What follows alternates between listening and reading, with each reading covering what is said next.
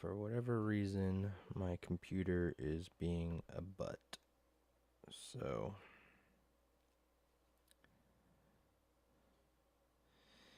um, I'm watching stream off of my phone. Um, so I'll be looking down a lot to double check the chat. Um, anyhow, gonna do a super long stream today. 'Cause I am bored and yeah. So, all right. I was doing some off uh, off stream training yesterday. Also from boredom.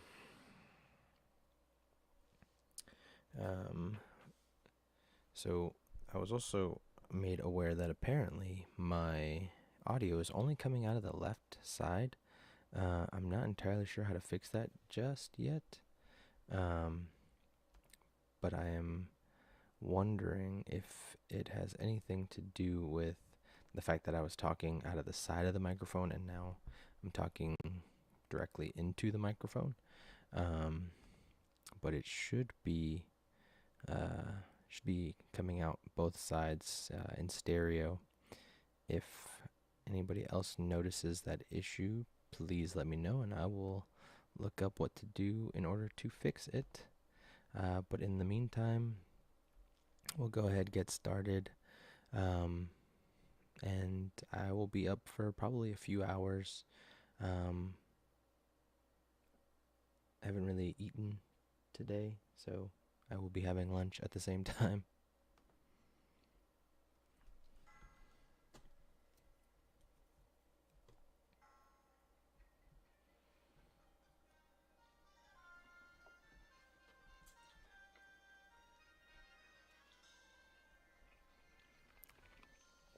So I think I'm going to take my glasses off because the hot is going to put fog on my glasses.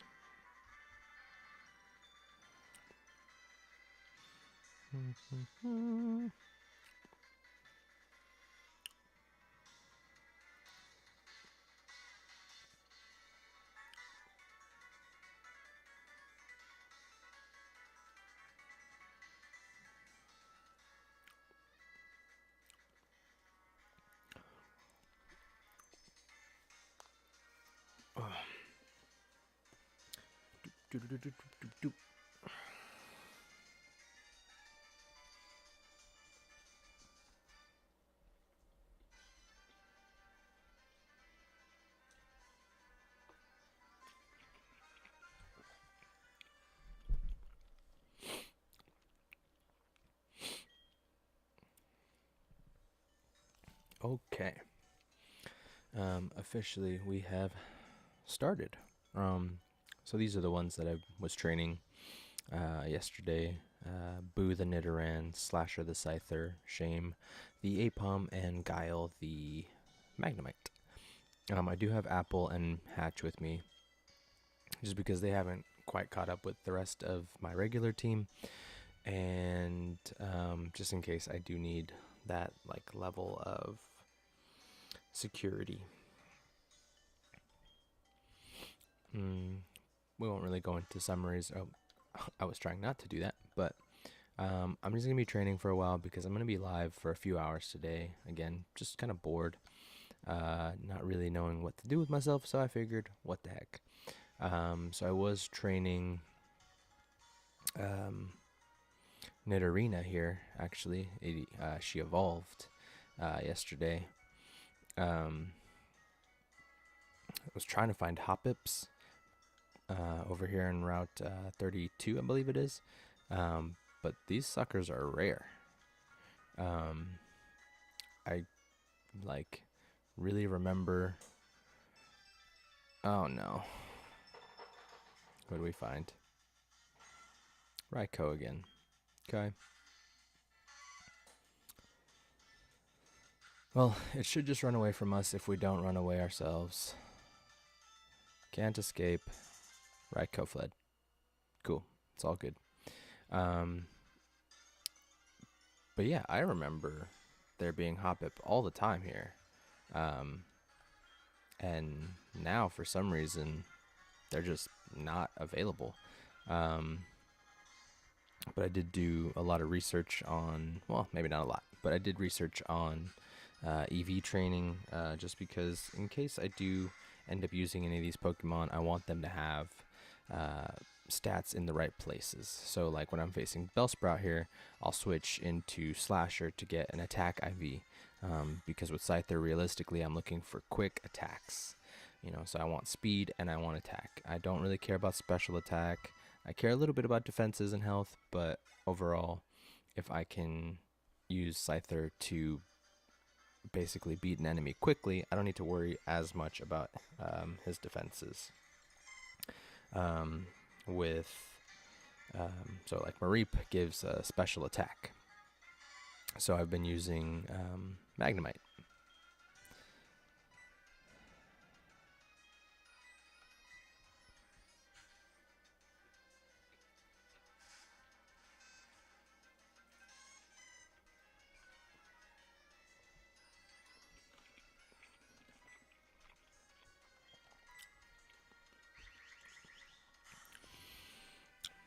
So yeah, I'm using Magnemite for special attack.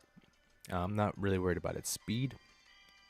However, I do want it to have good special attack, and I want it to have good defenses, which, generally speaking, Magnemite, Magneton do have, especially with the added steel typing.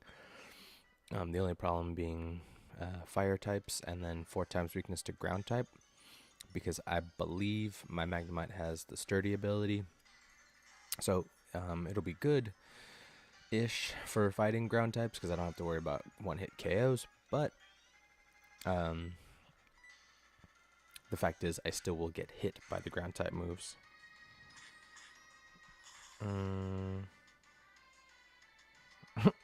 I just saw the comment of Pokemon being affected by daylight savings. I have no idea.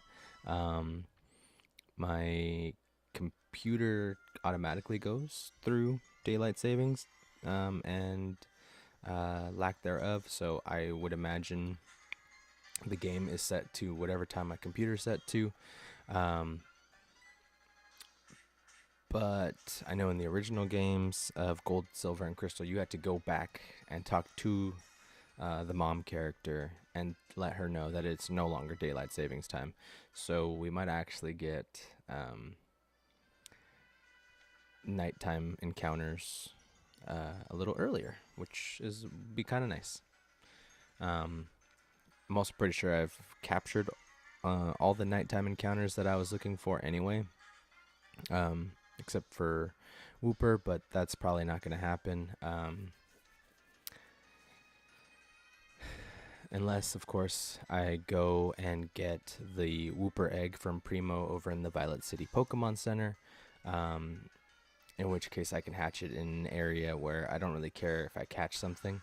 Like the route right before Olivine City, those 2 routes between Ecruteak and Olivine. I don't super care if I catch anything there. I think we already made Magnemite was the capture from the first route, but the second route right before Olivine, it's the same Pokemon basically, and I don't really care if I get any of those. So I could potentially hatch Wooper there out of the egg, and yeah, and hello to the Tissue Cat.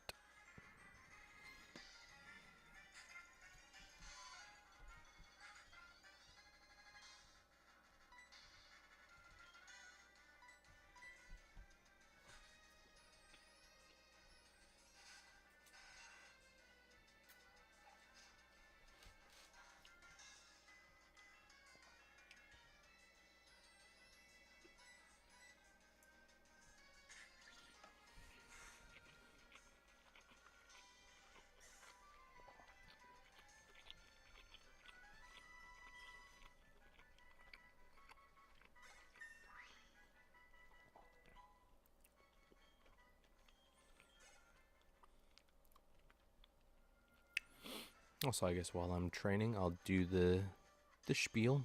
If you do enjoy the stream, please make sure to leave a like, subscribe, hit the notification bell, and leave a comment of what your favorite and or least favorite part is to help future streams to make them more enjoyable for you and everybody.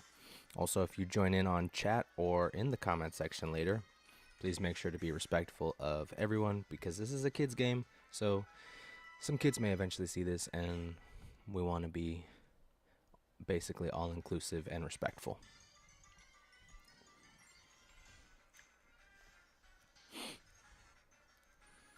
Also, you can follow me on Instagram at pocket_gamer. So it's POKET_GMR. And I basically just do storyline, narrative style recaps of every stream on there. Just following a story I decided to come up with at the beginning. And yeah, so feel free, and hope to see you both in future streams and on Instagram. Oh, also, I saw this a lot today. I guess there was a new trailer for Scarlet and Violet. A lot of people have got early access to Scarlet and Violet. So please, please, please, absolutely no spoilers. Right, some of us haven't had access to the game early and want to be surprised. I myself am one of them. Yeah, because I feel like I've already seen too much. When I saw the starters, I was like, okay, that's fine. You know, the first couple of announcement trailers, that was more than enough. I thought they should have kind of left it off there and just given us little hints, like, okay, Team Star, okay, you're gonna get to let your Pokemon kind of run out on their own and do auto battles. That's fine. The terrorize whatever the new thing is called, terrorizing. I don't know, but that's fine too. Just kind of letting people know, okay. But showing off all these Pokemon has been kind of intense. Giving away a lot of the story has been really intense. So it's just, it's been hard to avoid. Obviously, we live in a world of spoilers. Everybody wants to be the first to share something, or if something's getting shared a lot, they want to share it too so that they can get their little 15 seconds of fame. I'm not one of those people. I don't care about leaks. I just want to enjoy the game. So yes, again, please no spoilers anywhere.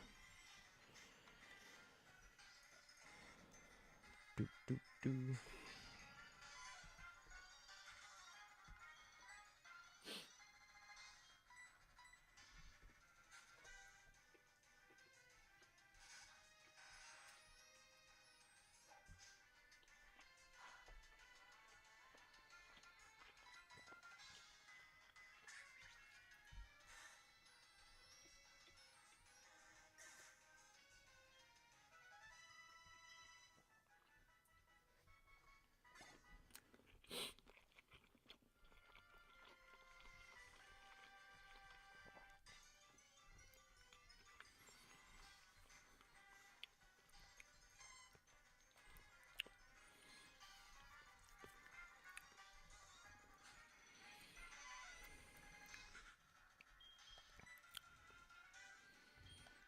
Oops, nope, not you.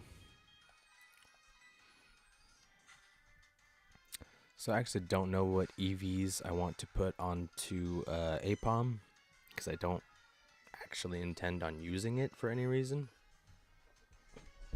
Oh gosh. Why is this thing so off balance? Okay. But actually, let's see. How much does a Thundershock do by itself? Everybody else, I'm EV training very specifically, because Magnemite is just going to be a backup for Flaffy. I don't totally intend on using it either.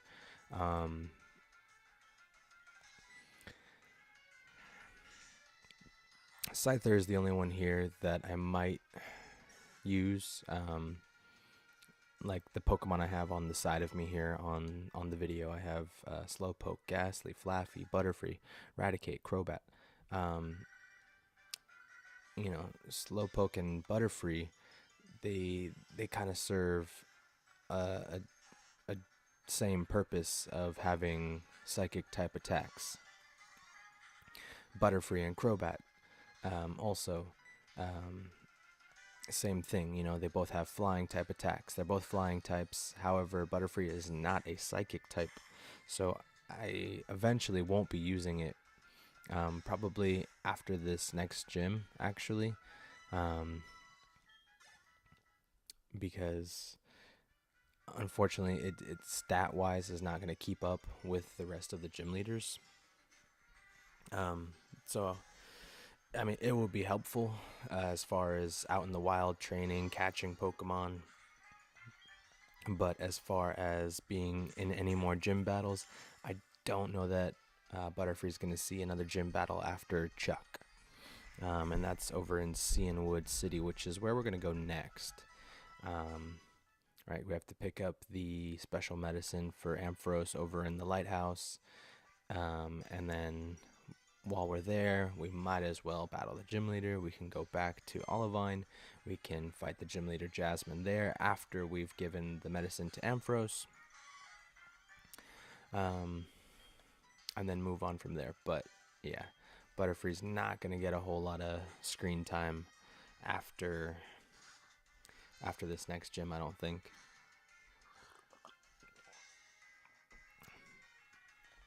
Which I believe, almost 100% positive, Butterfree is actually our longest running team member. I believe Ghastly is our second longest running, but he's been in the least amount of gym battles. Actually, I don't think he's been in any gym battles, because he was not in the first gym, because I was 100% sure that if I used Ghastly against Faulkner, Ghastly would die.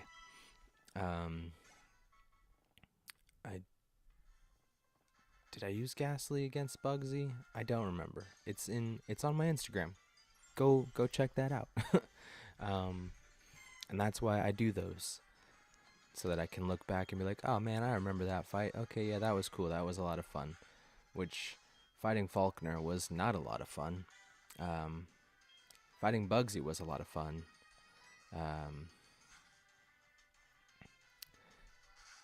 Fighting Whitney was kind of anxiety driven, but I had fun with that. And then fighting Morty was, I think I psyched myself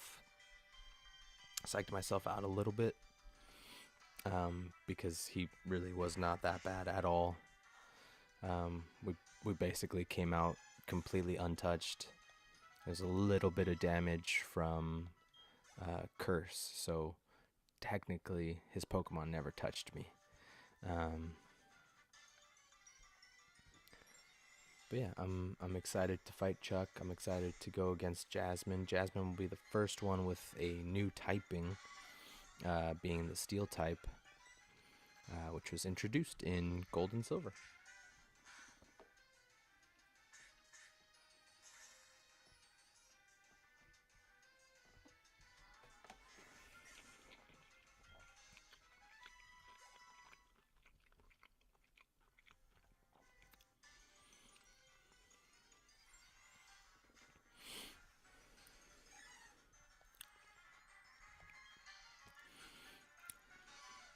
I am also excited to fight Jasmine because I don't have any Pokemon that are super effective against her Pokemon. Her Steel types are weak to Ground, Fighting, and Fire types. I have no more Fire type, thank you, Faulkner. I have no Ground types, with the exception of Nidorina here. If I can evolve her into Nidoqueen, will become a Ground type. Wow, Poison Sting did not do... Oh no, she's Synthesis maybe? I don't know. I'm not paying attention. very, very bad at paying attention. But yeah, Nidorina can become a ground type by becoming Nidoqueen. I looked it up, and unfortunately, there's no ground moves that are really going to be super helpful. But I believe 43 is the level that I would want to evolve Nidorina into Nidoqueen anyway, because it's just so much harder in these older games to go back and do all the move deleting and move relearning, and it's almost not worth it. But definitely, even though our level cap right now for Chuck is 31, maybe Nidorina knowing double kick will be helpful, at least in battling against the steel type gym. So who knows? She might end up becoming a big part of the team. I don't know who she would replace. Maybe Eradicate, because the team on the side of me, that's more or less the team. Like, that's going to continue on, again, with the exception of maybe Butterfree. And Ghastly's, although been sort of fan favorite for this run, he is kind of just a spot filler, because even though he's a ghost type Pokemon with 2 immunities, 3 immunities actually, if he doesn't evolve all the way into Gengar, those being normal, fighting, and ground, one of which ground is super effective against Ghastly because Ghastly is part poison. That being a big problem, because ghost types are only super effective to 2 types, being ghost, so ghost is also weak to ghost, and then psychic. However, psychic, for whatever reason, is strong, super effective against poison types. So what that means is Ghastly is weak to both of the things that it is strong to. So although Gengar is a fast and strong Pokemon, it's essentially useless. And I know a lot of people really like Gengar. I really like Gengar. I actually prefer Haunter, but it's good as a spot filler. Really, it's not really like, I would never make it my ace, even if I was a ghost type trainer. Like Morty has Gengar as his ace. I think Agatha of the Elite Four had Gengar as her ace. I mean, after Gen 2, I think they realized that and really started giving the ghost type trainers more efficient teams and gave the ghost types more effective typings rather than ghost poison.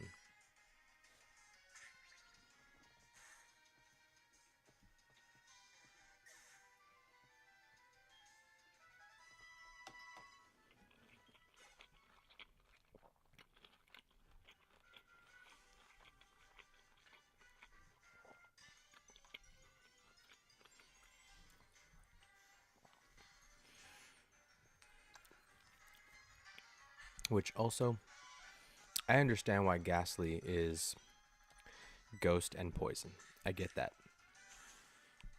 He's a ghostly ball of gas, poisonous gas. I get that. Haunter, even, I understand. Okay, fine. He's, forming his body from the poisonous gas. But Gengar should lose the poison typing and have gained the dark typing, because then it's immune to normal, fighting, and psychic, and not weak to ground anymore, because Gengar does not have the levitate ability, I don't think. So Gengar, by most accounts, is more use, or has less use, than a Haunter would. It's literally just the stats. It's much faster. It's much stronger. So yeah, if you can one hit KO somebody, that's awesome. If for some reason you can't, then why also am I switching into what am I doing here? Oh well. See, again, not paying attention. That's fine. Um, but yeah, so I might not even evolve Ghastly all the way into Gengar, given the opportunity. Um, but yeah, just thoughts. Might as well think out loud.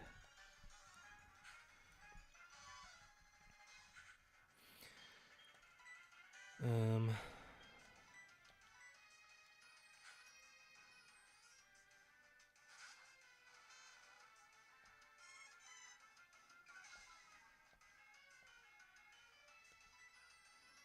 yeah, just do Thundershock.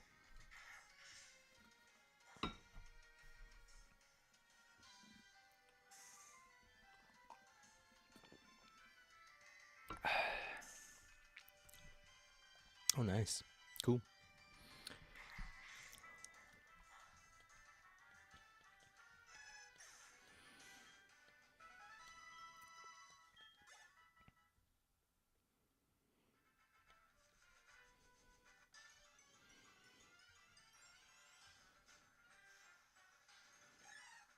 Nice. So yeah, I started mentioning that I was looking for Hoppip earlier. We ran into one a little bit ago. Um, but yes, Hoppip give special defense IVs. So that's something I'm really looking for Nidorina, because right now, just being the poison typing makes her weak to ground and psychic.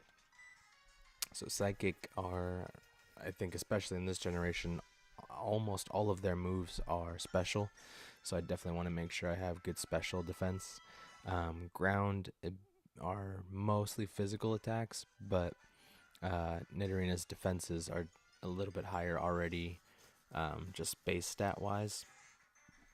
So I'm not as worried about training in defense.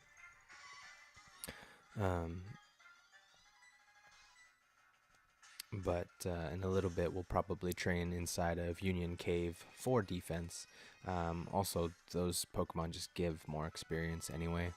Um, and I'm just going to get this group up to level 25, like everybody up to 25. And then maybe do some strategizing, team-wise, team building, to see, who's going further with me, who's going to stay in the box, um, who maybe will rotate around the team. Because for the most part, this has been the team anyway. Like, again, Butterfree has been on the team since I think I want to say like episode 2 of this.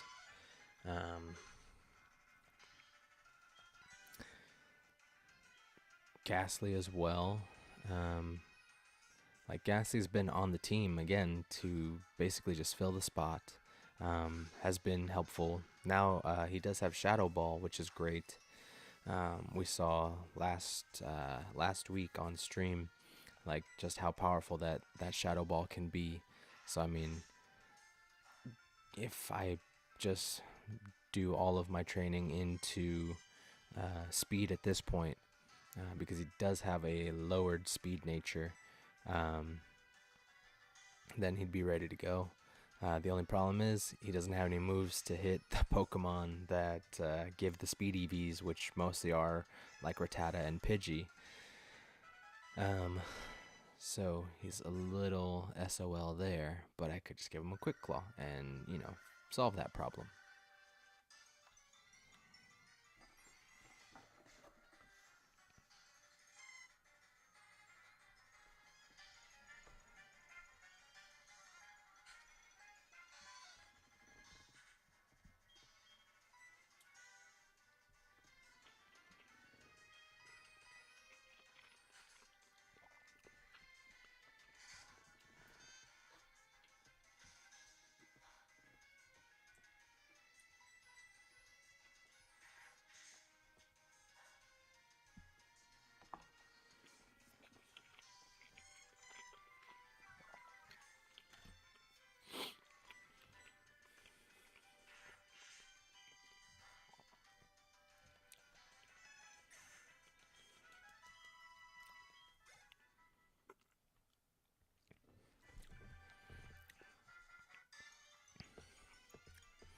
Yeah, so actually, I did just think of something. Um, Gym leader Jasmine, her ace Pokemon is Steelix, who is part ground, so it's steel and ground. Um, which we do have an advantage there because Slowpoke is a part water type Pokemon. Um, and we will be learning Surf very soon. Um, just because I need a Pokemon to surf on, and B, um, I the ground typing being weak to water typing, um, Surf is just a much better move than Water Gun, which is what we have on now. Um, it's it's just gonna generally be better off, and I'm not afraid of the Steelix. And if I end up using Nidorina actually here, I'm not really afraid of those Magnemite either. I kind of would like to get a Moonstone and go into the ground typing, evolve Nidorina into Nidoqueen to get the ground typing, because then we get I don't remember if ground has a resistance to steel, but it is immune to electric type attacks, which Magnemite are part electric types. Oops, wrong one. So that's a good choice. Either way, we're probably going to be faster than Magnemites, although I'm pretty sure Magnemite can be pretty fast. Because, I mean, they're pretty lightweight, I think. You know, they're just magnets roaming around.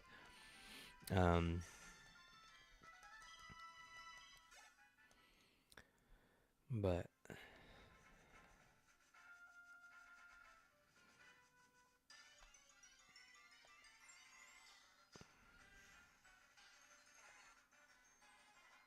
oh, it's finally starting to get sunny outside. It was gray and raining all day. And now that it's almost the evening, it's like, hey, let's get bright.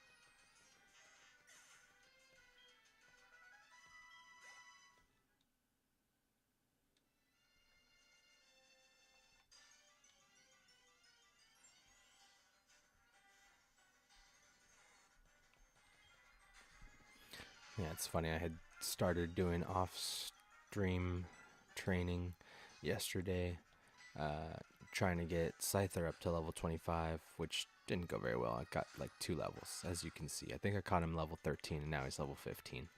But I, again, did my research to find what Pokemon I could fight to get the right EVs. Found out Bellsprout gives an attack EV. Say, okay, cool. I know where I can find Bellsprout. Let's go. And with Scyther up at the front of my party, ready to find all the Bellsprout, 0 Bellsprout showed up. So I got like 0 EVs that whole time. It was awful. But now that I don't have Scyther up at the front of my party, I'm finding way more Bellsprout. So I don't know if that's a thing, like, oh snap, we're afraid of the big bad bug. But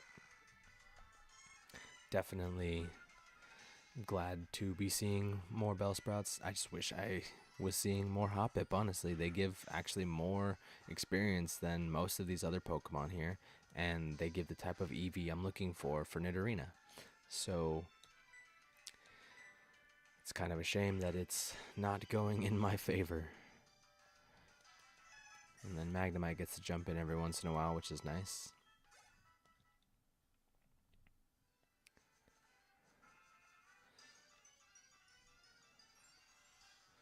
Doop doop doop doop doop doop doop doop doop doop doop boop boop boop boop bap bap ba da da da.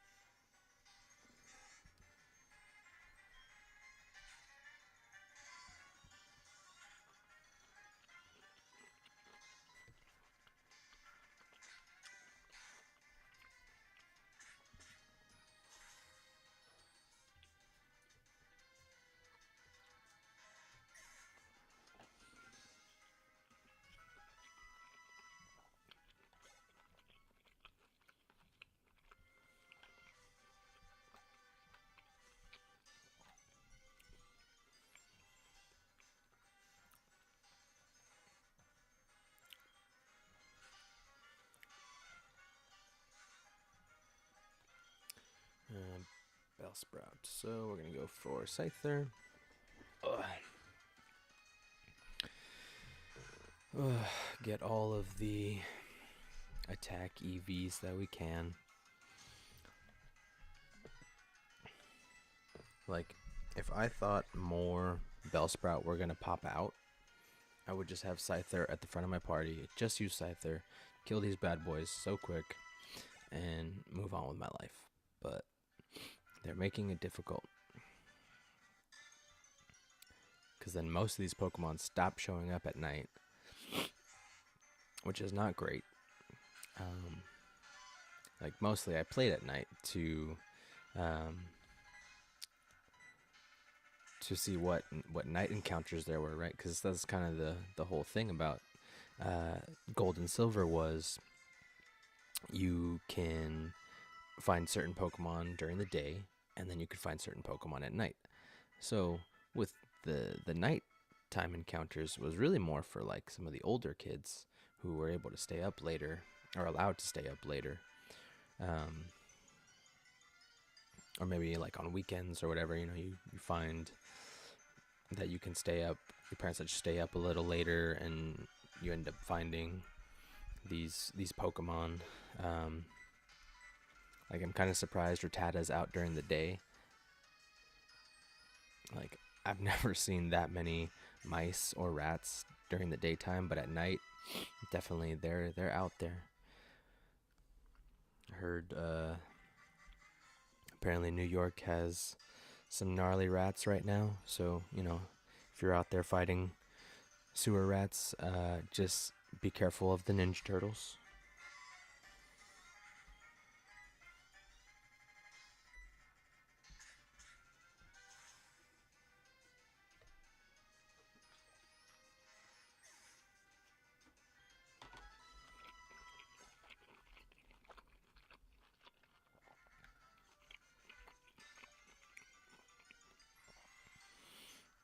Yeah, I haven't seen a picture of one yet, but that is exactly what I've been hearing.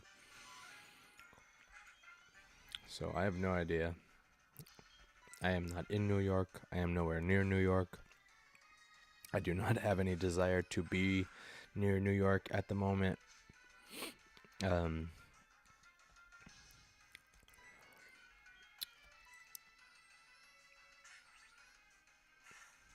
But good luck to all the New Yorkers and surrounding area, because that would freak me out and I would leave. I would immediately find anywhere else to live, because I am not a fan of rodents in real life.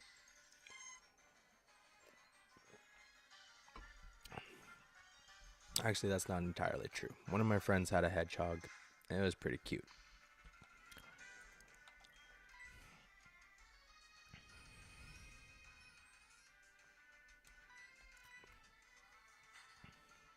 I guess hamsters are okay too, but they're up all damn night, and that gets kind of annoying when they're spinning on a squeaky wheel. But like mice, rats, no way. Forget about it. Forget about it. Okay? With my bad East Coast accent.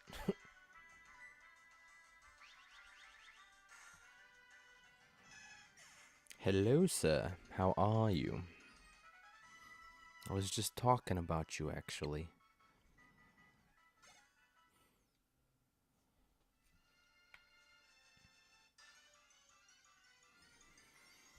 I was mentioning the hedgehog.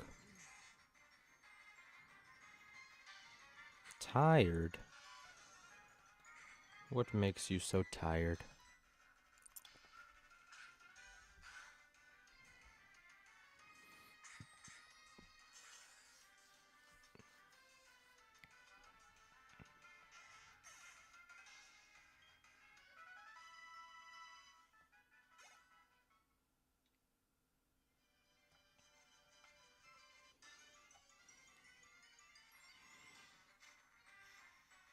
Class? What?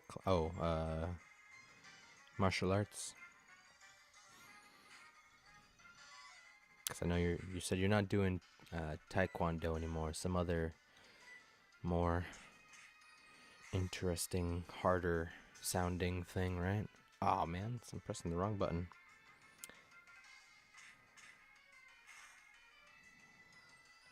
Oh. Then, alright, be tired. I understand. Alright, well, now I'm definitely gonna go heal. 2, 3, oh. Yeah, see, that's nuts.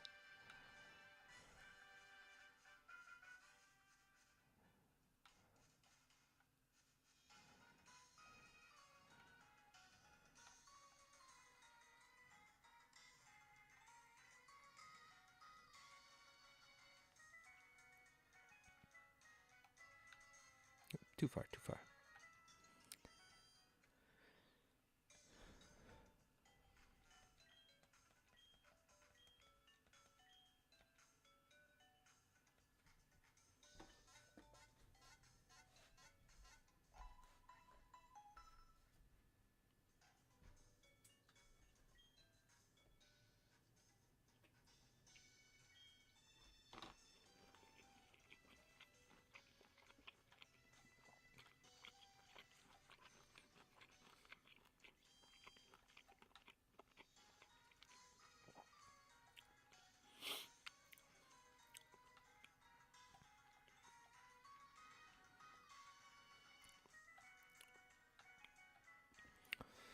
So we've got one tired person from overexhaustion and one tired person from underexhaustion. Fantastic. And I'm over here just kind of bored, so killing time. Hooray.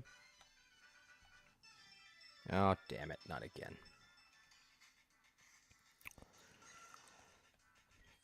Dude, just stop showing up, maybe.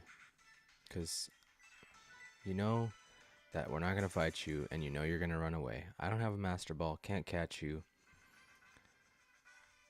Don't know that I would anyway.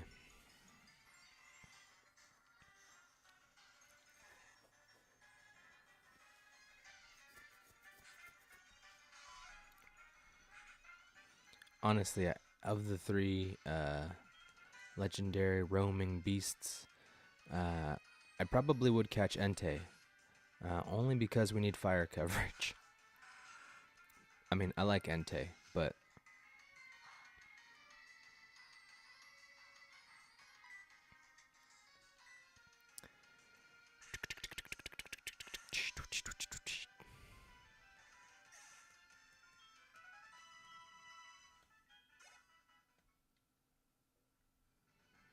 nice.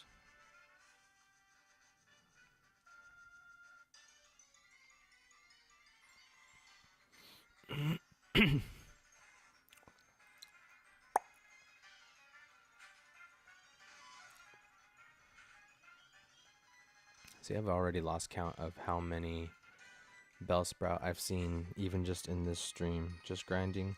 Mostly grinding, probably for the next like couple hours, honestly. Yeah, so I'm trying to get everybody up to level 25, and then after that, I will kind of pick and choose who's gonna go with me to Cianwood, um, because I am realizing quickly that Butterfree is not going to be so useful in the future. He will be helpful in Cianwood, potentially. Flying type plus Psybeam, um, which might be super helpful, but also, as far as psychic typing is concerned, I do have Slowpoke to deal with that. So for now, just kind of grinding the ones that I haven't used. So Nidorina. Oh, actually, I did some training yesterday, just again out of boredom. But so Nidoran evolved into Nidorina.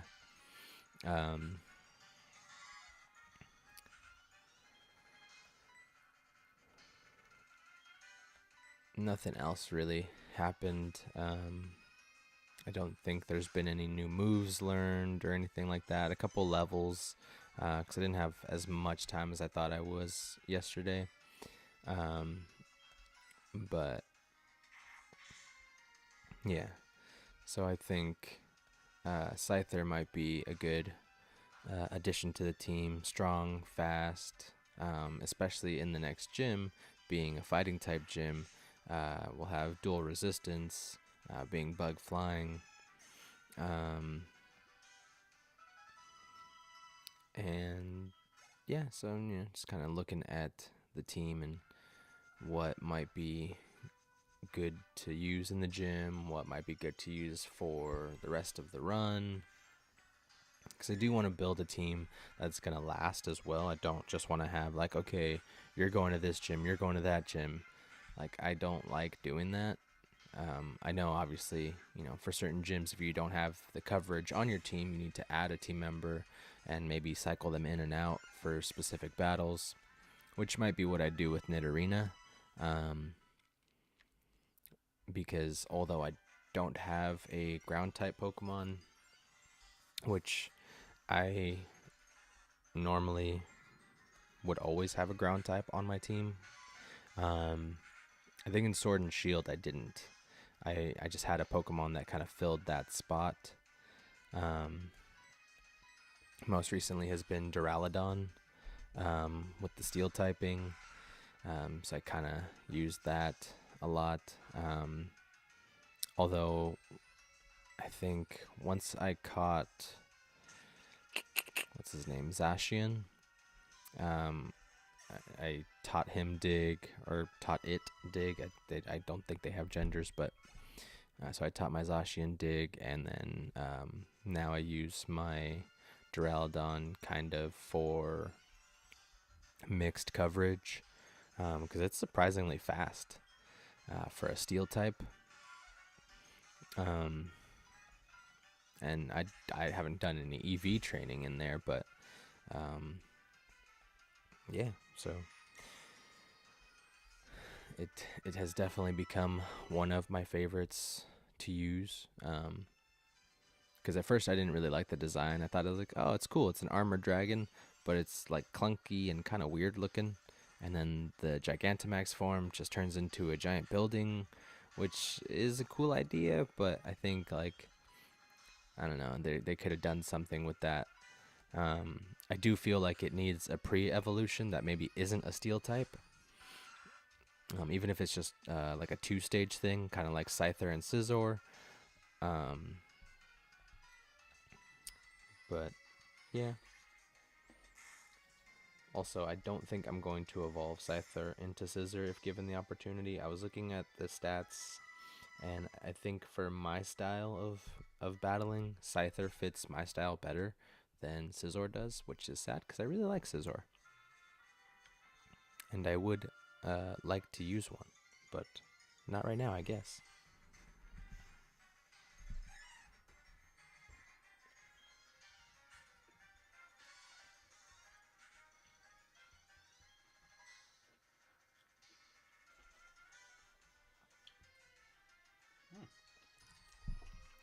Wrong button.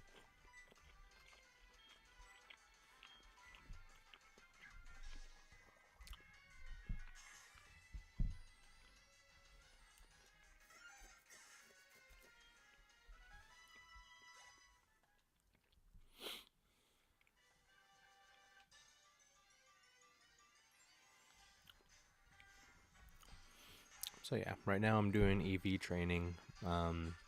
For Nidorina, I'm looking mostly for the defenses more than anything, but speed obviously is helpful as well. So if we can add a little bit in there, it's totally fine. Once she gets to level 20, I might go and invest more EVs just into physical defense, because it's unlikely that I will use Nidorina or Nidoqueen against a psychic or water type for sure. So right now I'm kind of just looking for those special defense EVs just to raise it up a little bit in case I do find myself in a situation where Nidorina is the only one I can use. But yeah, that's what's going on here. Scyther, I'm doing mostly just speed and attack, so fought a bunch of Rattatas yesterday, and been looking for Bellsprouts since then.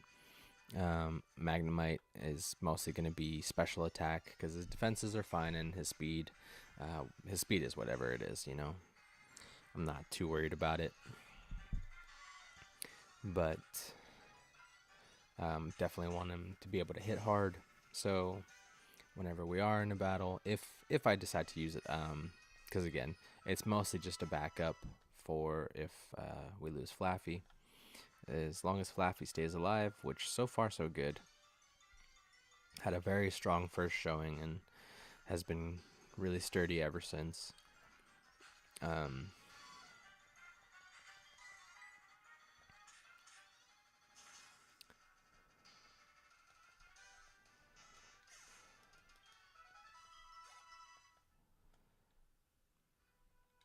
So I'm not too worried about losing Flaffy. I think he'll make it all the way, at least to the Elite Four. After that, I can't be too sure. You know, I don't want to get ahead of myself. But I think for sure Flaffy will be on the team as an Ampharos at that point. Slowpoke will be on the team as a Slowbro. Crobat will be on the team.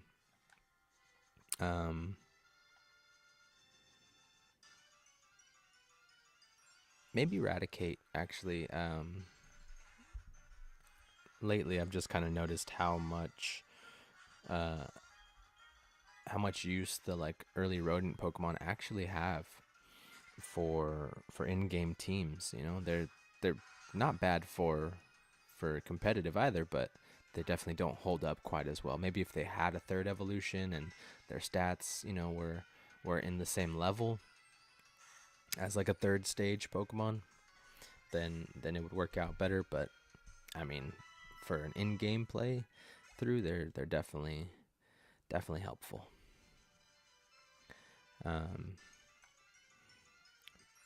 But yeah, I would very much like to have a fire type. I'd very much like to have a ground type. But you know, it's gonna be whatever it's gonna be, and we'll see kind of how the team builds. Which is why I'm doing this extra long stream today, just for that exact reason, to kind of build my team, look at all the players, and see, okay, hey, you know, I can viably take these ones with me. Like Nidorina is actually not bad. It's pretty decent spread for level 20. All of the stats are above 30. I don't really care that her attack is 31. Is mostly she's going to be around for defense and maybe some special attack. Fury Swipe, so that might be good. Let's see, how much does Scratch? 40. And you do 18. So not quite as much if you only hit the 2 times. Plus, not even close to as accurate. So no, never mind. We're not doing Fury Swipes. Give up. Yeah.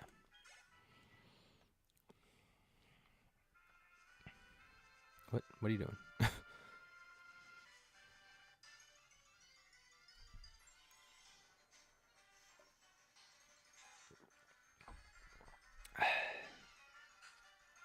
Completely forgot. I was about to switch Pokemon. I want probably the rest of Boo's training to be in Union Cave.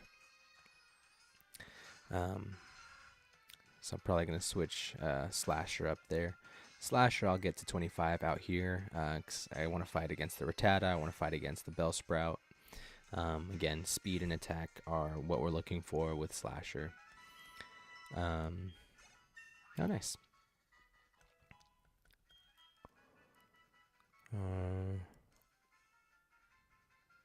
Yeah, I mean, speed is already level 48, or like at 48 points. Attacks at 39, so not too far off. Defense-wise, probably wouldn't kill me to do some training over in Union Cave as well. So maybe I'll get Slasher up to 20, and then they'll both go over and train in Union Cave.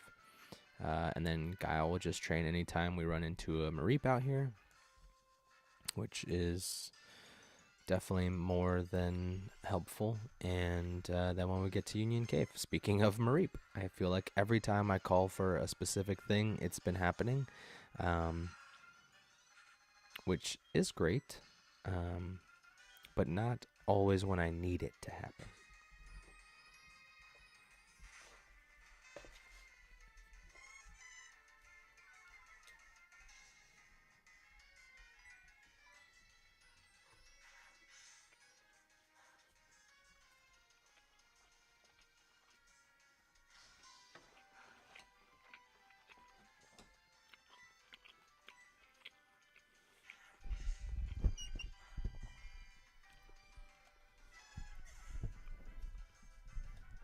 Oops. It'd be good if this thing was actually screwed on tightly. Cool.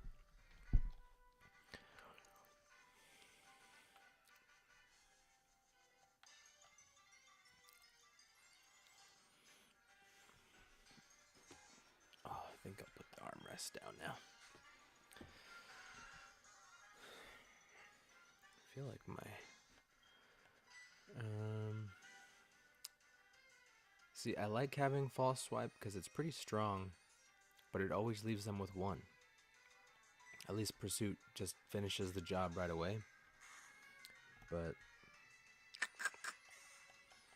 I'm going to, I don't know. Let me look at my TMs actually, because I know I have U-turn in there, and I kind of don't want to do that. Let's see, Roar, Bullet Seed, Taunt, Dig, Rock Tomb, Attract, Roost, Drain Punch, Payback, Embargo, Flash, Swagger, U-turn, Cut, and Rock Smash. I mean, maybe I should just teach him Cut. I don't want to, just because, I mean, I don't like HMs. Or I don't like using HMs on Pokemon that I will be using in battle. Like, it was so odd to me in the X and Y anime when Ash had his Frogadier learn Cut. I was like, why in the world would you teach this Pokemon Cut? That doesn't make any sense. So none of those moves are super helpful for Scyther.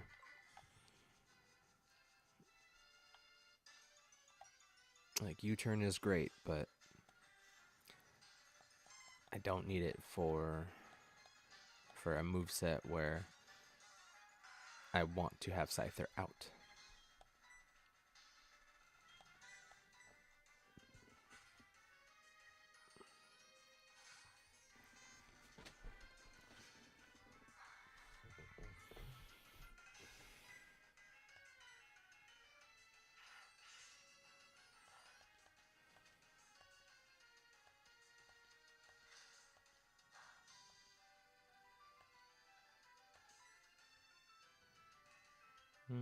Let's do Thunder Shock again.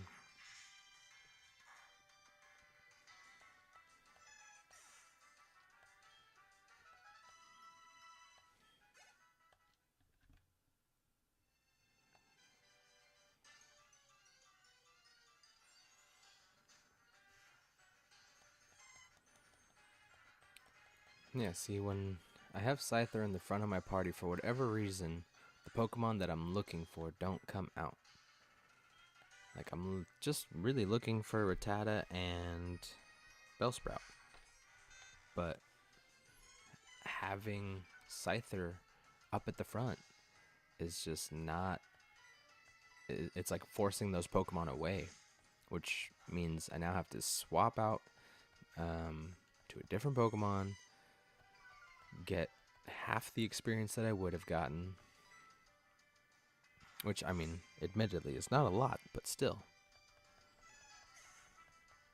Like, at this point, I'm almost better off having Magnemite up at the front and seeing what happens, and then just use Scyther against the freaking Bellsprouts.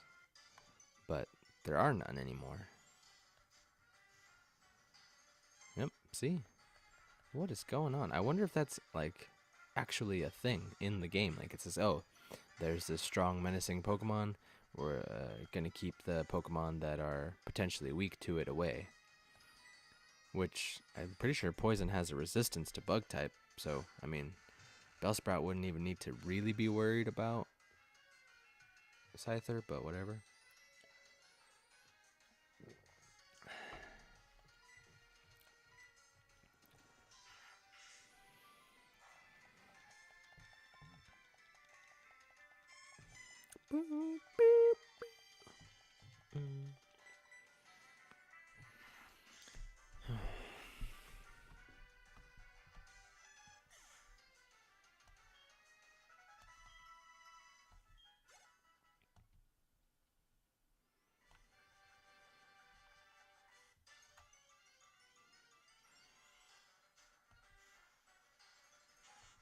Okay, Rattata's fine. Really, I'm looking for Bellsprouts, though.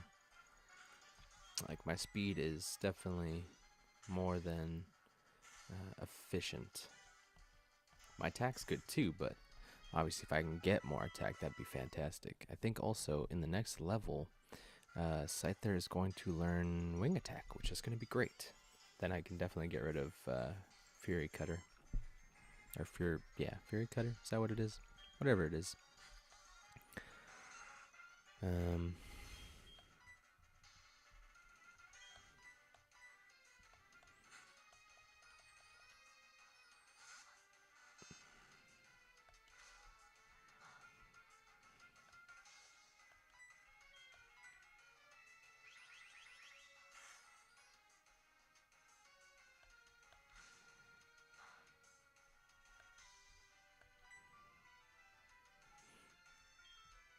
I suppose I could tackle you.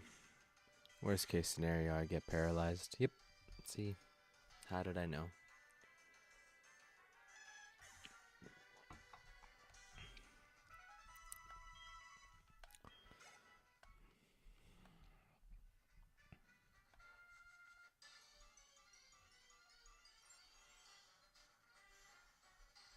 Cool. Something I'm actually looking for. Fantastic.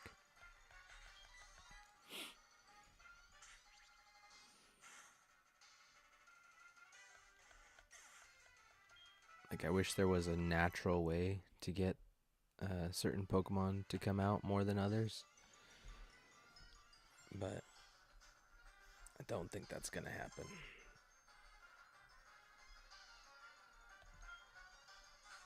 I guess it's just like Maripa Clock, I don't know.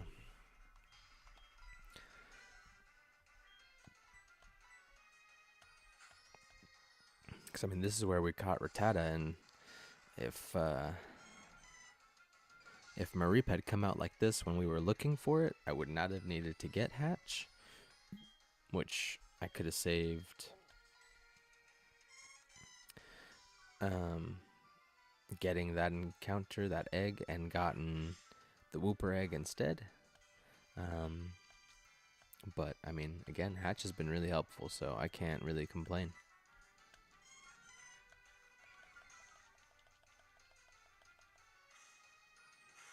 should be enough, really. With a 10 level difference, we can't quite do it. That's insane.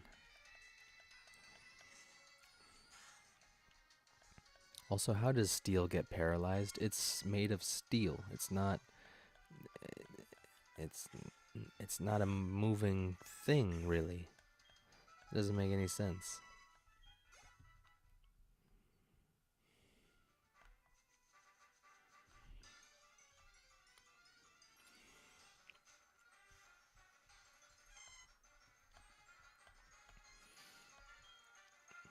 Okay, well, if anybody's ever looking for a Mareep, route, what is this, 25? Pokemon Heart Gold, 4 p.m. That is the witching hour for the Mareeps, I guess. I don't know.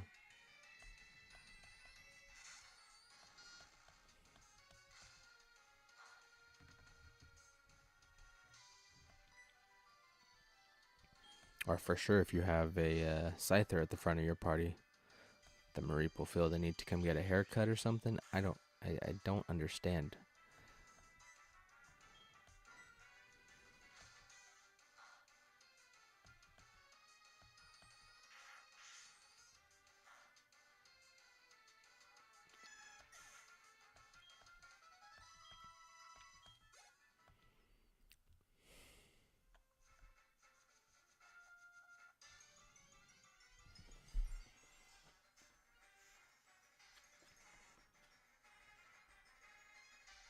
There we go.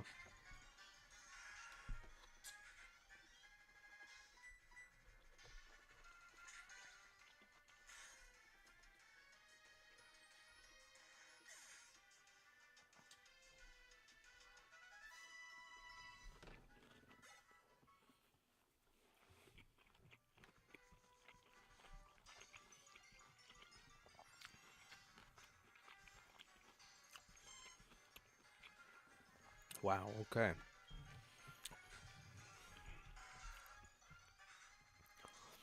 I never thought I'd be unhappy to see a Mareep because I like Mareep, but this is getting ridiculous.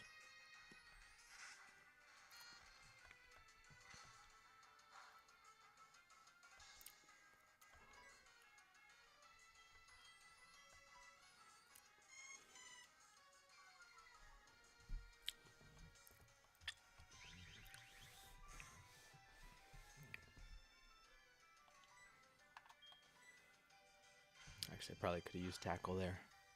Oh well.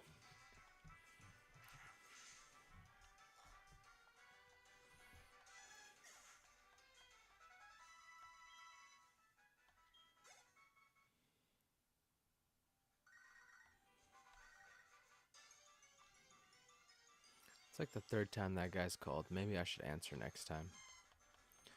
Maybe he'll have a better solution than whatever this is. Because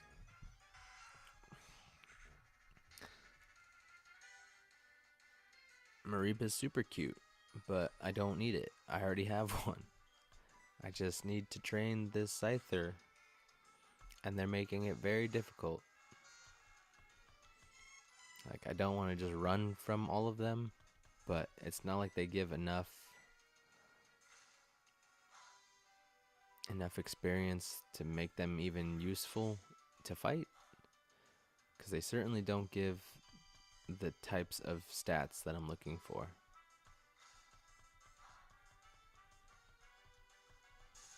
Oh well, finally.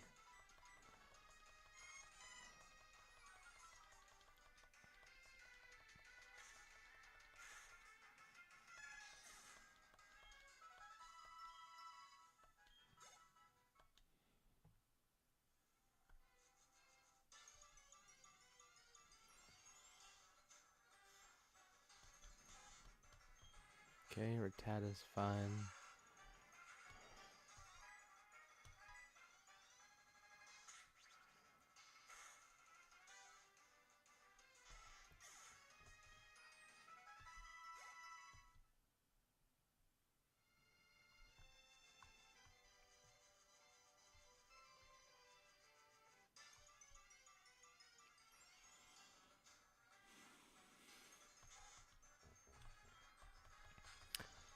Okay.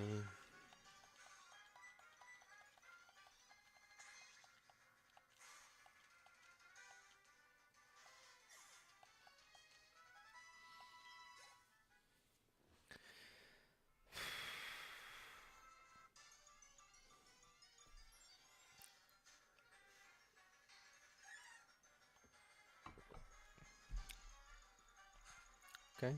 Hop Pip, at least something different. I don't need your EVs though, so.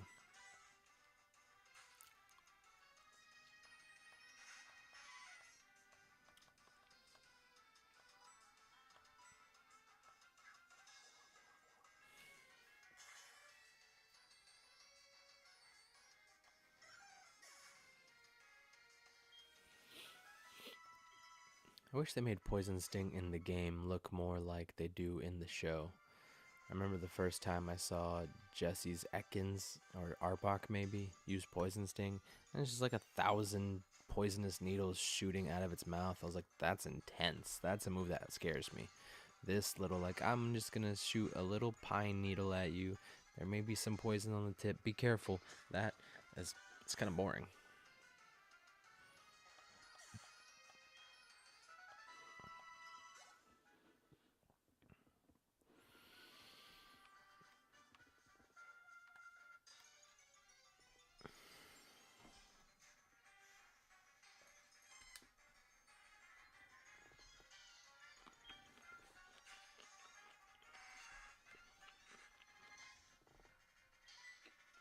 Mm-mm.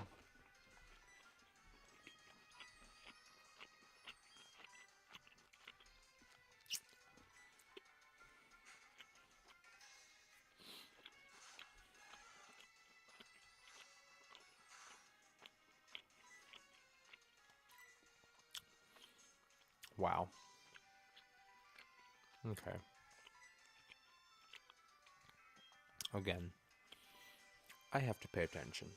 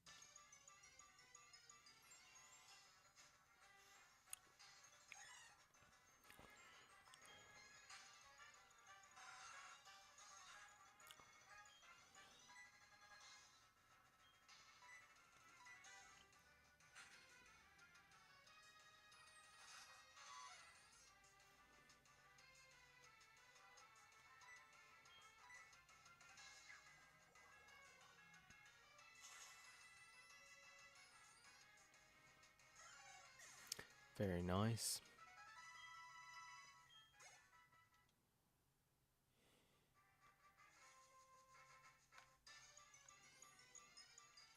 Oh, you know what? I just realized when I was on my bike yesterday in the game, I got more encounters that way. Maybe I should do that again. Also, I'm running out of moves, so I'm going to need to go heal soon. Mostly because I'm not wasting an item. And I mean, the Pokemon Center's right there. It's not like it's super far off.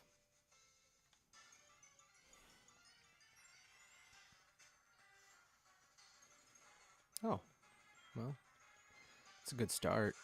Maybe because Scyther's not visible, they're more, they're less afraid to expose themselves to the rest of the world and say, "Look, here I am."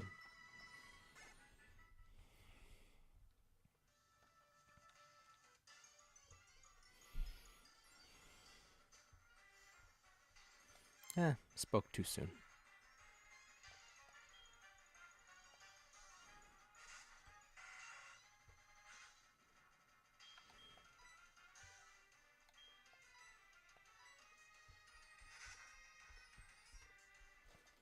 Also, I see we've been going for a little over an hour, so I'm going to do the spiel again.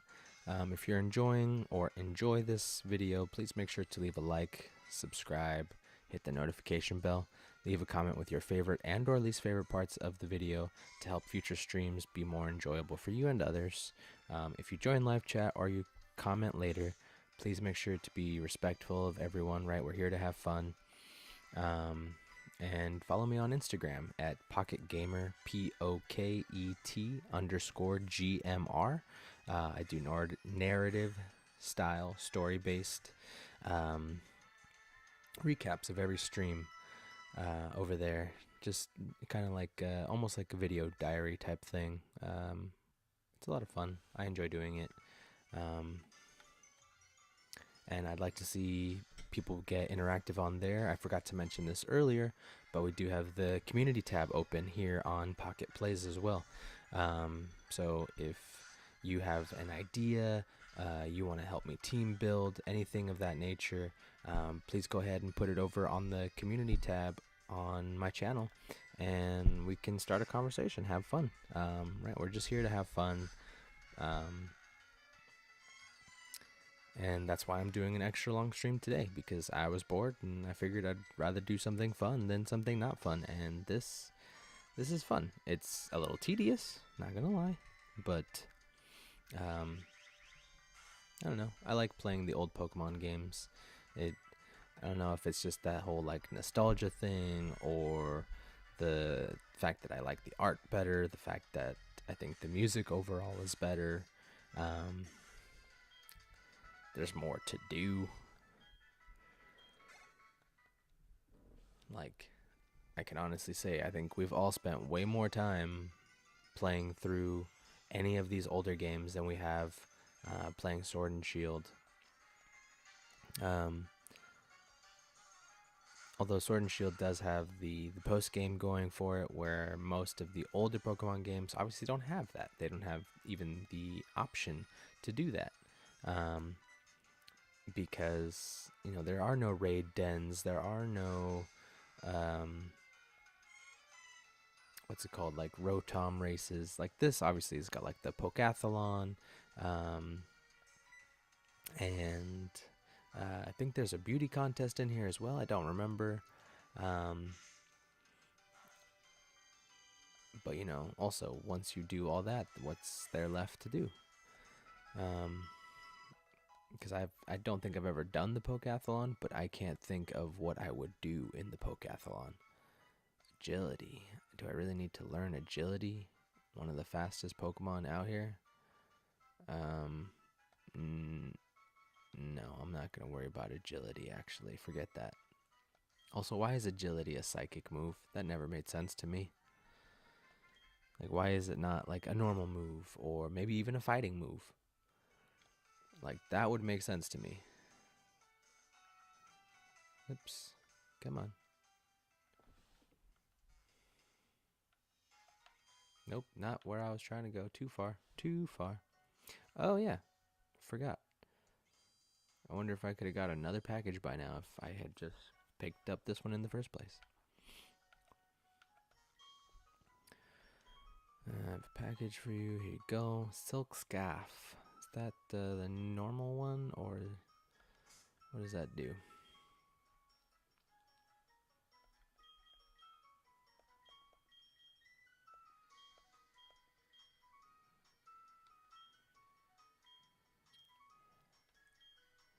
Let's see. An item to be held by a Pokemon. It has a sumptuous. It is a sumptuous scarf that boosts the power of normal type moves. Yeah, okay. Sunstone, I don't need.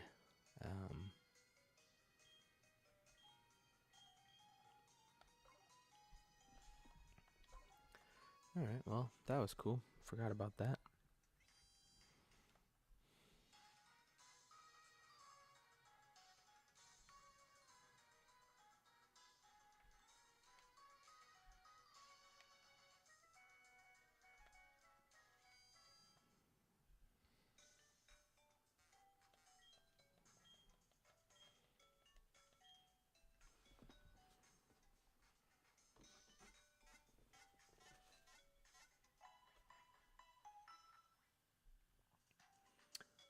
I have no idea.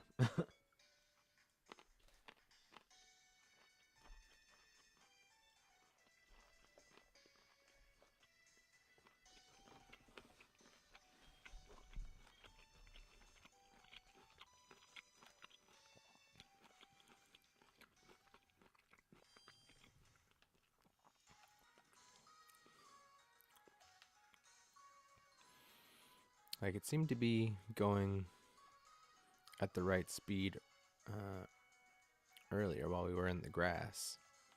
So maybe it's just more, certain routes take up more CPU and make it lag a little more. Just having to use all these different programs at the same time, or all these different devices too. Like the microphone, I'm sure, is taking up CPU. The controller, the stream service, the all the images and stuff on the stream.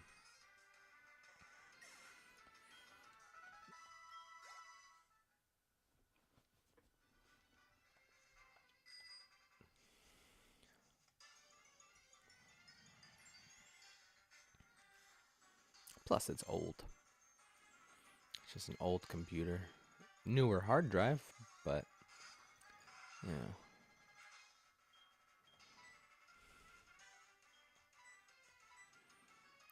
it still can only run as well as it can run, unfortunately.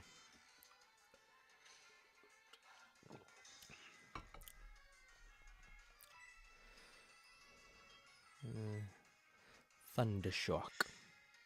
But I think eventually I might get a new computer, or at least a new laptop, because I have a newer desktop. I think it's about a year old at this point. Actually, maybe a little older, but just barely over a year. Although I might need to get it checked out because I don't know what was going on with it earlier, but it was not running the way I needed it to run. So that's why I'm watching chat off my phone, so I have to keep looking down a lot to make sure if anything new has been added.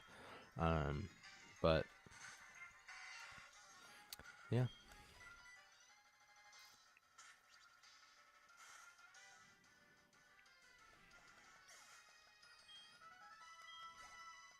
Nice.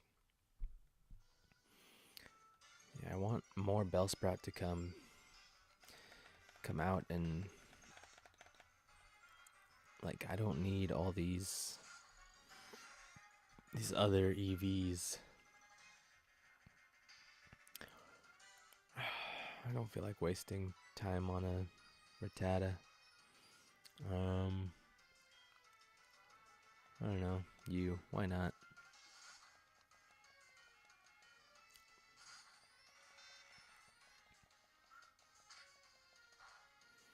Actually, on you, I can just use tackle.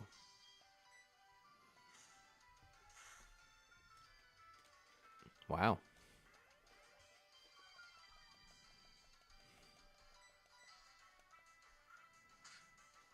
That's a smart Rattata.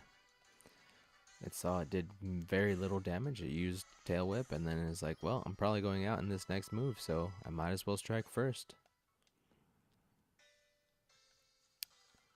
He conforms to the Cobra Kai style of martial arts. Strike first, strike hard. And he got no mercy.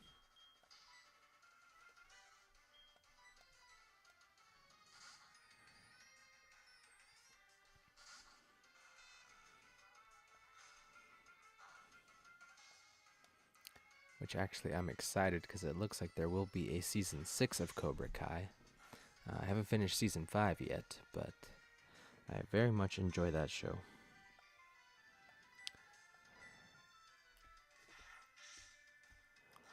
Maybe I should just switch Magnemite to the front.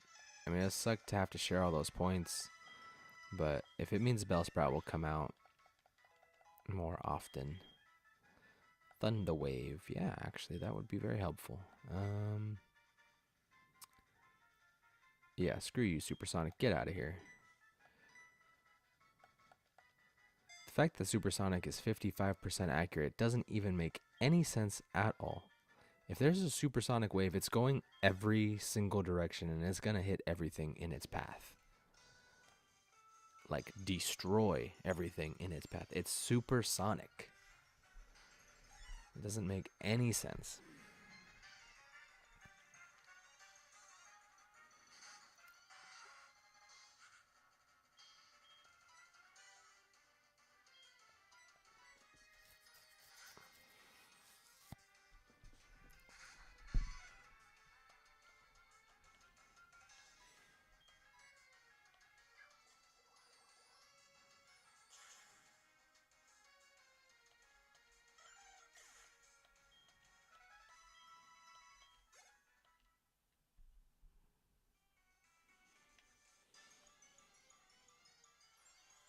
Where the bell sprout at?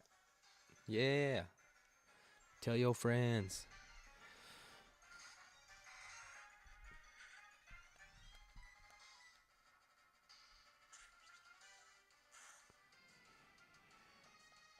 Tell all the bell sprout to come over here and fight me.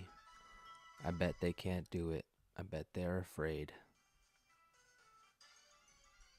Yep. I'm sure they're afraid. Cause see, I don't need no Rattata. I don't need no speed. It is likely that Scyther is already my fastest Pokemon. I don't need any more experience in speed. Really just looking for those attack ones. And unfortunately, Bellsprout is the best way to do that right now. Should have used Tackle, but that will probably kill it anyway, so it's fine. Yeah. That's what I thought.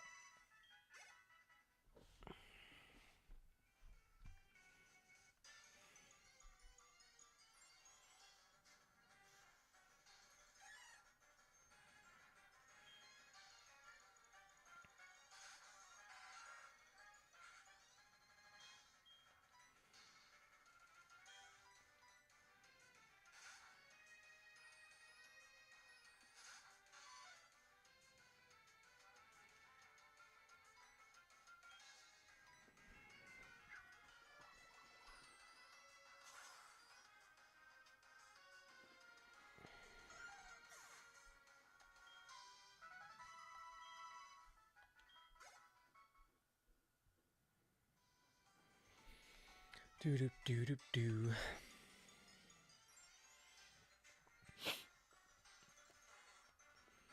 Okay. Cool, cool.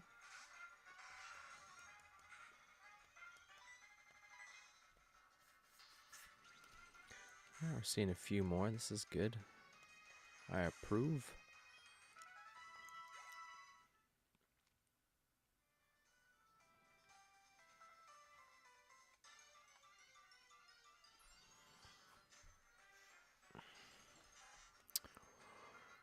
Ratatata.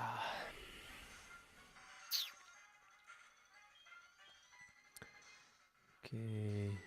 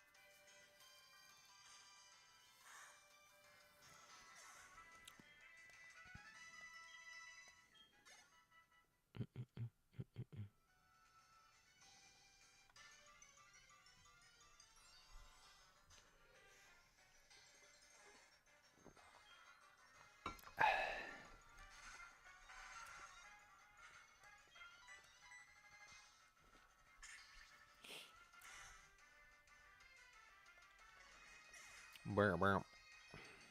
That's a funny noise. Yeah, because I would really like to get Scyther to level 20 out here, but it's going to take a long time at this point. So, I mean, if these Bellsprout keep popping out, it might not be so bad, but...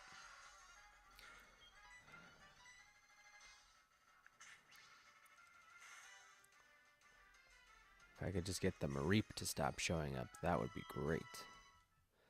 And the Rattatas, I know they're all over the place, but I really need these Bellsprout. I had to say their name.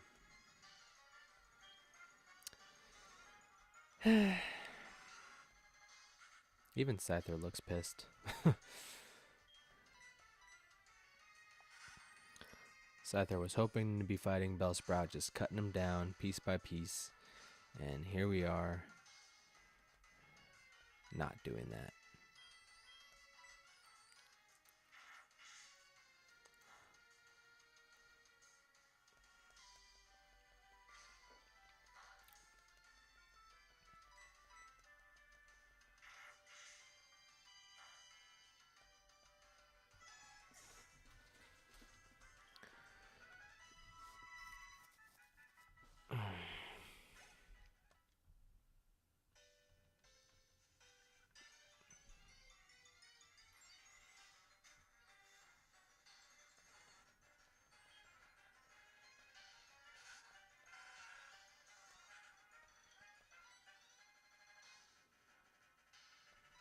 Pursuit.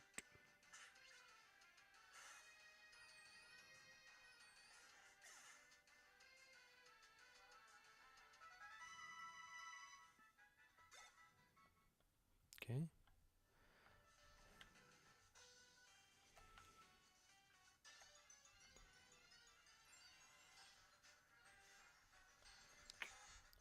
Not what I'm looking for. This guy is starting to get on my nerves.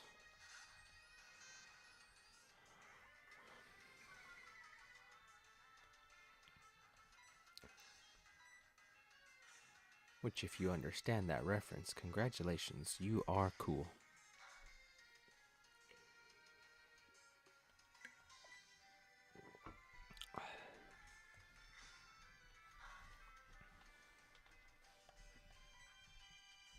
Really? Did I miss one? Or I don't know. I'm not paying attention. It is getting kind of cold though. It is clearly getting dark because Charmander behind me is turning into a silhouette. It's only 6 o'clock though. Or no, 5 o'clock. Yeah, 5 o'clock. It was bright like 30 minutes ago. What happened?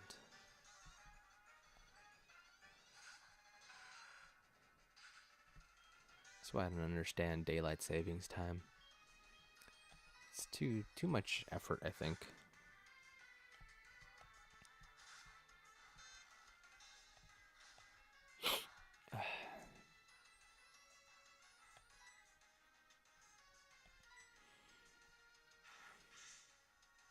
I also hope I'm not coming down with a cold, because that would suck. Really don't want to hit you.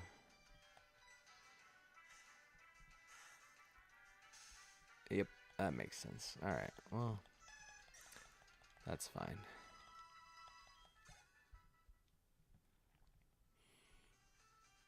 Yeah, because I think if I didn't have Magnemite, I would have more reason to be overly protective of Flaffy anyway.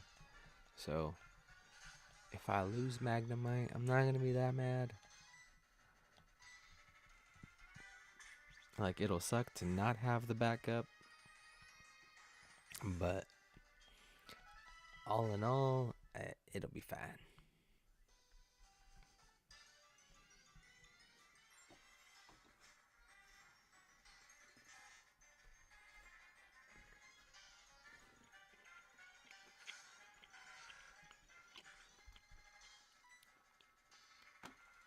Nope, not what I meant to do.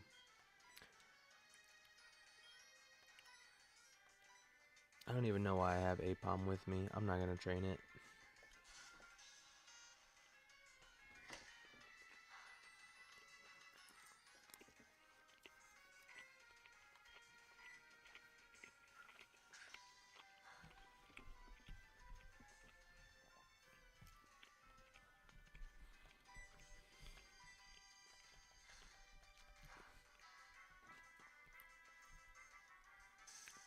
Dang, okay.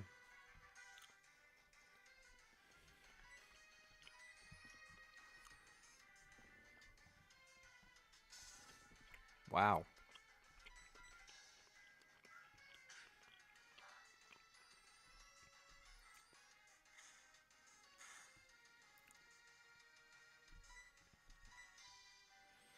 Kind of was really hoping he'd go for like a critical hit there and just kill it all at once.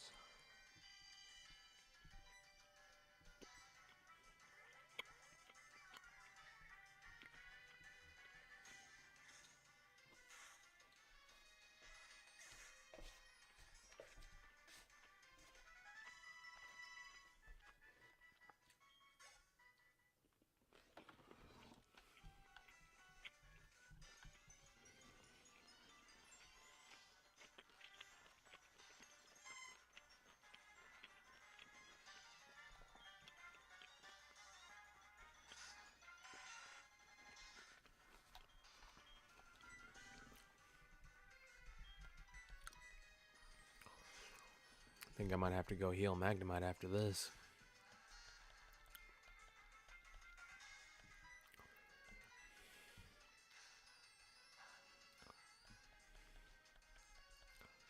Although I'm definitely not afraid of Magnemite fainting here. We're getting dangerously close. And this whole paralysis thing is getting on my nerves.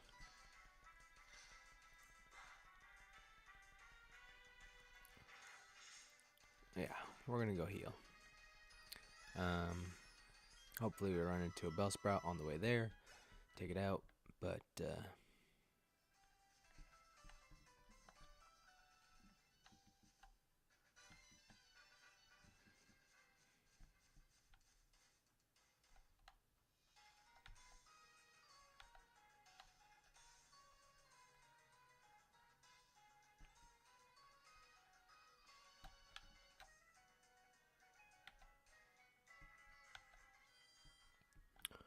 doo-doo-doo-doo-doo.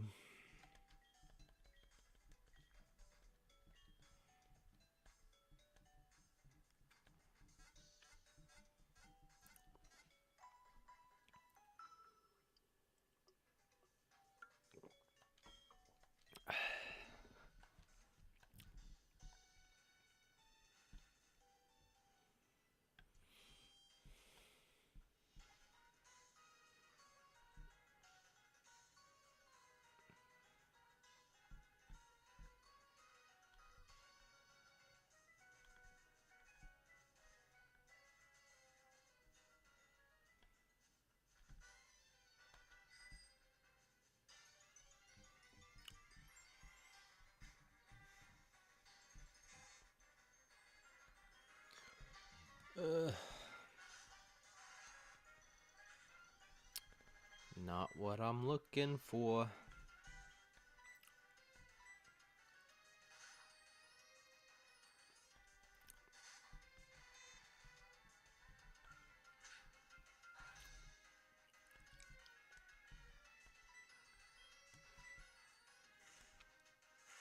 I really do almost just want to put Magnemite at the front of the party and see if Mareep still come out like crazy. Because if so, then I'd rather just get Guile to 25, get all those special attack EVs. I can deal with these Rattatas getting the speed EVs, which is fine. Not really what I'm looking for, but whatever. And then whenever a Hoppip comes out, use Nidorina. Whenever a Bellsprout comes out, use Scyther. Like, unless, of course, having a Magnemite in the front of the party causes Bellsprout and Hoppip to pop out more often, then I'm going to be upset. So, let's see. This should be enough to level up.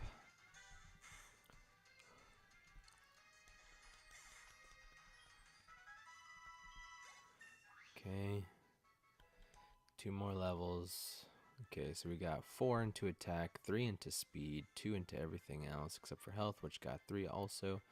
Okay, that's more what I'm looking for. So this is great. Awesome. Yeah, honestly, once our attack matches our speed, we're golden. Like at that point, I'm not gonna be afraid of very much at all. Um, so I'm hoping the later hours causing the Mareep to go away and the Bellsprout to be more active, which would be great because they give out a decent amount of experience, so it won't take too long to get to level 20. And then at that point, I will go train Scyther and Nidorina over in Union Cave to get some defense, um, because Scyther's physical defense and special defense not as great as I would like it to be. So on the chance that I don't one hit knockout, it's just better to have a little bit of defense to back me up, you know.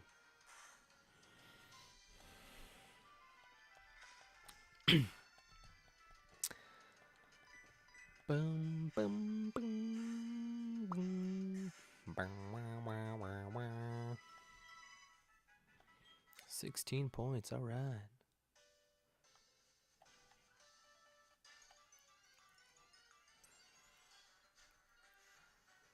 Okay, Rattata again.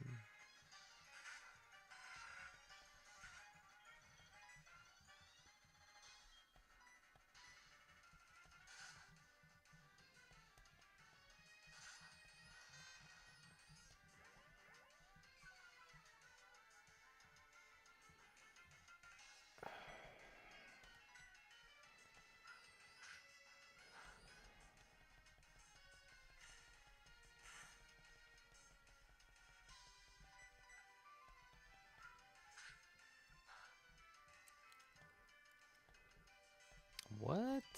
Missed? How did you miss? It's a giant purple rat.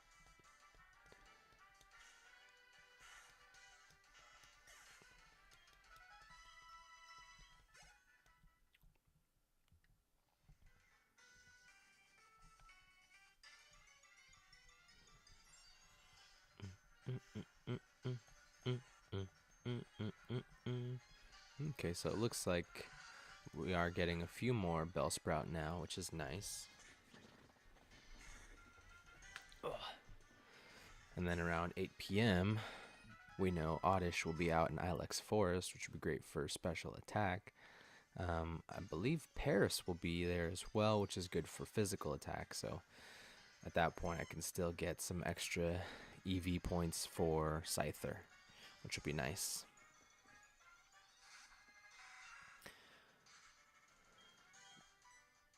I don't know where else to find Paris. Maybe in the national park. I'm not 100% certain. I know they were there when we did the bug catching contest, but it's not a bug catching contest right now. And I almost would just do another bug catching contest just specifically to fight Paris, and get those attack EVs for my Scyther. And honestly, they're a much higher level, so it's gonna be much more experience. So it just almost doesn't even make sense not to do it. But I'm not going to wait till tomorrow to do it.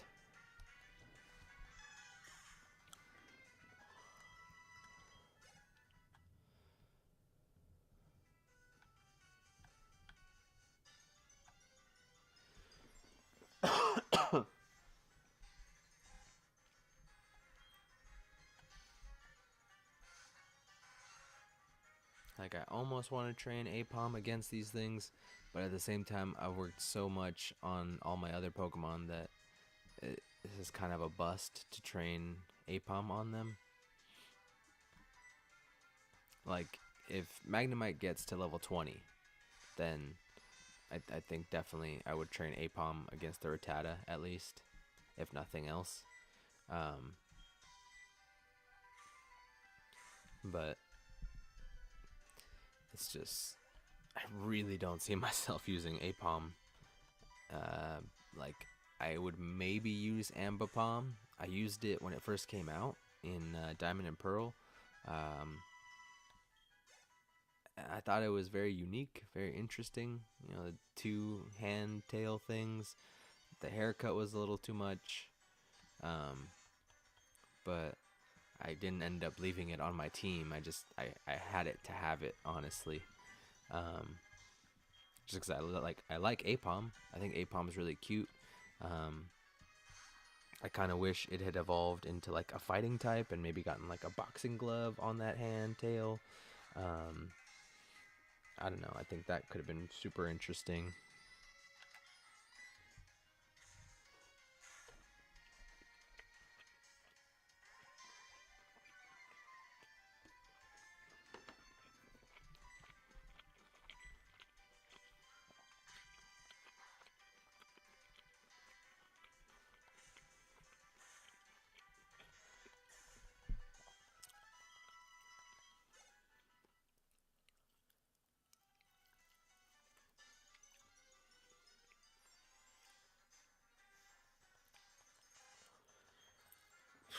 Man.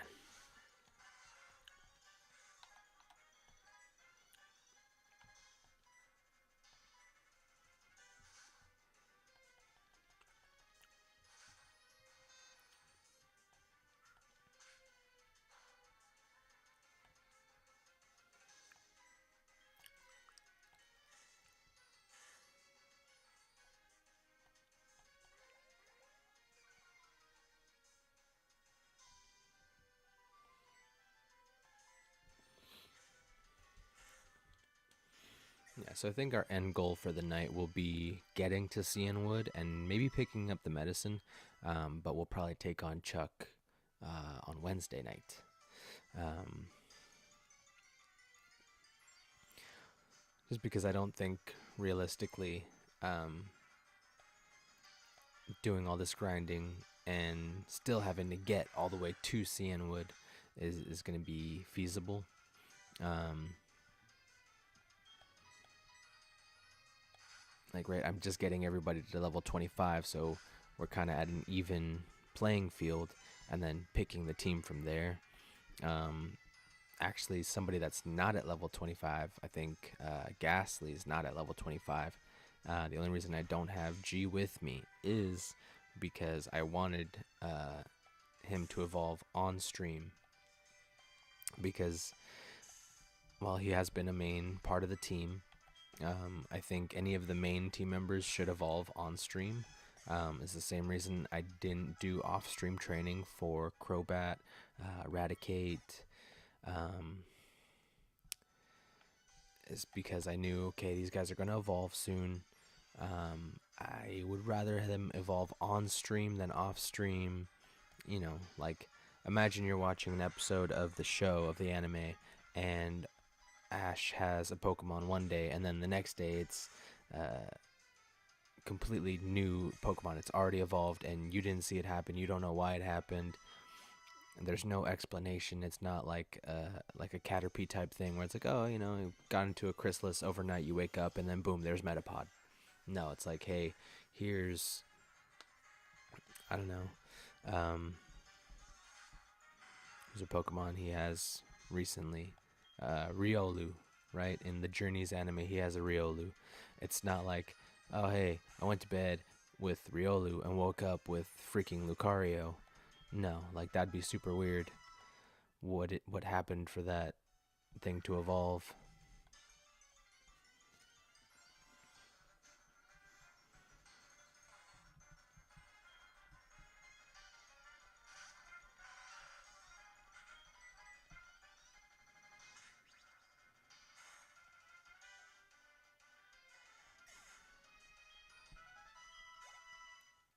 Which actually, I have been watching the Journeys anime finally. Um, it, eh, I know the first part of it is obviously not going to be fantastic because it's the start of something. Um, but they just are recreating episodes from the original series, and it's kind of annoying. um, like, I thought it was cute that Go's first Pokemon that he captured was well, I mean, I guess technically was the Score Bunny, but um, was besides his like starter Pokemon. I guess it wasn't given to him necessarily, but um, I thought it was cute that it was also Caterpie, just like Ash. He just threw a Pokeball and caught it. Like, wow, what luck. But then, I don't know. I don't, like, in case anybody hasn't seen it for some reason or doesn't really want to watch it, doesn't really want to know what happens, I don't want to spoil too much. But there was an episode with a Ditto, and, like, why in the world is it just the same episode as the first series with Duplica trying to get her Ditto to have perfect transformations instead of still having the Ditto face when it transforms? Like, literally was the same exact thing. That was super annoying. Um, Also, like, I've seen a lot of, not necessarily spoilers, but like just like updates of the episodes on like Instagram. And now that I'm watching the show, I'm realizing this is the World Coronation Tournament. Like, the best of the best trainers are in this thing. And Ash is using brand new Pokemon that haven't fought very much as his team. Like, now I understand why people are on Instagram making like collages of, oh, this is his best team, this is his dream team, this is the team that he should use to fight Leon, and all that kind of stuff. Like, why in the world would you use a Pokemon that just hatched as your main Pokemon? Like, I like Riolu, I love Lucario. I think Ash should have had one a long time ago. And then, okay, yeah, I'm gonna call on some of the best of my best Pokemon to be my team for this, because I'm not gonna get very far using new Pokemon. That doesn't work. That's not gonna. That doesn't make sense. Like, imagine being a brand new trainer and you're fighting against Wolfie VGC. Like, what? You're not gonna win. You have zero chance. It's not even a like, oh, okay, that was a close battle. No, you're gonna get your butt handed to you, even if he's being nice and not going all out. Like, you're using new Pokemon against the world champion. Of course he's going to beat you. It doesn't make sense. Like, the fact that Charizard's not with him at all times, the fact that like, who else was like super super important? I know a lot of people wanted to see Infernape on the team, Sceptile, um, I think Crocodile would be a good addition, maybe. Um,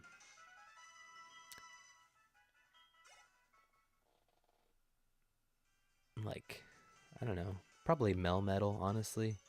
I mean, it's a mythical Pokemon. It's just generally stronger than most normal Pokemon, or most average Pokemon, not normal, because normal is a type. Um, like, call on Naganadel, or whatever that thing is called. It's a freaking Ultra Beast. Put it on your team. Um, like, there is zero reason that Charizard should not be on the team. It's a Pokemon that he's called on time and time again to, save his butt, basically.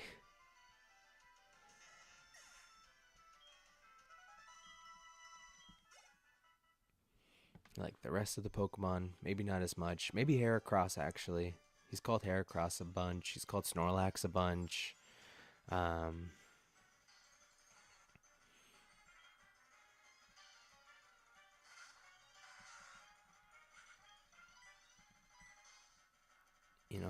I'm only a few episodes in. I'm not too far, but um, there's a lot of his newer Pokemon that also haven't gotten a lot of screen time.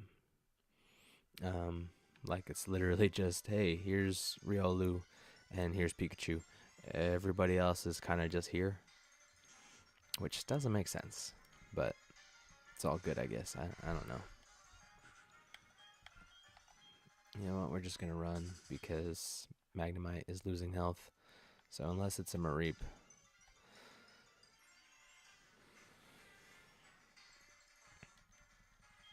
Cool. This is what we're actually looking for anyway.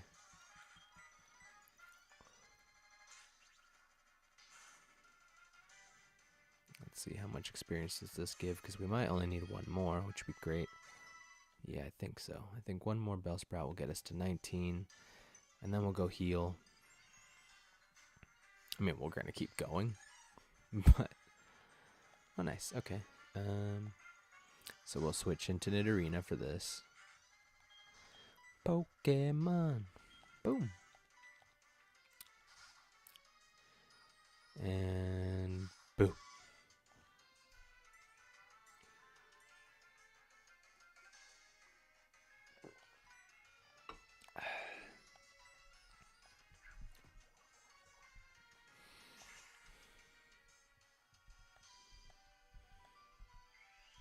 Damn it. Why didn't you just faint? That would have been fantastic. Now I gotta hit you again.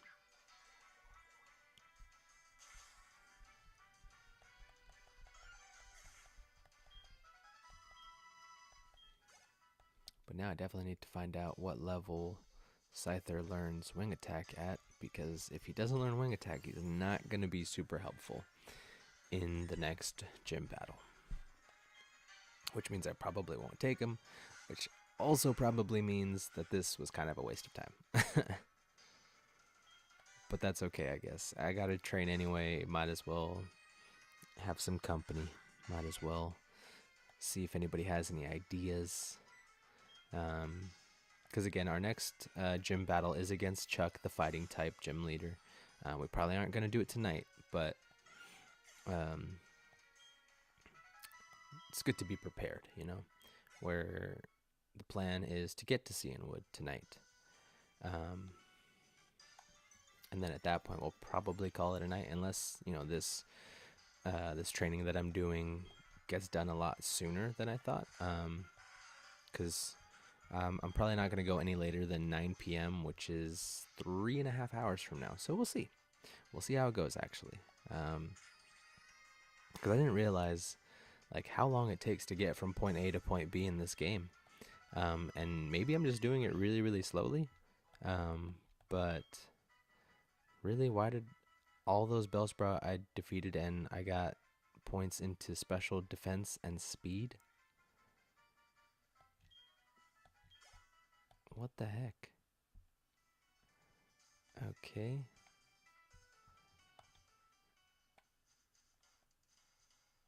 I wonder if that has anything to do with the fact that there were all those Rattata.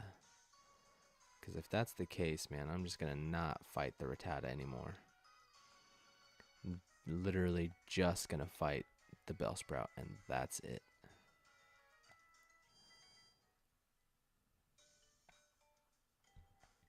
Because we didn't fight that many Hoppip either to get points into special defense.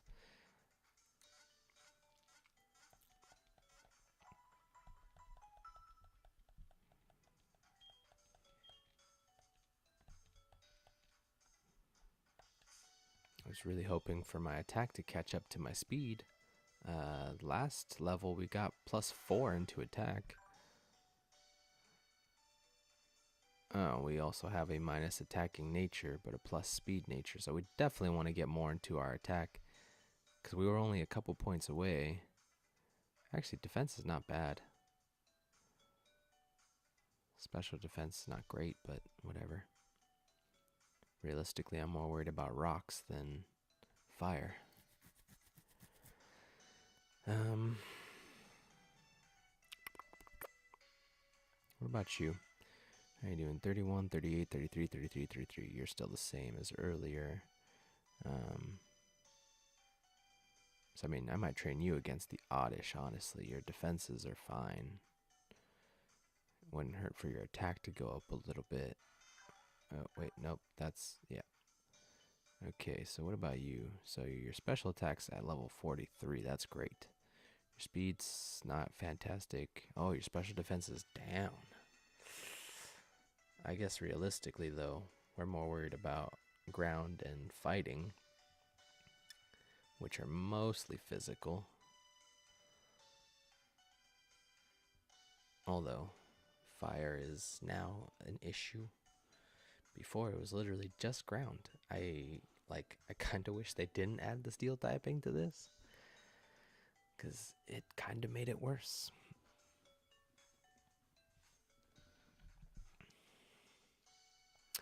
But okay. Oh well. Moving on. So, alright. Officially, we are going to dodge anything that is not a Bellsprout. Because with a minus attacking nature on a Scyther, who is a physically attacking Pokemon, we need stats in attack. There's like no getting around it.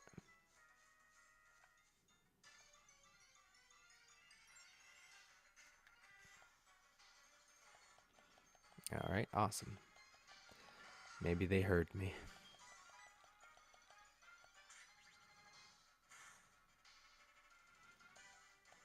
I will avoid every possible Pokemon that isn't a Bellsprout right now. It's just, it is no longer feasible to fight things that are not Bellsprout.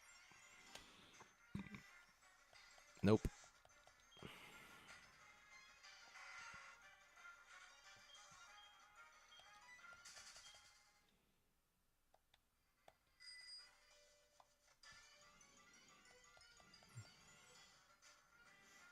Okay, I definitely get more encounters on my bike, which is good because that gives more opportunities for Bellsprouts, but we also want to avoid all these other things that are getting in our way, and they are happening so very often. It's a bit annoying, but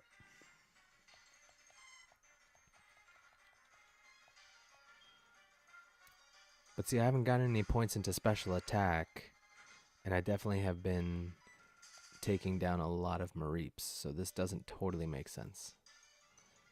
Like, I feel like it's just giving points wherever it wants to give points because that's where it wants to give points, and I don't appreciate it. Because I want to raise my attack. Like, that's the thing that I need the most of. And that's the thing that I am currently getting the least of. So,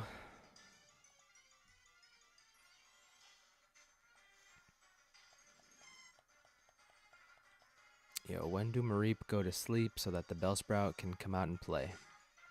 Because I'm over the Mareep.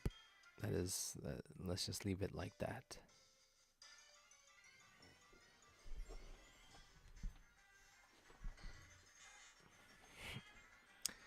Almost thought that was going to be a shiny Rattata for a second,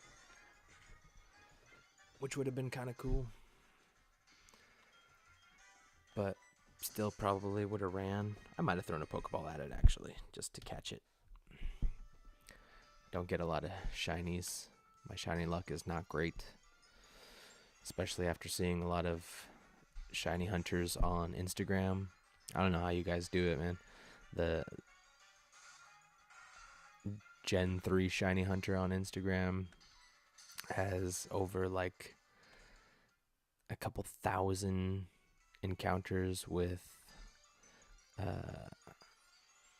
different, I think it was a Zigzagoon. It was like 2,000 something encounters before it actually popped up.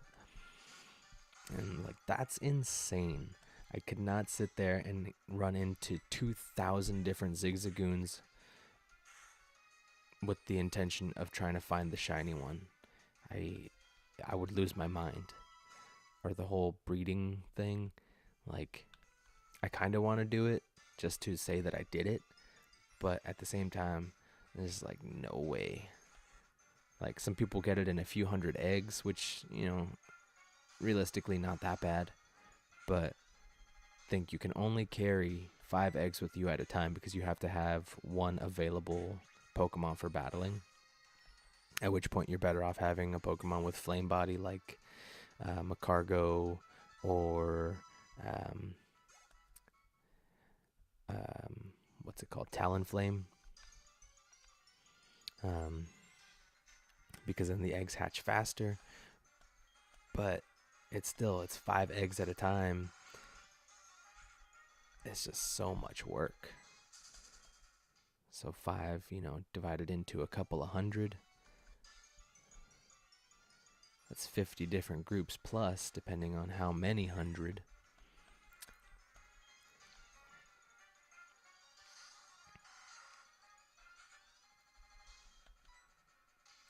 Okay, I lied. I will take down the Hop-Ips, just because both of these two, it wouldn't kill to have more in their special defense.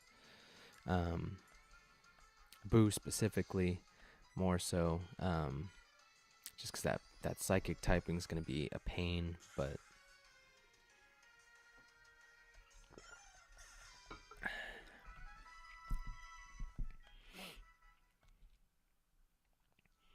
yeah, I'm also realizing we are 2 hours into the stream, so we'll do it one more time. If you are enjoying or you enjoy the video, please make sure to leave a like, click subscribe, hit the notification bell, and leave a comment with your favorite or least favorite part of the stream to help make future streams more enjoyable. Please remember to be respectful. This is a kids game, so kids may see this. We're all here to have fun, so definitely let's try to be kind to each other. And follow me on Instagram at Pocket Gamer, POKET_GMR. I do narrative style recaps of every stream, so it's just following a storyline I created for fun.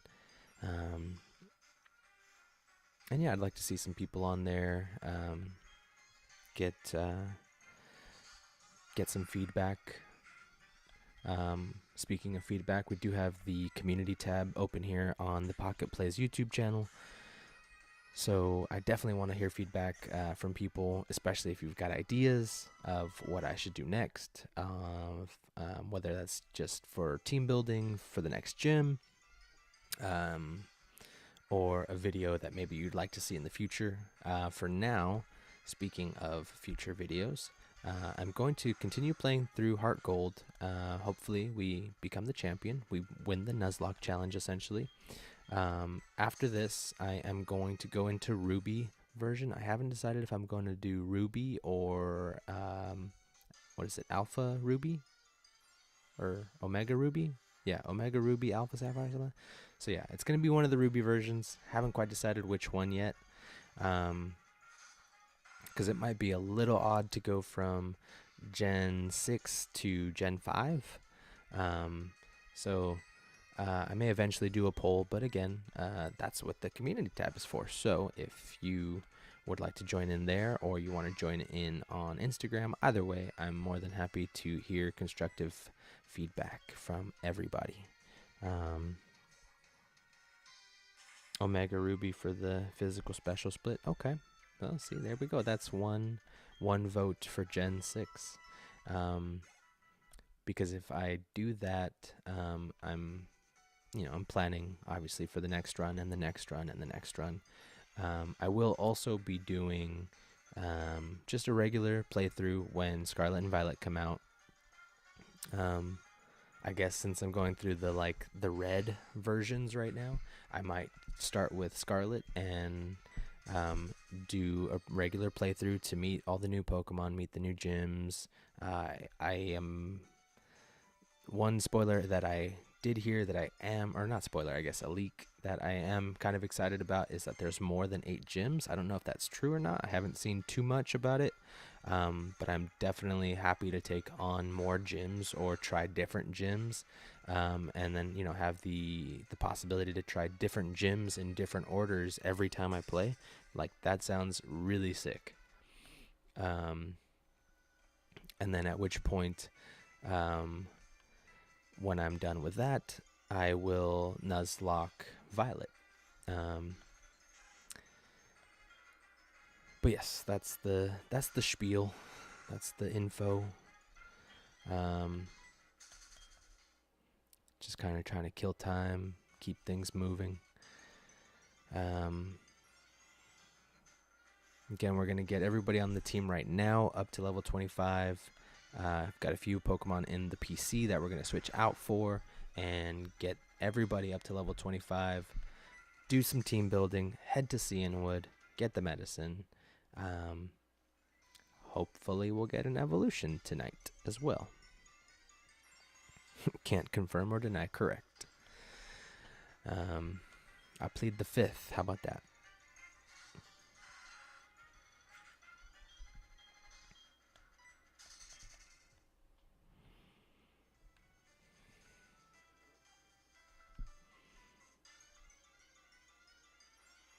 Also, I think I'm gonna stand up because my butt is getting tired.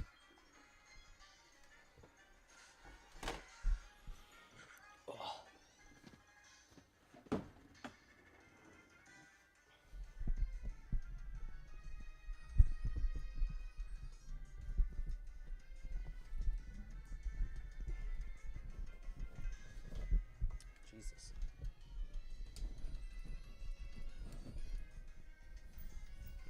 Maybe I just haven't moved this thing in so long, I don't know. But there we go. Okay, move that up just a little bit. Alright. Okay, I'm gonna move this out of the way though. There we go.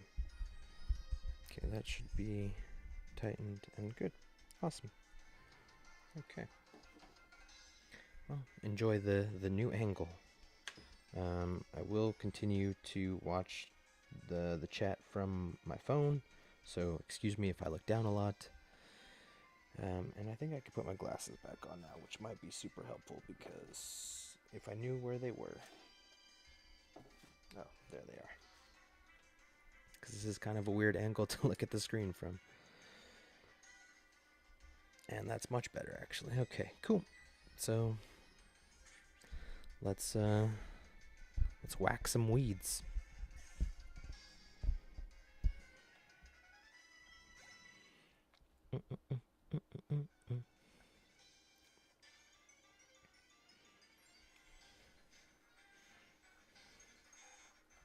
Actually, you know what? I am gonna get some more water too. Let me just run from this battle really quick. I will be back in hopefully like 20-ish seconds if anybody feels like doing a timer.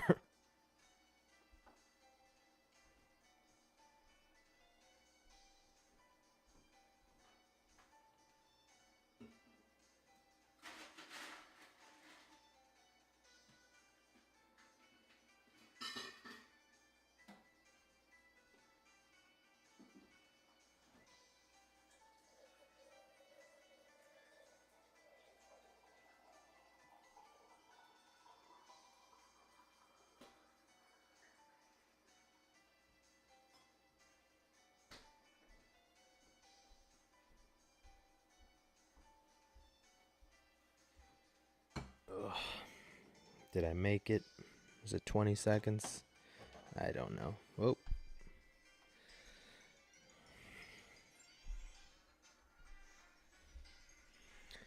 All right. Well, thankfully, these are exactly what we are looking for. Yeah, having that that minus attacking nature is not doing us any favors. I mean, Scyther's attack is already high, but definitely better to have more opportunities in that. We're gonna switch to Boorina.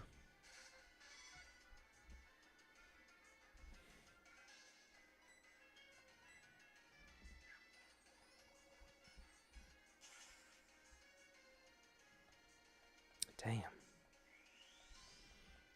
Yeah, that figures.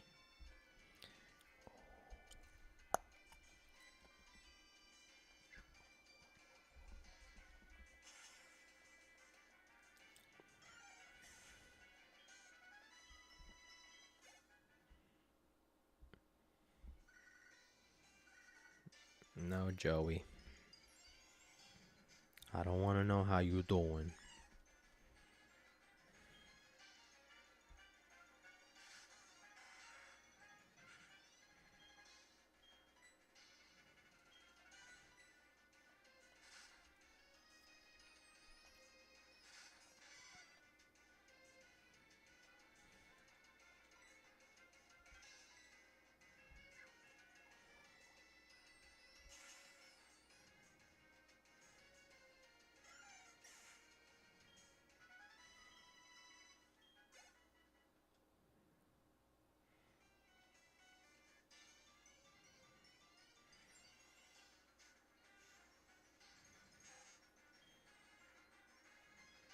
Nope, I'm not gonna fight this thing.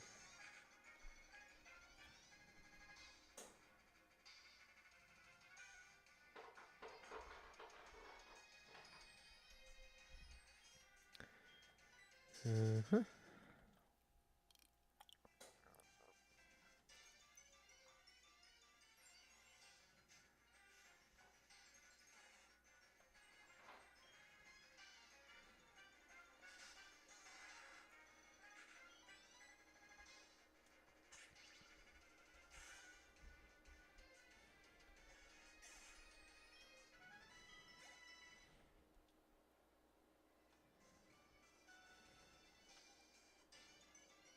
Come on.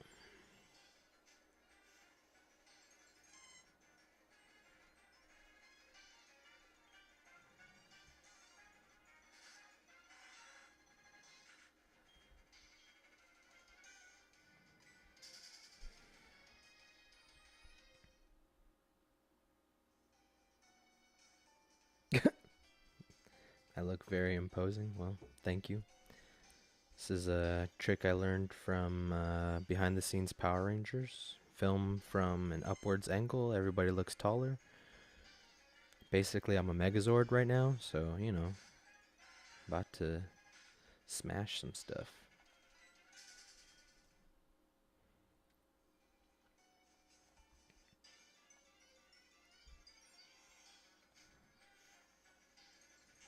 Or I guess, I don't know, can you guys see what shirt I'm wearing? Is that focusing at all? I have no idea, am I too...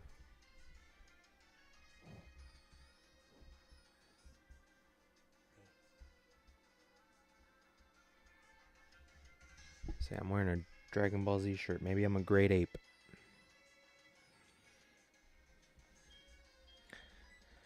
And we're running.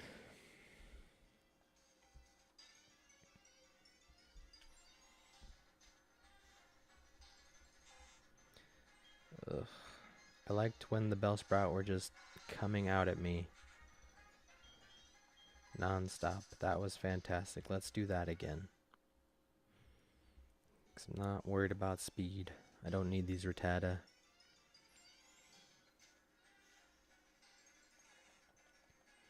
Oh, thank you. They listen. I like it. I like it a lot.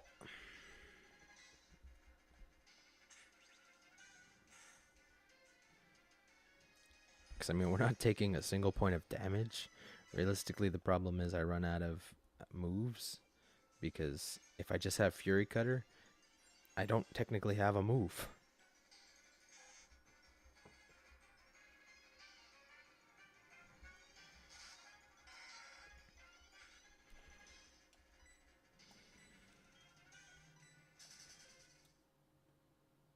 Yeah, I know I got this shirt at Ross. I don't remember which Ross. I know it wasn't anywhere around here. I want to say it was somewhere in Orange County. I was attending a wedding and I needed a nice shirt. Like, I forget why I didn't have mine or needed a new one, but I saw this and was like, yeah, no, that's coming home with me.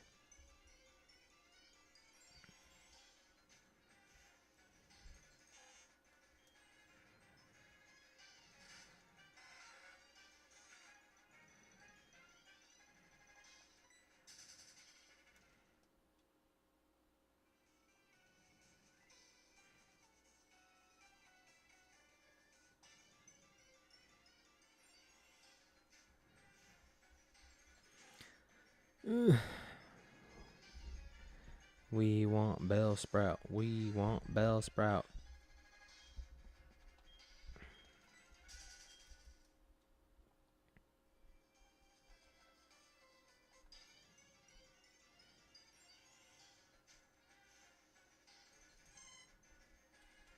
Damn. Mareep can go away, please. Bellsprout give attack EVs. So Scyther has a minus attack, negative attack nature.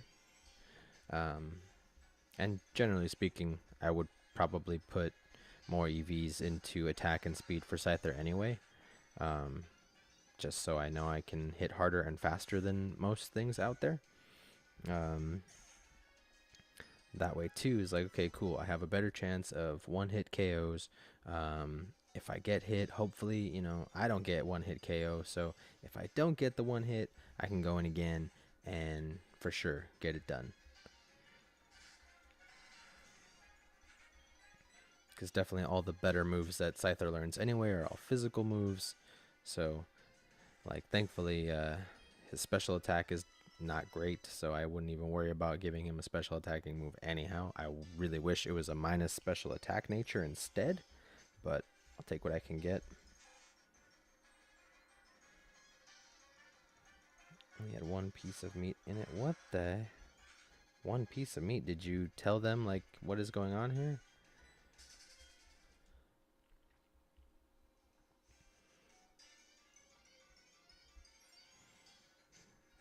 Because, I mean, just recently I went to Santoka over here, and it's still amazing.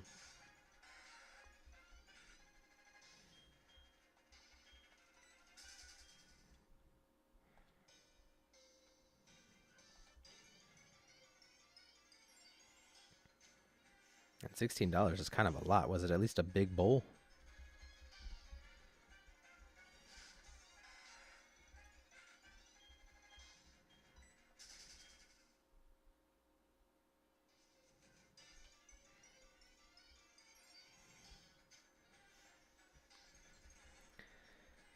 Oh, goodness.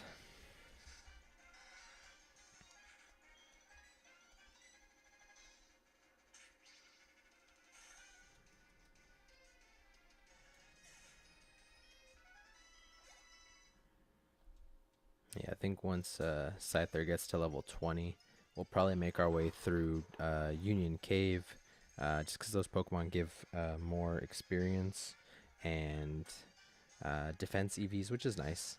Um, um, and basically make our way through to Ilex Forest, because then there are Paris in there, which also give attack EVs and more experience than these Bellsprout. But there's also Oddish, which will give special attack EVs. At what point Magnemite will probably be doing some damage control inside of the forest.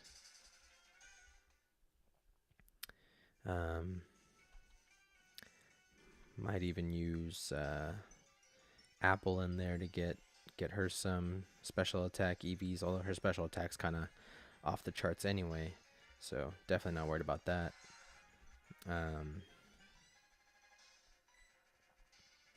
But kind of the same thing with G, same thing with Hatch, same thing with Bugsy, right? They're all definitely special attackers, more so than physical, so definitely. No, it wasn't a big bowl. Man, you better got your money back. Or just for sure, don't ever go back there. Or leave a bad Yelp review, bad Google review. Do the food delivery apps do reviews? Is that a thing? Did he level up? Was I not paying attention? No, he didn't level up. Okay.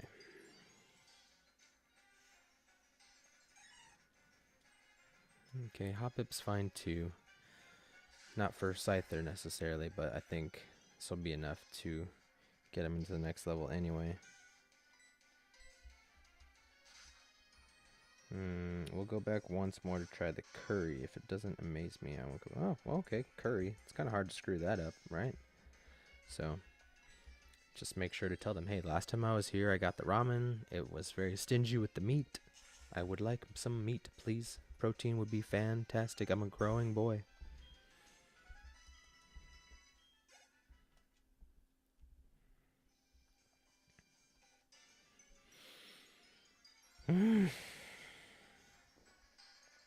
I don't need Mareep.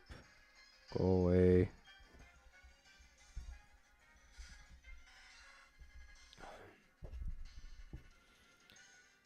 Do do do do do do do.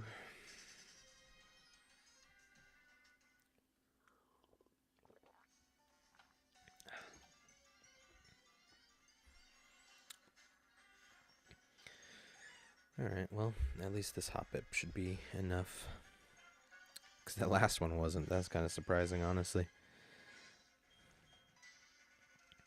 At which point, definitely screw it. We're just going forward, onward, and upwards, because this has been insane. 2.5 hours almost of this.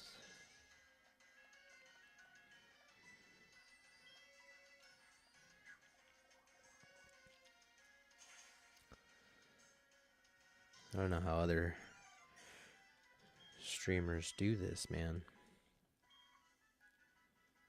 Okay, I got 2 in almost everything, 4 in attack. So my speed is almost at 60. My attack just barely broke into 50. Defense is actually not bad. Special defense is getting there. So, okay. Actually, not even going to worry about healing. There's a Pokemon Center down there. If I run into more Bellsprout, I'll take him out. If I run into more Hoppip, I'll take him out. Everything else can get out of my way.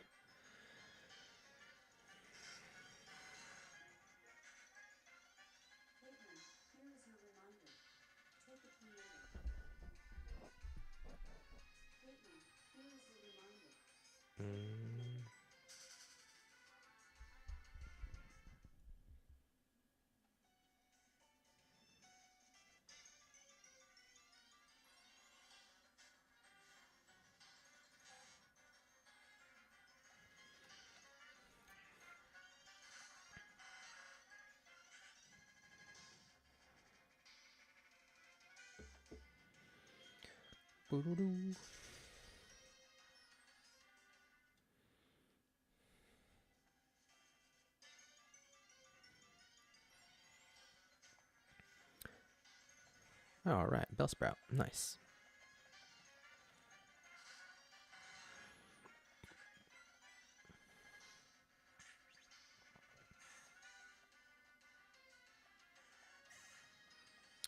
Yep.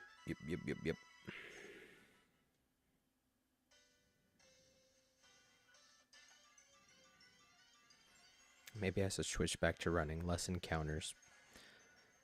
Although less encounters means less Bellsprout, which means less attack EVs. So, very double-edged sword. And I don't like it.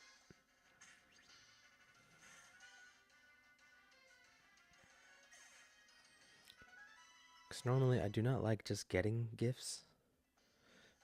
But, you know, in this scenario, I very much would not mind just receiving all these Bellsprout to attack and murder.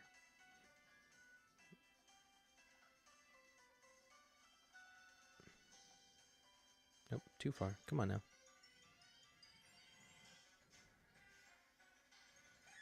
Hoppip is fine too.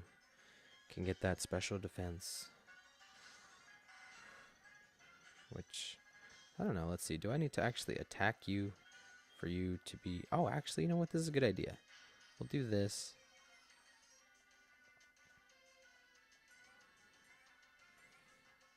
This way, when Poison Sting hits you from Nidorina, you are more likely to go down in one hit anyway.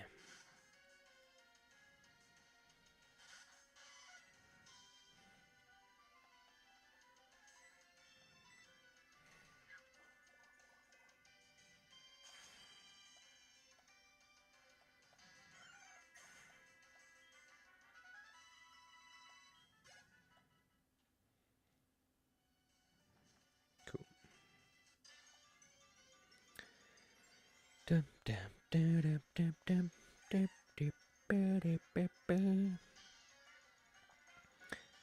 I'm not entirely sure how gaining EVs works.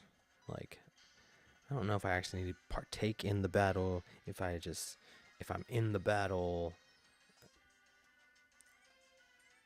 Because earlier, I think when we got to like level 19 on Scyther, got randomly a bunch of speed points, randomly some special defense points, and we had fought a bunch of Rattatas and a couple of Hoppips.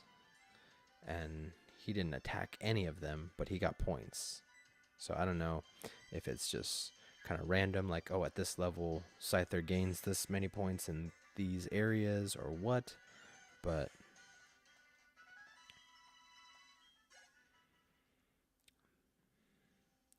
But it's all good, I guess. I don't know. Alright, bike. You're quick, but you're also slowing me down, which is an odd thing.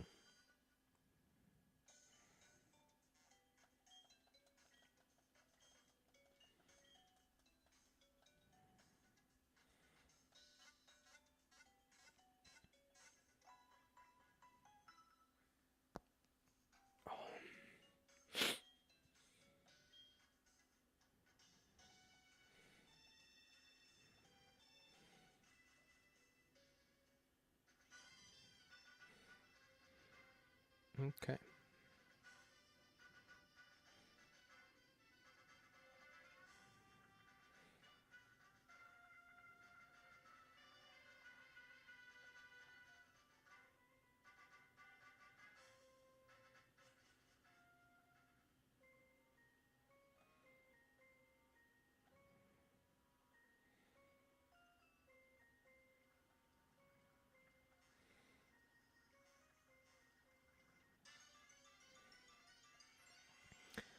I wonder how much damage Pursuit will do against a rock and ground type Pokemon. They're only level 6. I'm level 20.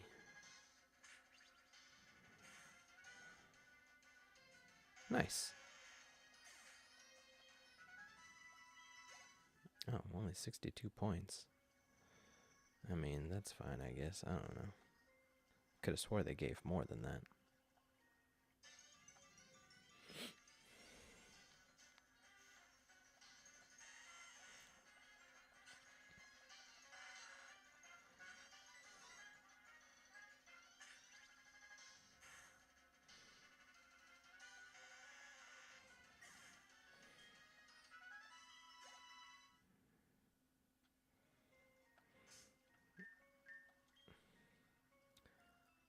Actually, nah, screw it, because I don't know how much more training I would do with Scyther outside of these areas here.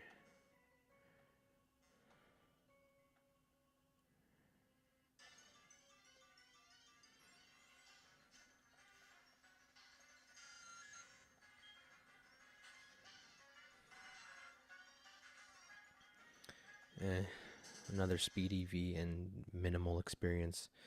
Zubats are awesome as Pokemon to have, but kind of useless to train against, unless you really need speed EVs, in which case go for it. But I don't really need speed EVs on a speedy Scyther. Like, Scyther's already fast, and then my Scyther has a boosted speed nature, so speed EVs doesn't totally make sense. Defense EVs, special defense EVs, attack EVs, totally. Even HP. But overall, I would really probably just focus on attack for this one specifically because of the hindering attack nature with boosted speed. And then the only reason would try to add anything to defense is because that 4 times weakness to rock. Let's see. Mo speed, mo better. Well, you know, that is potentially true. But you can be the fastest thing in the world, but if you can't hit hard at all, then it doesn't matter how fast you are.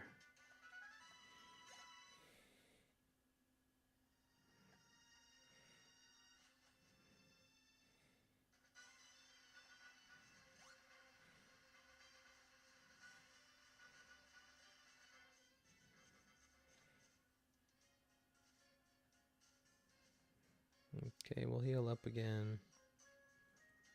Although it's only 6 o'clock. So I don't think necessarily training in Ilex Forest will be the best.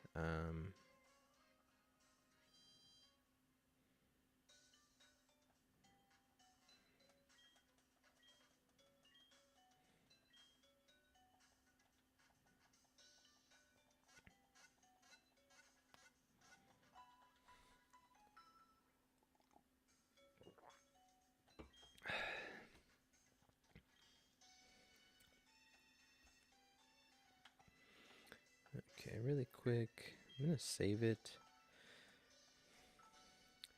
I'm gonna try and see about Paris. Bring the chair back really quick.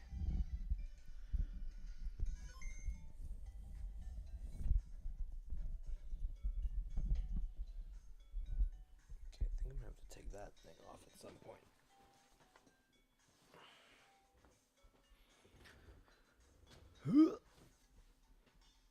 Alright, enough staring at the ceiling. Okay. Let's see. Whoa. Okay, sorry, just...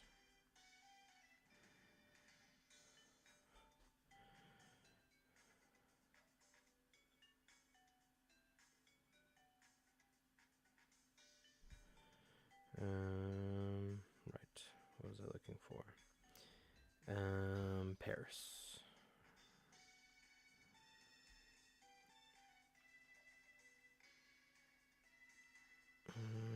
Okay. Let's see. Ilex Forest. Okay. Details. Heart gold.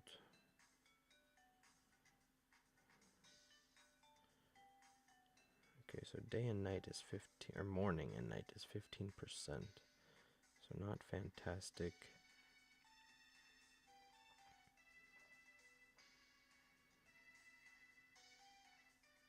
With a 10% chance at the national park. I mean, it's not all that common, and yet I ran into 3 in a row during the bug catching contest.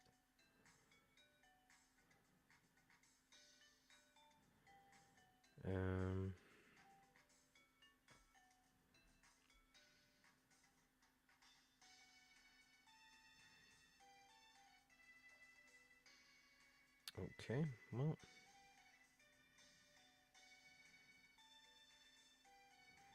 So that's that.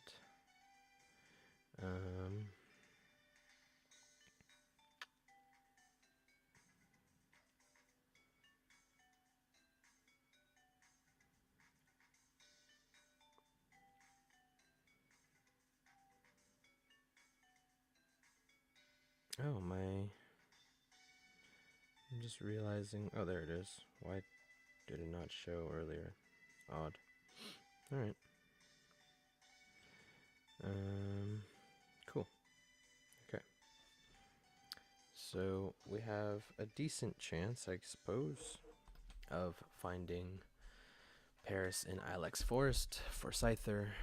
We're not going to find any oddish until 2 hours from now. Fantastic.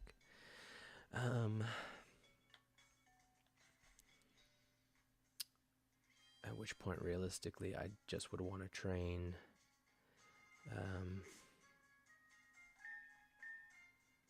well, of the Pokemon I have with me, I would train Guile, Apple, and Hatch. You know what? I'm going to put Shame back in the box. I'm not going to use this thing. I'm not going to train it. It's not going to happen. It's just going to be here. It's taking up space, honestly. Maybe if I get really, really, like, scared that I might need it at some point, then, and only then would I take it out of the box and play with it a little. But I don't, I really, really don't see myself doing it. So let's see. Wisdom's already at level 25. G's at 24, and I definitely want to have him evolve here. Bugsy's at 25, Bucket's at 25, and Mr. Sonar's at 24. So we'll take G with us instead of Shame. And Shame, you can hang out there with the egg. Cool. So what I'm going to do is I'm going to go back into Union Cave. I'm going to train Nidorina in there. Again, we're just going to get to 25. Because honestly, Scyther's defense is not that bad. I probably should do some training in there, or maybe get him to 25, working on defense EVs. But at this point, I've already basically lodged more time and effort into speed and attack. So, again, if we can kill things in one hit, that would be ideal. Um, but Scyther's also kind of like a situational Pokemon where I'm not just going to use Scyther against most things. Um, so we'll kind of see what happens, I guess.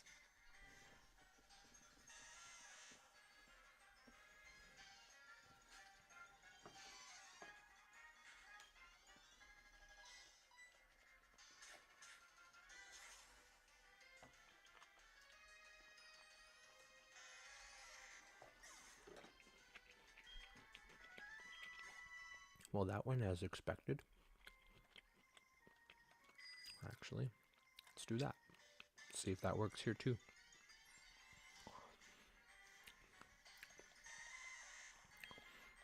And honestly, if it's not a Zubat, I'll fight it, whatever it is. Geodude, Onix, Sandshrew, Rattata, I'll fight it. Zubat, I really, again, it's not enough experience to warrant the speed EV.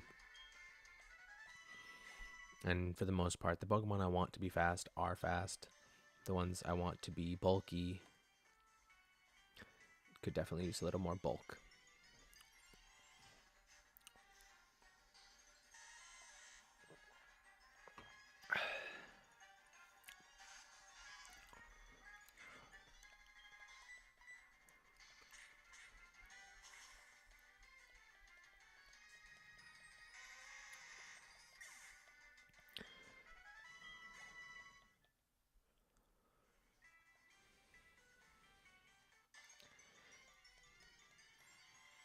But yeah, I was kind of thinking too, I said it earlier, but I could probably use Nidorina for the Steel type gym. Just having double kick, it's helpful. It's like having a Nidoran in Kanto for Brock. You know, yeah, they're not a fighting type, but it's not like, well, actually, I don't know what moves her Steelix knows, Jasmine Steelix, but I know, as long as I'm fast enough and potentially strong enough, um, I can probably take it out in 2 hits, which would be very ideal for me. But also, at that point, I might just use Slowpoke. Slowpoke, I don't think will have evolved by then. I believe, if I remember correctly, I saw that Slowpoke evolves at level 38, 37 or 38, something like that. Something crazy like that. Like, I don't know why. Like, I feel like maybe 28 is a good level for Slowpoke to evolve. And I would have really much more appreciated that, honestly. But, oh well. I'll take what I can get.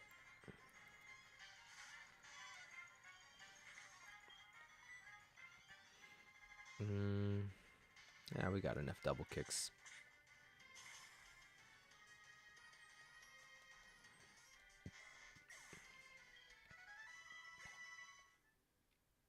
Okay, so the Rattata in here don't give nearly as much experience as the Rattata outside. That makes 0 sense. It should be like the same Rattata, or I guess the weaker Rattata hide in the cave, while the stronger ones go outside, try to defend the area, if that's like a real world situation. But still, I don't know. I would like some uniformity here, please. Be fantastic.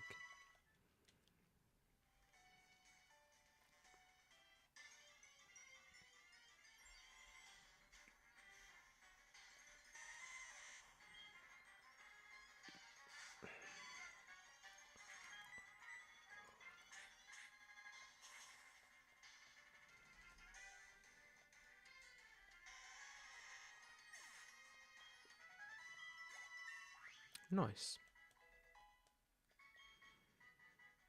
Okay, speed's actually not too bad. Physical attack's kind of garbage. Special attack is better. Special defense is getting better. Defense is definitely getting up there. Yeah, definitely want to work on her special defense, but until I have access to Surf, it's not going to be fantastic. Because then at that point I'll have access to more Pokemon. I can get a lot more battling done against some like Psyducks. I believe in Ilex Forest, which, if I remember correctly, give out special attack EVs. There's another Pokemon that I could only find in the water. Maybe it's Tentacruel, but that might be special attack as well. And I'm looking for defense at this point, but well, I would prefer special defense, but right now, taking what I can get.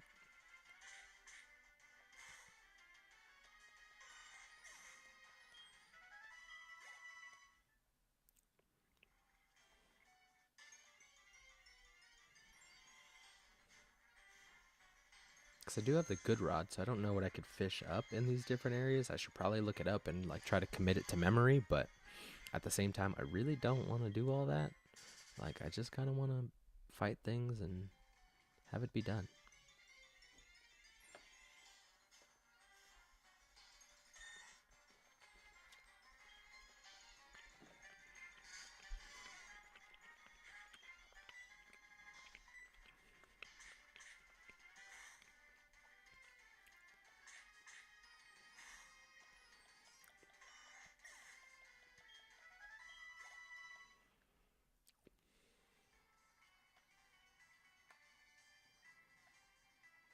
Oops, didn't mean to go up.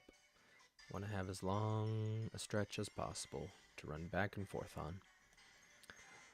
Well, now I kind of don't want to fight the Rattata, because now I feel like it's a waste of energy.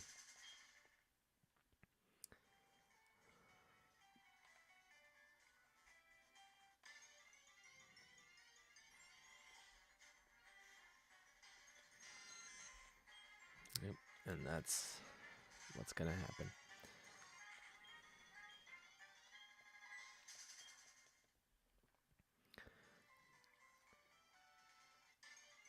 Because I feel like if the pairs come out more at night and daytime, that probably mean, or night and morning time, that probably means they are a night encounter. And oops, no, I do want to fight this. Go up, thank you. I just feel like at that point, a lot of the Pokemon that I want to be fighting are mostly nighttime encounters. Oddish and Paris being two of the most prevalent ones at this point, because they give in decent amount of experience for what level they are, and they give the EVs that I'm looking for. Because obviously, if I want speed, I can go fight a Rattata, I can fight a Pidgey, I can fight a Zubat, I could fight a few other of like the flying types mostly, but it's just not a lot that I know about the other types of EVs. Because yeah, most of the early rodents will give you speed. Most of the early birds will give you speed. Most of the early bugs give you either health or actually, I think they just give you health. I know Caterpie gives you health.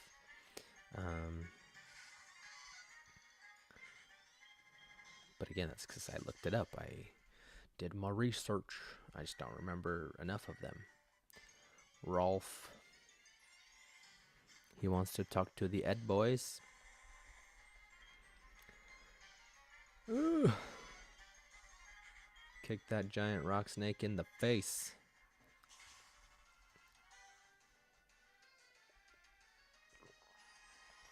Oh, would you look at that? It was super effective.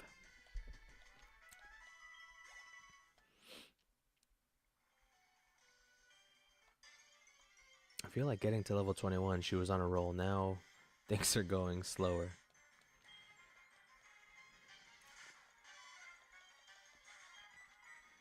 So I've done this 15 times now, and I've gained about a level.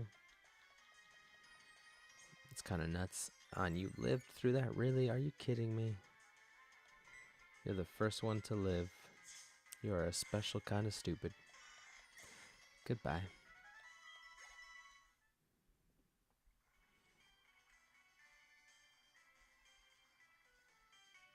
Where is everybody?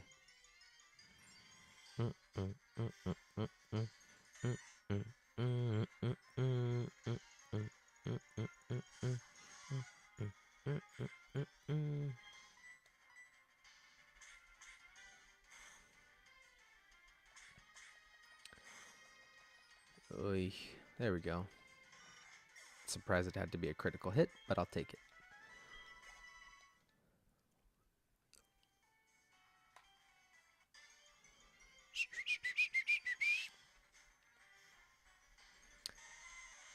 Geo dude.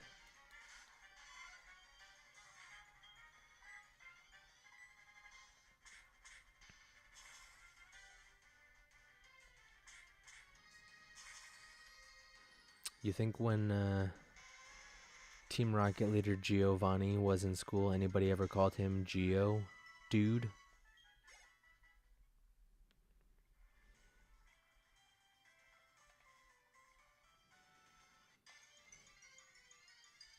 No, no. Hold in your laughter, please. It wasn't that funny.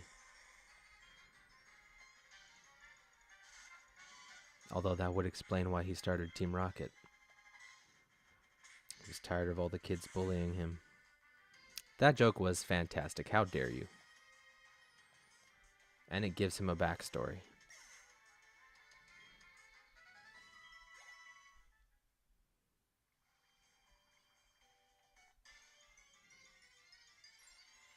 So we're going to say yes. Yes, they did.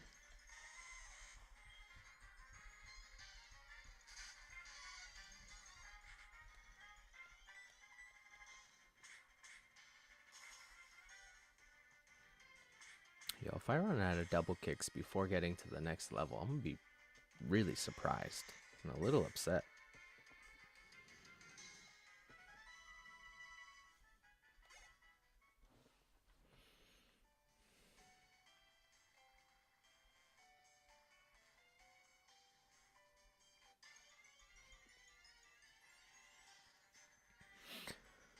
Zubat. How about Shoe, Bat? Nobody wants you right now.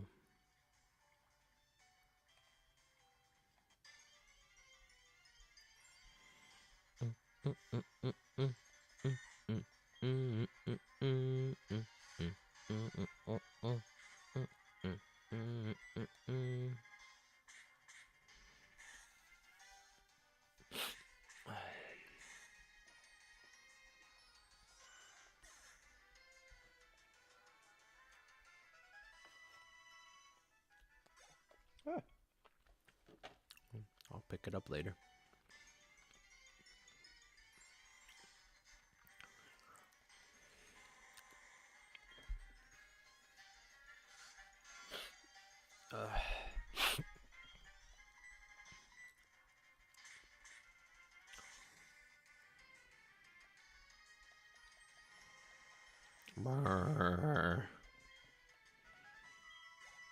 That's all I hear when Onyx talks.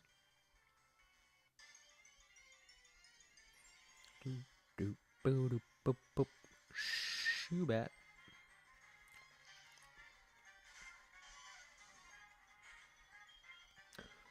Smell you later, pal. Boo-doo-doo. Doop doop doo doo doo doo doo doo doo doo.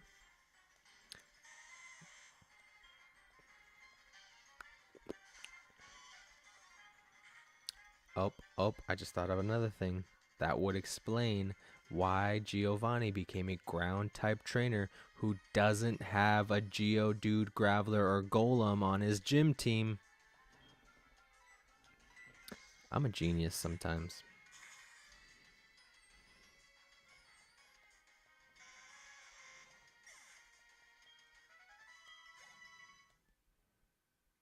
Thank you. Thank you.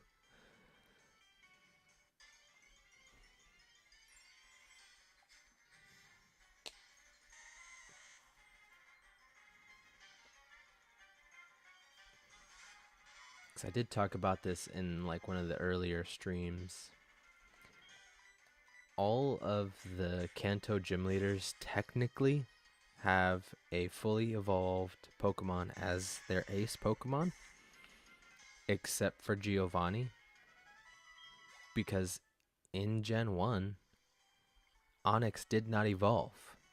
And technically, it doesn't have to evolve. It is still technically a standalone Pokemon, because it can only evolve by trading with a held item. So even if you trade it without the metal coat or whatever it's called, it won't evolve into Steelix. However, randomly you can find wild Steelix. I learned that. I forget what I was watching that I saw that. But Giovanni, his ace Pokemon, his highest level Pokemon that he uses in his gym battle, is a Rhyhorn. Not a Rhydon, a Rhyhorn. He uses 2 Rhyhorns. I think Nido King or Nido Queen or both. I don't remember. But his highest level Pokemon is a 55 Rhyhorn. Which, at that point, why is it not a Rhydon? Like, I had a Rhydon. I would ride on my Rhydon. And then we'd be like, ride on.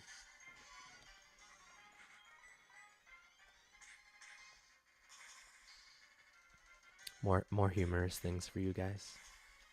Enjoy. Oh, I would run a ground type gym also. I also would not have a Geodude on my team though.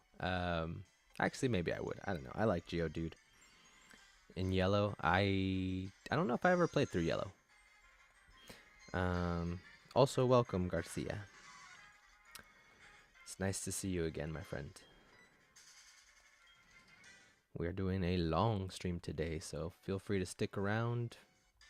Feel free to throw some commentary into the chat there, because if not, we're gonna have to keep listening to my god awful jokes.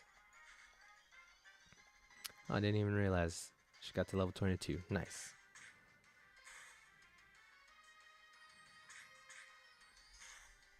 Thank you, thank you.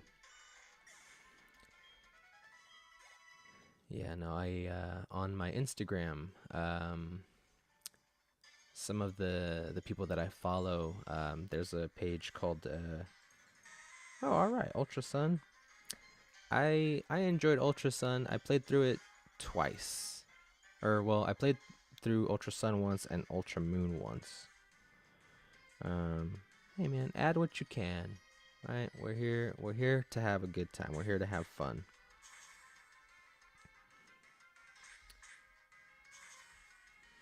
Yeah. So the only Alola starter I haven't used yet is actually Litten, because Rowlet just seemed more interesting to me, and I think of the 3, Decidueye has the best design. Like of the 3 final stages. I know a lot of people really like Incineroar. I know Incineroar has had a good run in competitive the last like year or, well, no. It's been a good while actually at this point, now that I think about it. I think I've just been watching more competitive lately and have seen it more often. And I mean, it's not a bad Pokemon. I just really don't like its design. I don't like that it's standing up despite its other 2 pre-evolutions being on all 4s. I feel like it could have been a really badass tiger. You know, like somewhere between Raikou and Entei, where it's like more tiger-esque, like Raikou, but with fire powers like Entei. This game is Ultra Space. Ultra Space was kind of fun. I did do most of that. I caught a shiny Macargo once. That was kind of cool. Because I don't have a whole lot of shiny luck, so the fact that those make that a little easier is nice. Anybody else caught any shinies through Ultra Space?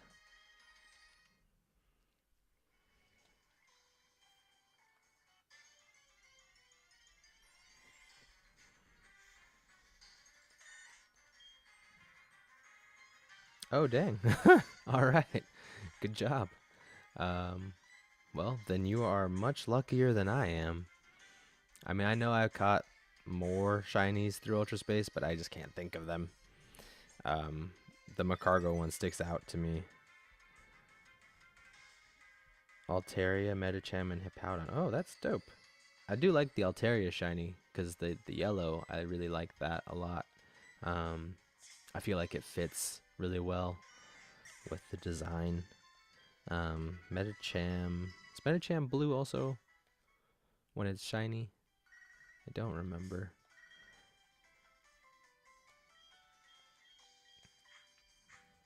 And then Hippowdon. I don't know if I've ever seen the Hippowdon shiny. I may have to look that up at some point. Because I know the male and female forms have different colors already. So I'm kind of curious to see what that looks like.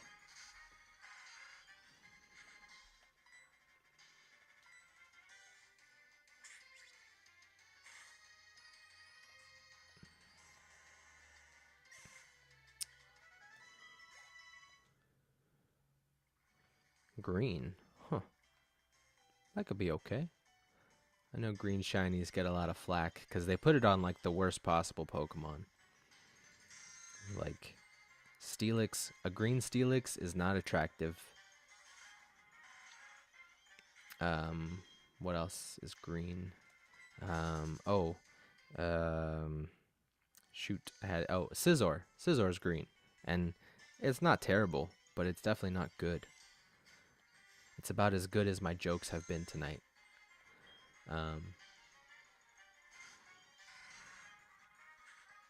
Steelix is gold. Debatable.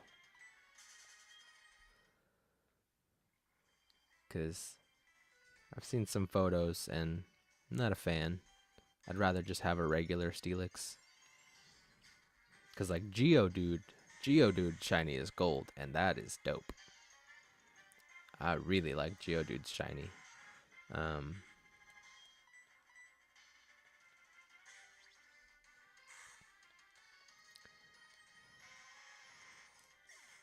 Don't remember who else. I think Golbat is green, and that was okay also.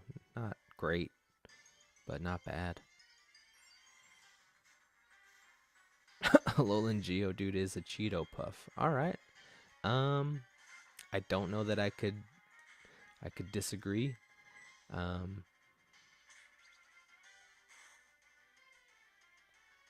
know I don't like that Alolan Golem got a random beard or mustache or something. I thought that was really weird. Golbat and Zubat are green, but Crobat is pink. That wouldn't be so bad, honestly. I'd have a pink Crobat. That'd be dope. I already like Crobat. I do like a lot of the pink shinies. I saw a few the other day. Maybe it was last week. But and I was like, oh, those are actually kind of nice. There's one Pokemon that's naturally more pink that isn't pink in its shiny that kind of throws me off. It's the Alcremie. When it's shiny, it's black. And I just think to myself, like, this is whipped cream. I don't know that I would ever eat black whipped cream. So I kind of don't think that I would want a shiny Alcremie just to have it. But, like, it would kind of gross me out thinking about the fact that it's black whipped cream. Like, what did they put in? Like, maybe during Halloween it would be okay, right? Because it's like thematic with the whole color scheme of black and orange, but in general, it would freak me out. Like if somebody's like, "Oh, I just bought this whipped cream," and then just poured it all over like my waffle. Mm-mm. You need to get that away from me.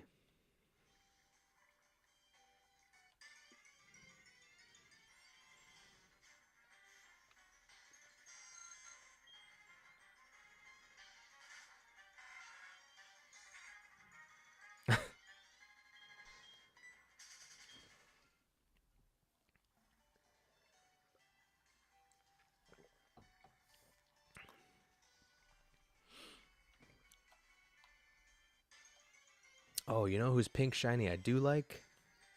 Pachirisu. Pachirisu has a really nice shiny, like the blues turning into pink. That's really cool. Um, I saw that recently. Again, I've been following more more shiny hunter pages on Instagram, and so I'm seeing more, which at first I really didn't want to do, but now I'm kind of enjoying it. I'm seeing like, because I don't like shiny hunting, but it's nice to see people that have the patience for it. Because if it was up to me, it would be like the ultra wormholes, where it's like, yeah, you're gonna run into a shiny Pokemon eventually, because this is some other universe, so Pokemon look different here. That's fine. I could do that. Like, but then it kind of takes the, I guess, the prestige of it out. The same with the like the raid dens, right? Like you could just reset it over and over and over again, and boom, now you've got a shiny Dragapult. Like, whoa, it didn't take very long at all.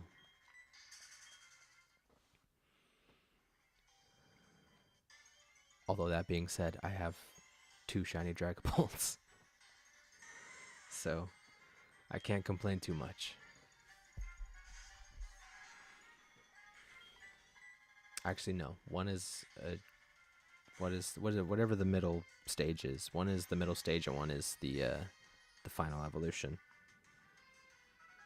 Travel thousands of light years and find terrestrial Pokemon. I know.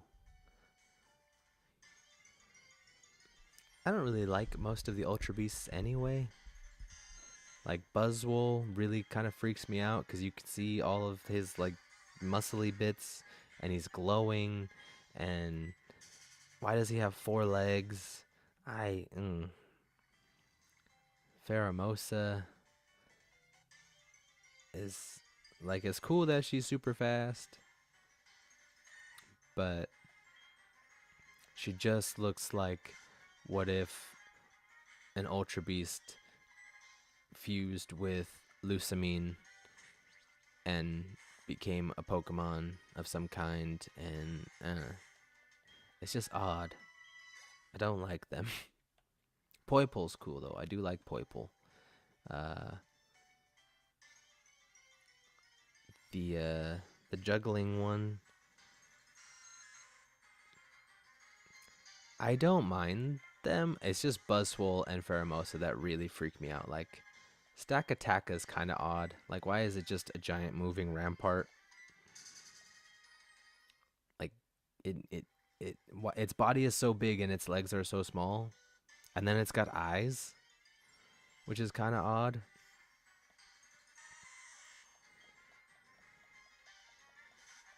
But I do like the clown, the juggling clown one. I thought that was kind of cool. Uses his head as a bomb. That's pretty dope.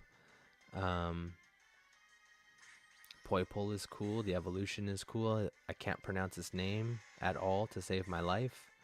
I don't hate Guzzlord. I still think it's a little weird, but I kind of like it. I do like the shiny. The shiny's white, and that's really cool. Um, I want one. Don't know if I'll ever get one, but Blacephalon, yeah, that's the one. Because I don't know, I just thought that was a really cool idea, having like a juggling clown that isn't Mr. Mime, because Mr. Mime is weird. Um,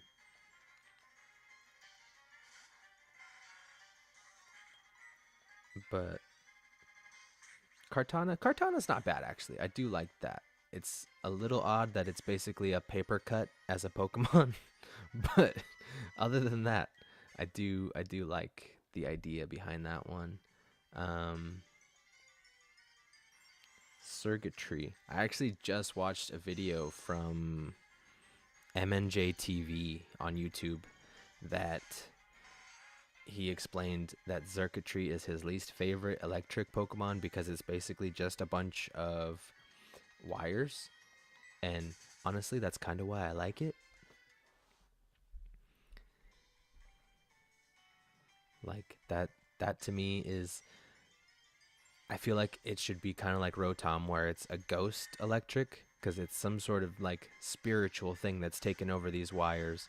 Because why is electricity just going to come to life? That part I understand is weird. Um, but I definitely I like circuitry. I think that was a cool idea. Um, Celesteela, the giant rocket ship, that's kind of cool too.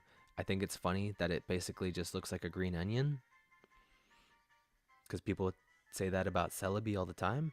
And if we're really being honest, definitely Celesteela looks more like a green onion than Celebi. What are we doing? What happened here? What did we learn? Oh, thank God. Okay, goodbye, false swipe. See you later. It was nice to know ya. Goodbye. When I caught circuitry today, there were some in the background the size. Oh, I know. That part was kind of cool. That you run into their different like home worlds and see how they operate. Like, that was kind of dope. Um, I feel like there's one other one that I'm forgetting. Because there was one that I really did like the background to it. It was like a, I think it was like a grassy field. It might have been Cartana actually. Um, I don't know. I probably would never use any of the Ultra Beasts except for maybe Poiple. Maybe Blastoise actually. The Ghost and Fire type, I really like that. I like Chandelure a lot. I've always like, I want an excuse to have a Chandelure on my team and actually use it. So maybe when I go through Black and White, that will happen. Because I mean, you basically get a free Litwick, so you might as well.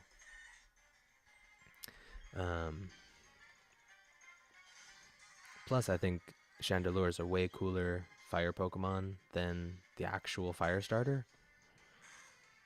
Should expand on the Ultra Beast concept in the future.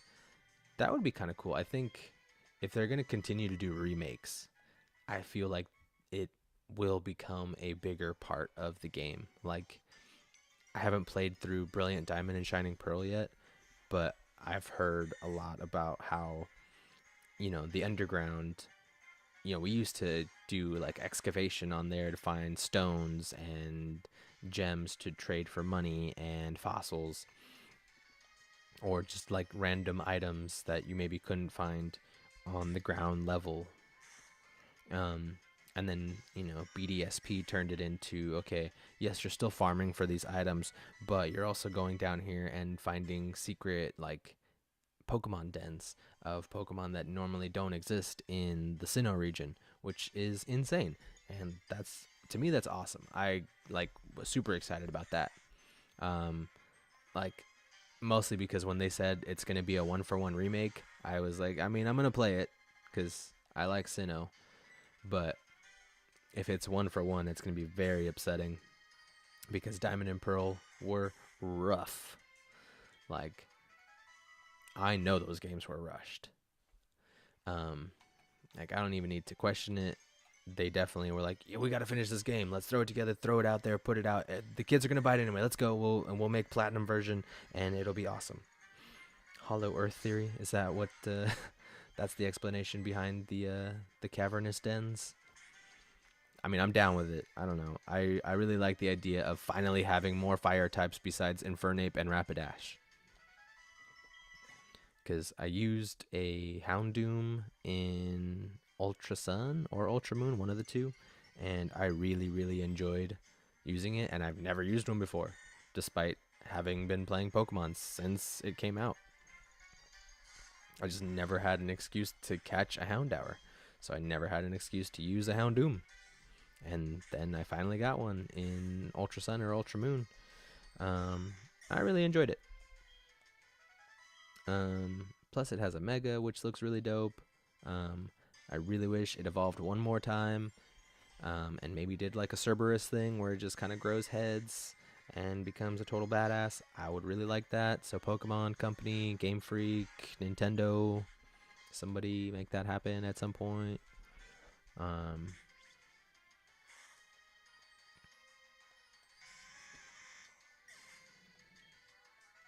Also, Sableye. If Sableye could get an evolution, that'd be cool. Because I really want to use Sableye, but, you know, it's not great. At least not for like a full playthrough. At the beginning, it's a solid Pokemon. And I do like the Mega. Kind of wish that since it is so protective of the gems, that the gem didn't come out and have it be used as a shield. Because that doesn't make sense. If this thing is so protective of these gems, why is it letting you hit them? If it's going to do anything with them, why not use them as like extra claws or like a suit of armor, skeleton, something? Like, that would have been dope. I know Pokemon aren't necessarily trying to go in the like monstrous, scary kind of way anymore, but I don't know. I think that would have been super cool to see. In Ruby, I wanted a team of only Sableye because it looked cool. Yeah, I think when I play through Ruby, I will try to catch one. A scale of 1 to 5, tell me how obscure they became to you. Okay, cool. This should be fun. Go ahead.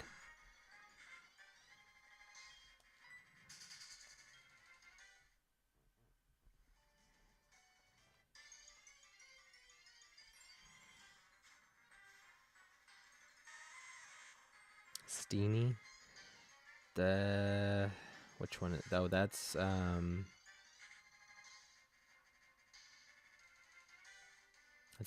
Bound Sweet's evolution. That's okay, I guess. I don't know. Every time I saw the name though, I always just thought of like stevia or whatever the like sugar alternative is, and I couldn't get past that. I mean, its design was kind of whatever. I thought it was weird that it evolves into Sarina, which is a cherry that kicks your butt. That was really weird. I know a lot of people like Sarina a lot, so I'm sorry, but I don't know. I just Bound Sweet's cute though.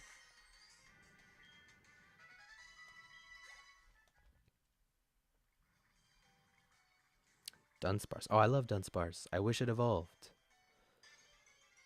I have never had a reason to use it, but it's adorable. It's got a funny name, and I do not hate the design.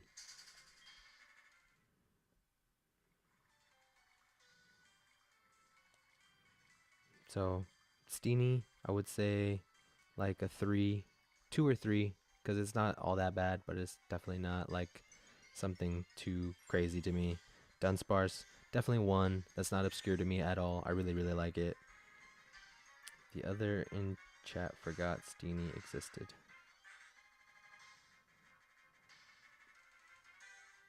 Oh.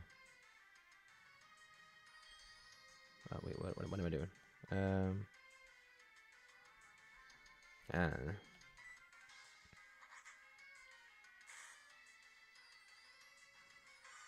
Boldor? Boldor's not that obscure, honestly. I feel like Roggenrola is more obscure. Boldor is kind of cool, and I like Gigalith a lot. But yeah, I'd say maybe a 2, because the fact that gems take over a rock and that makes it a Pokemon is a little odd. Meowstic. Meowstic is obscure only because it's a psychic type. So I would say a 3. Just because this kitty cat's got like random psychic powers, and that's a little freaky. It's a little scary. But then it's also not that scary because it's not that good at Pokemon. Sorry. 'Cause I have never had trouble taking one down. Did you really? How'd that go?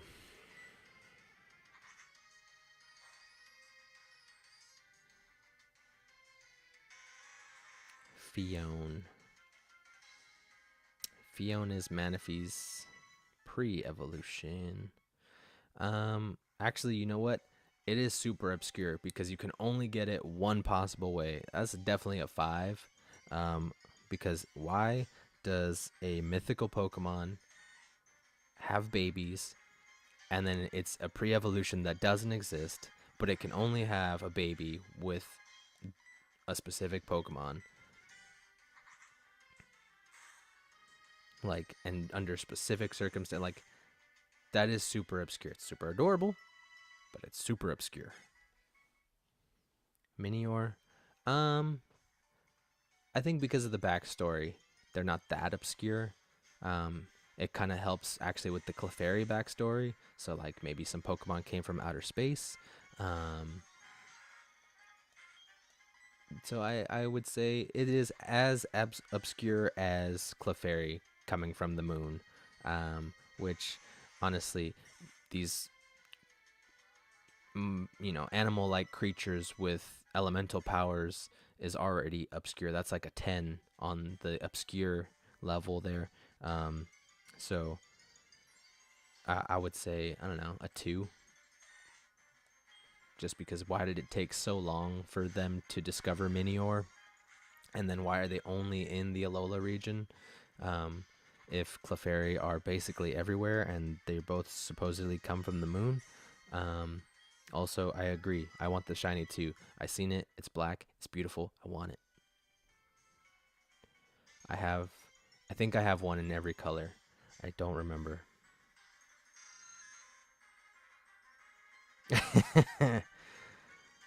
Oh, I have one that'll get him to throw out a 5.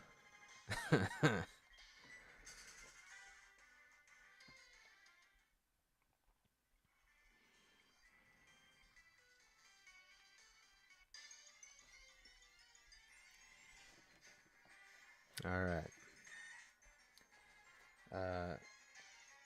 So obscure Pokemon. Sylveon. How obscure is Sylveon? And tell me why you voted that way.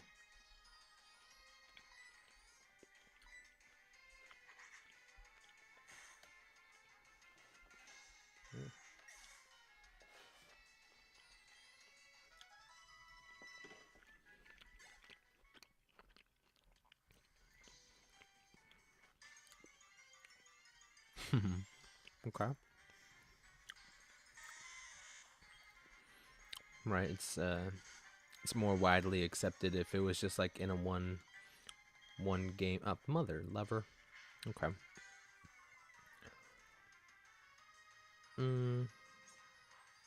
Oh, I mean, as an idea for a Pokemon, as a Pokemon that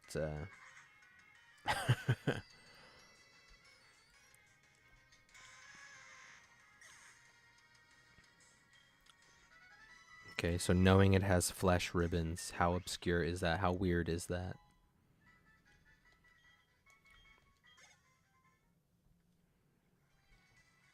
Forgetting how widely known or accepted it is. If you were just seeing this thing for the first time, how obscure would you say Sylveon is?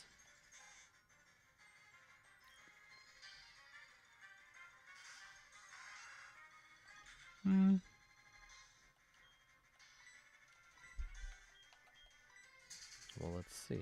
I will look it up. Let's find out exactly what obscure means. So, let's see, obscure definition. Not discovered or known about. Uncertain. Keep from being seen. Conceal. Ah. Okay. Oops. Come on. Okay.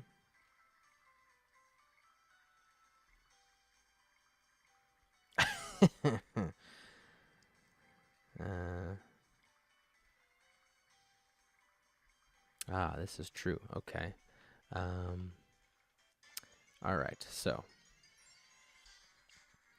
in terms of obscurity, Pokemon you might not think about so often.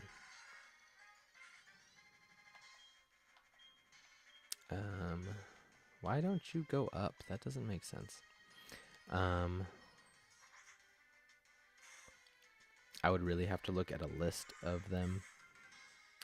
Sock and throw people think about way too much because they're freaking weird.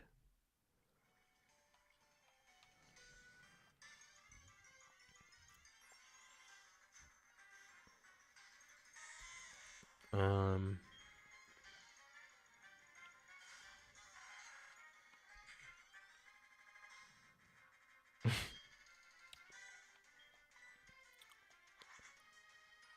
hmm.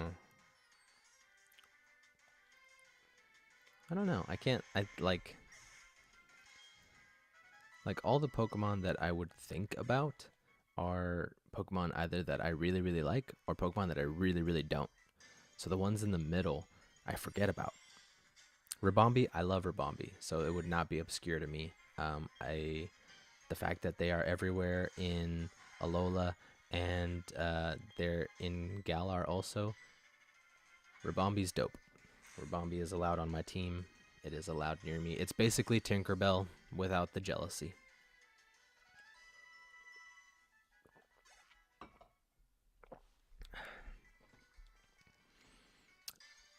Mm.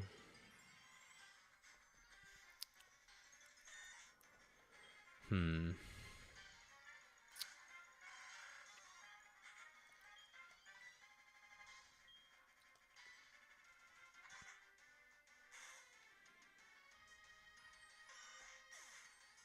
Oh, I have one.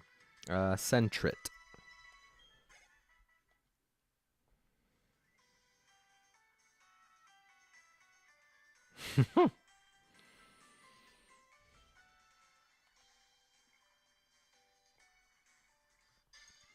One.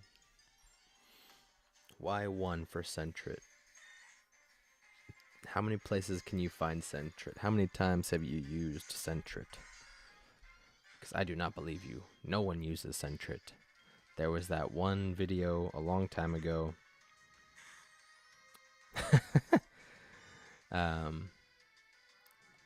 Yeah, there was that video of a furret running on the escalator, like the non-ending escalator.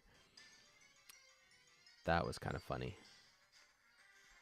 I actually did see a Sentret today in Pokemon Go for the first time in a while, and I noticed something.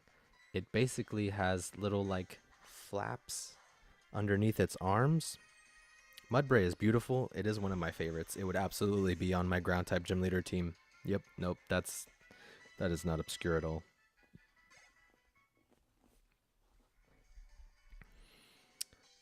But yes, Sentret should have evolved into a flying type. Like, it's basically a Tanuki, which in Super Mario makes you fly. So, flying squirrel, let's make that happen someday. And not Emolga. That doesn't count. That's different.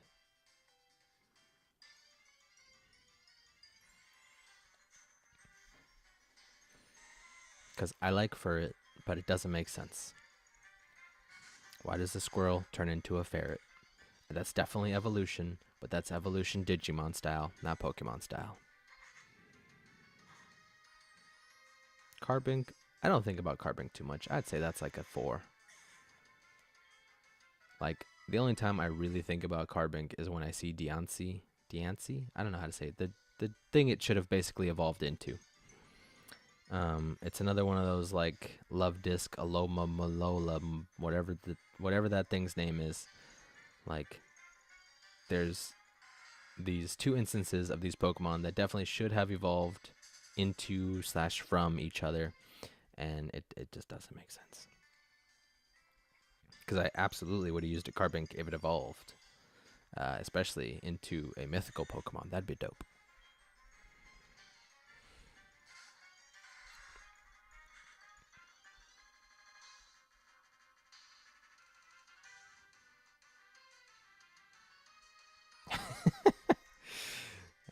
Poor Flygon.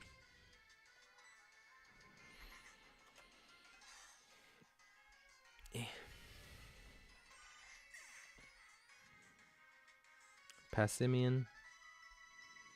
I mean, I don't think about it, but it's around. Like a 3. Because it's not in a lot of places, and it's not used a lot either. Like, I feel like it probably could be used more than it actually is. Yeah. I really wouldn't notice. I used one for a short time in one of the Ultra games. Kamala. That needed to evolve. Maybe into sort of like a Slackoth, or like a Slackoth situation where, you know, Slackoth's kind of whatever, Vigoroth's pretty dope, and then Slaking is amazing, but, you know, truant. So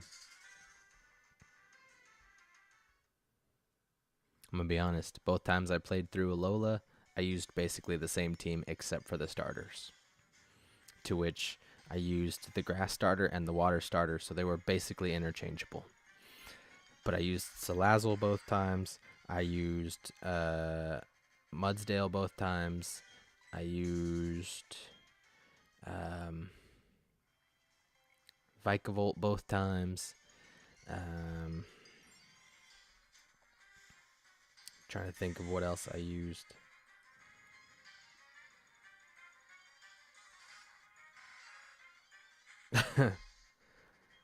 I mean,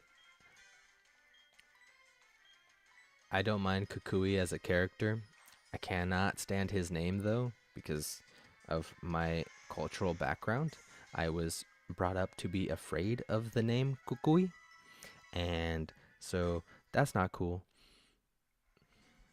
Zeraora, I do not think about Zeraora a lot. I do want one. I don't have one. I missed the shiny event, like by a day, because I kept trying to remind myself, and I just kept forgetting. I also see that I need to charge my phone because my computer is not letting me watch the stream at the same time that I'm playing, so please give me a second to go get my charger.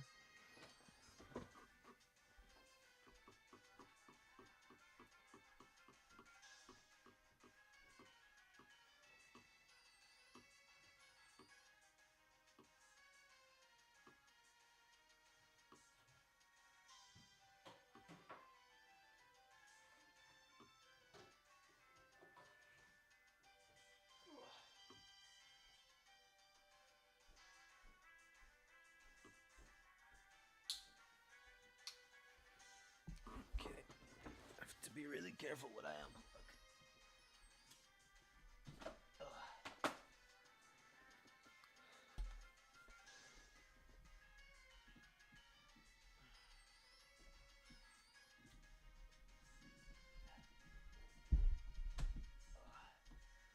Okay, well, I hope that's in.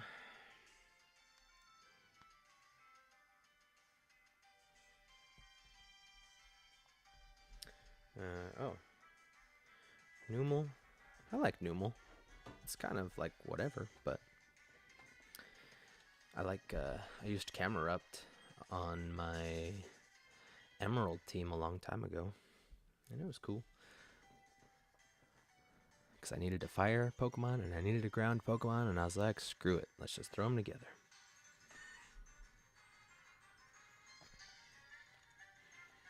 Although I also had a Flygon, so I probably could have just used Torkoal.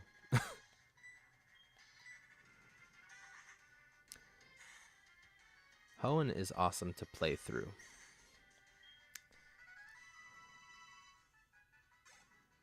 Shiny Camerupt is dope.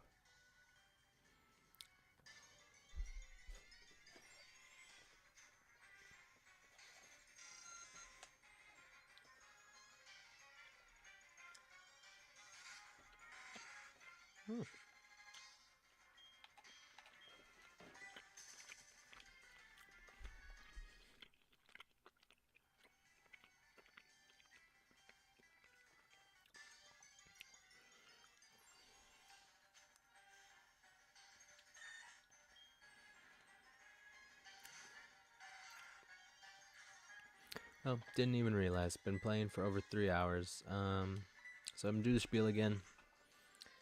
If you are enjoying the video, or you like the video later, whatever it is, please be sure to leave a like, subscribe, hit the notification bell, leave a comment later about your favorite part or least favorite part of the stream to help future streams.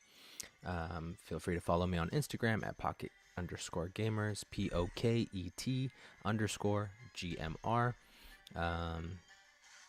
And we also have the community tab open. So if you guys ever just want to talk about random Pokemon stuff, help me strategize for the next gym battle, team building, whatever it is, feel free to join in on the community tab. I'm going to try to be more active on there. I have to think of ways and things to do on there, because this is basically just going to be my channel for live streams of playing through both Nuzlocks and regular playthroughs. It's going to be mostly Pokemon on here. I may eventually rebrand. I'm not 100% certain, because I do play other games. Currently playing through Kingdom Hearts Chain of Memories Reverse Rebirth, so I'm getting to play as Riku, which is awesome because I did not get to do that in the original Game Boy Advance release of Kingdom Hearts Chain of Memories. So, you know, if that's something people would like to see, then maybe eventually we will do that. But for now, we're going to focus on Pokemon. We're going to Nuzlocke through all the games, one shade at a time, I guess. We're going through all the red games right now. When Scarlet and Violet come out, I will be doing a playthrough of Scarlet, and then I will do a Nuzlocke of Violet. Not at the same time, it'll be one right after the other. And then at the same time as that is hopefully when I will be Nuzlocking back through the games on the blue side. Because even though this is not Halo, it is red versus blue.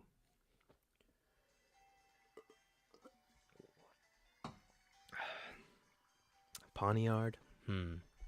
Actually, I was just talking about Pawniard today. So say like a 2, because it is a lot in the anime, I think. Like a lot of the bad guys especially will have Pawniard because it's a dark type, or oh nice. I mean, it's basically a Power Ranger, so that's kind of cool too. Golurk is basically a Megazord, which I really like. And if I'm not mistaken, they came from the same generation, so that's super cool.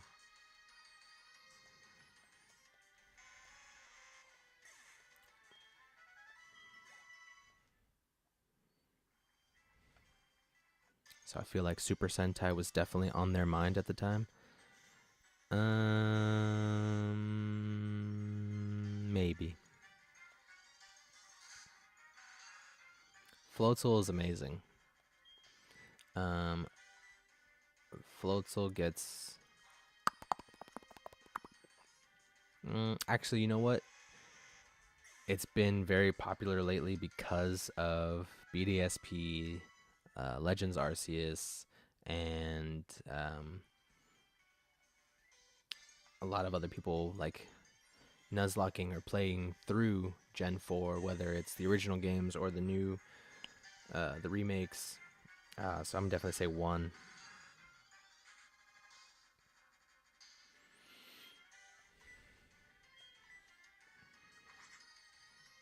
Plus, it's on what's his face, Crasher Wake's team. I feel like it's somewhere else too, on another gym leader's team. I just can't think of it.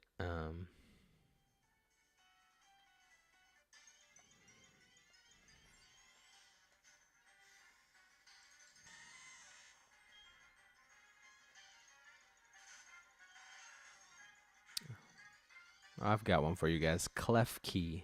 What about Klefki? How obscure is Klefki?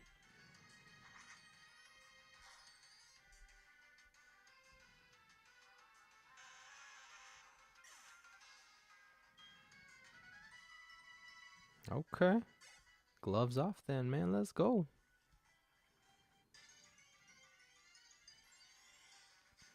I am excited.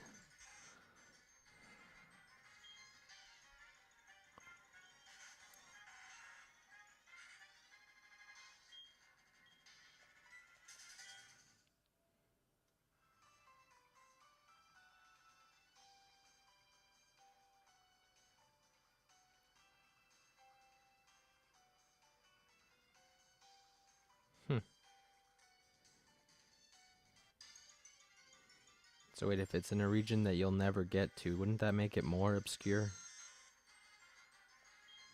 And you tried shiny hunt for something you can't even get? What?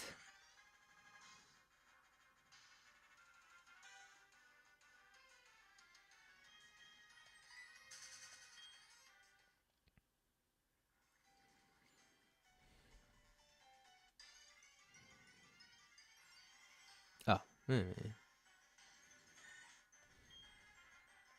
that makes sense.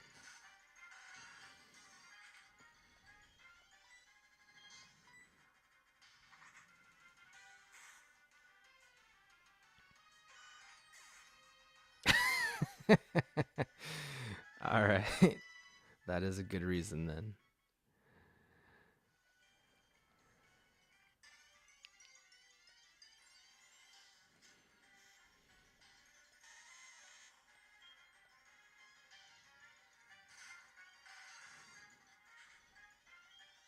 Oops.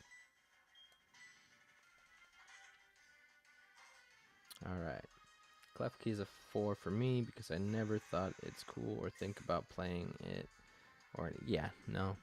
It's not a really usable Pokemon, I don't think. I find it very odd that it was on the Elite Four members team in X and Y. I get it that for like setup, but it's not even good at that. Like there are Pokemon that are way better at setting up. I know they're not necessarily steel types, but there's really no use for Klefki. Even with Prankster, there are still Pokemon that do it so much better. Whimsicott being one of them. Like that's why it got used so much in competitive. But Klefki did not. Maybe like early on in the game, or if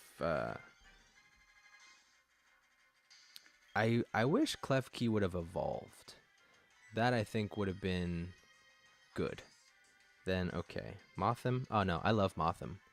I finally used one for the first time in Legends Arceus, but super cool.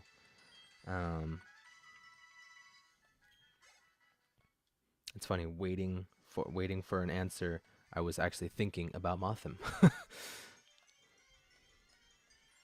was like, I wonder if he's gonna pick Mothim.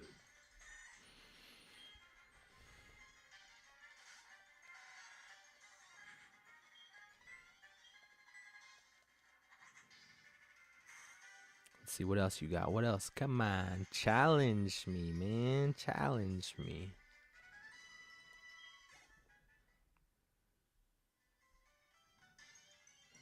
All right, maybe I should get off the bike. Too many encounters right now.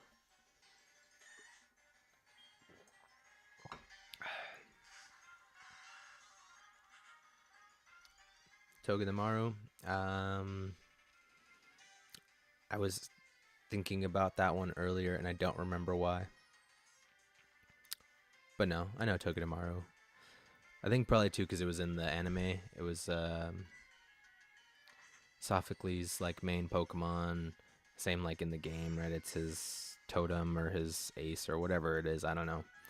But yeah, that's an easy one to remember.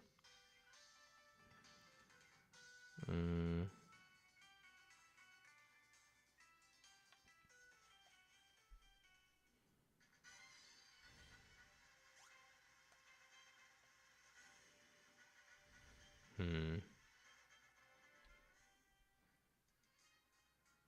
Iron Barbs.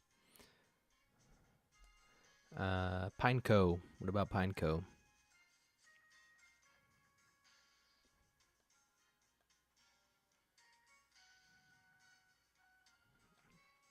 Is he really? Togedemaru's in Smash? Okay.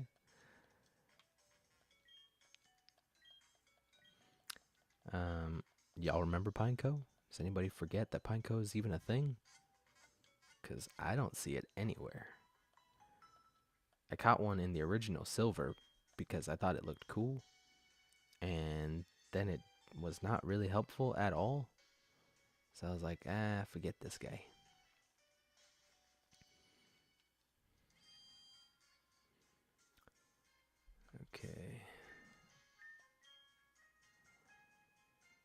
don't think I'm gonna get Magnemite up to level 25 today.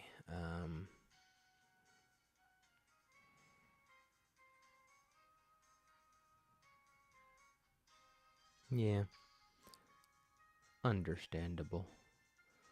Let's see. Tranquil. I hate Tranquil. All three of those things are the worst. So I do not forget about them.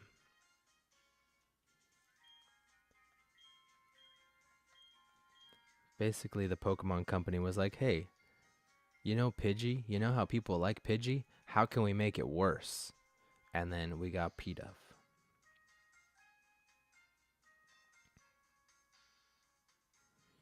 Nope. I don't like any of them.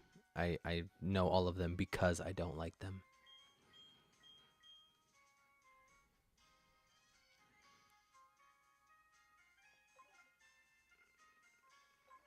Okay, actually, yeah, I'm going to go ahead and leave Magnemite in the box.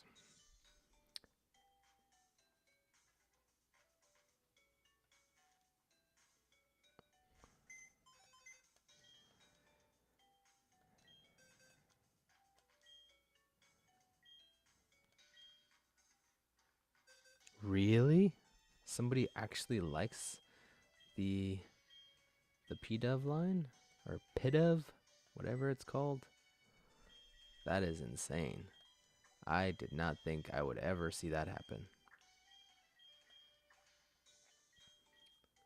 So good for you, because you are definitely more open-minded than I am. I just can't get behind that thing at all. It's not fast, it's not strong, it's not helpful in any way. It's not attractive. Like, I just got nothing. Okay, okay. Well, there are some good Gen 5 Pokemon, like we mentioned Chandelure. Um, Golurk is Gen 5. Oh, I really like Krokorok. I like Sandile and Crocodile also, but I feel like uh, Krokorok is just a better design.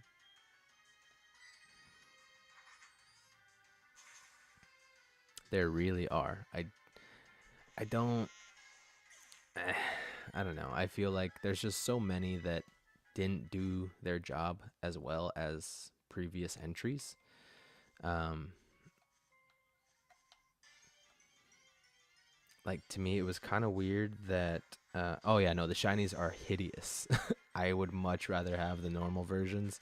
Um, but like, I like Leavanny, but basically, she's what if Butterfree and Scyther had a baby, but it's a grass type, so not great.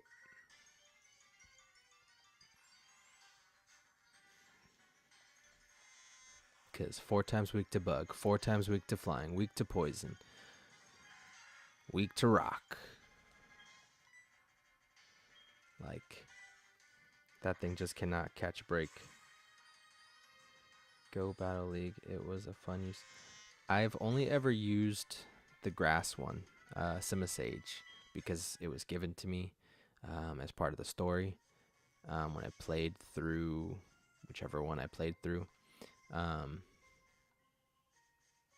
oh, there's more.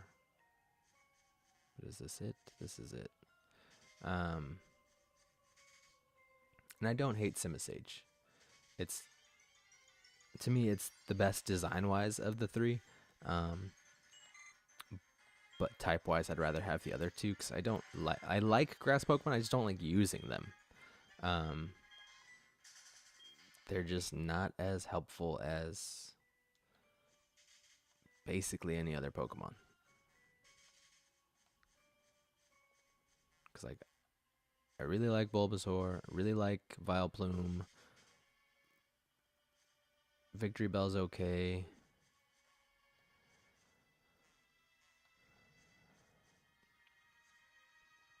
Turtonator.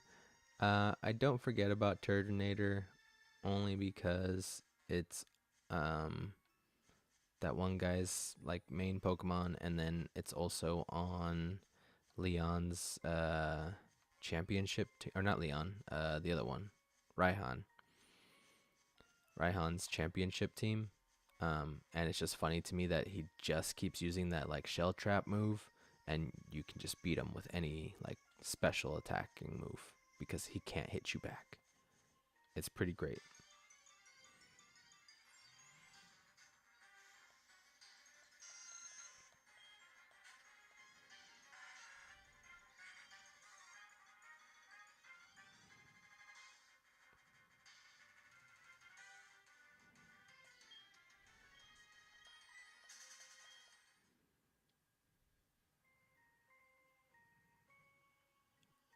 Caracosta?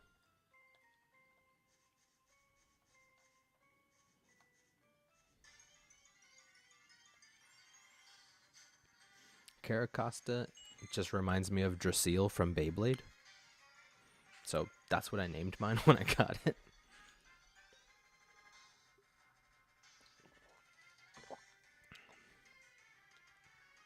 Archon. I remember Archon only because it's got that crazy ability. Like, oh, you're getting beat up? Well, now your attack's lowered and your speed's lowered and all your stats are lowered. So all those things that you had that were great, yeah, they're gone. Which actually like makes sense in a real world situation. Like if I'm getting my butt kicked, I'm definitely not gonna get stronger. Like I'm losing.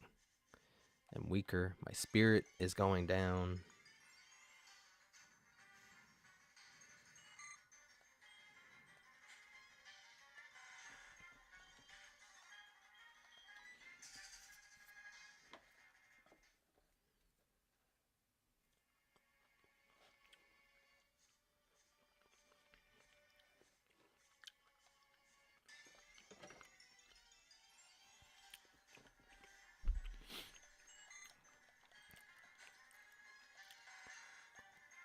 All right.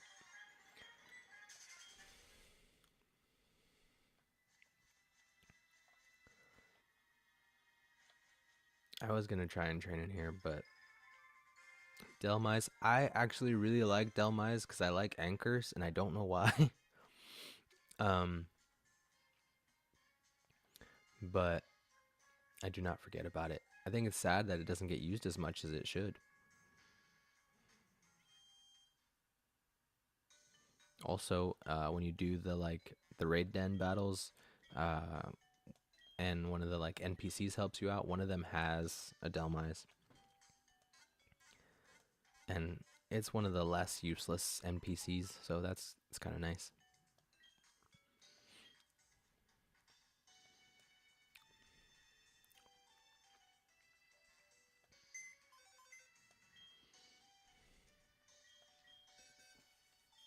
Oops, wrong thing.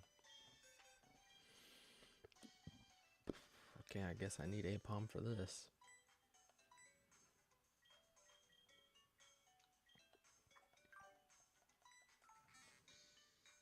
Silicobra, I like Silicobra. I think Sandaconda's a little weird. The Gigantamax form is kind of cool though.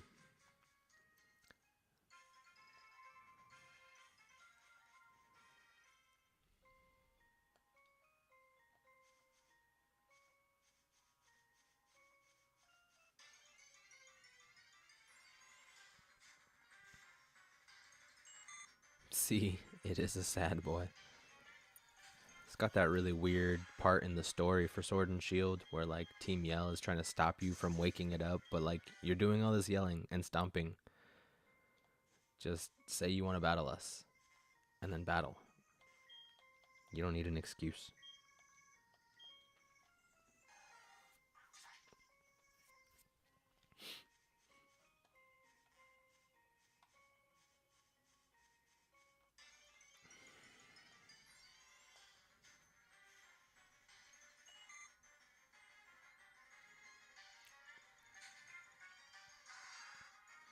Sliggoo's cool. I don't find it as useful as I wish I did. Um, but I like it. I like snails. I like dragons. I kind of wish it was a water type, maybe a bug type, but definitely preferably water. Um, but yeah, that whole line, like Sligoos, um, they're all adorable actually. Even Gudra. But Gumi, I want one, like in real life, by my bedside, so I can just squish it while I'm trying to go to sleep.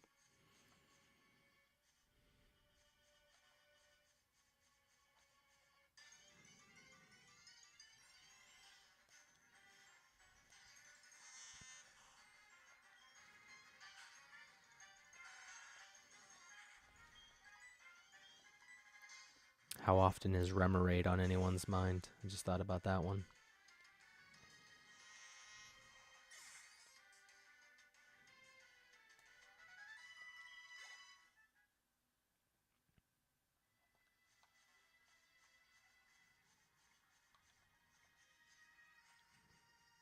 Hmm. Okay. We're getting close to a 5.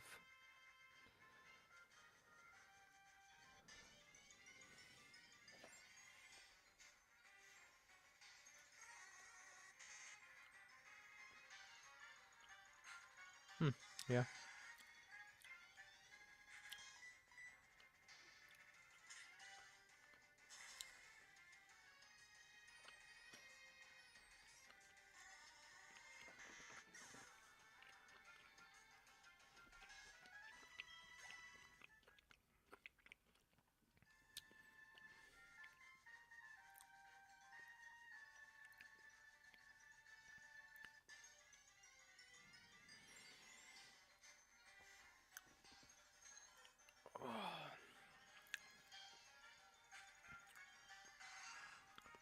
Fomantis. Yeah, like a 3. It's not really on my mind, but every once in a while when it pops up, I'm like, oh yeah, you're not a bug, but you look like a bug. Oh, there you go. You got the 5. You got it. I think we got a winner here.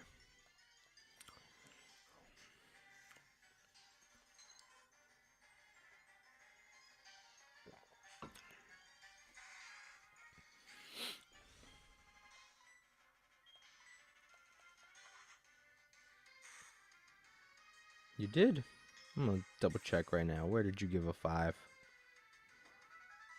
You did for Turtonator. Alright.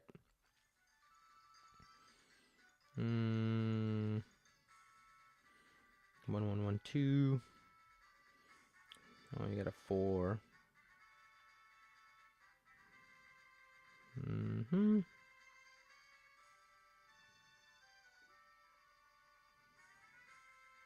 Oh, and for Kamala.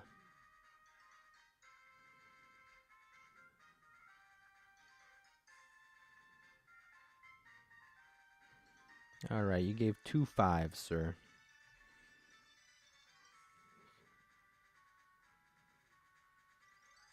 This is true. Also, Snubble's always on your mind. I'm surprised you don't have a bulldog and name it Snubble in real life.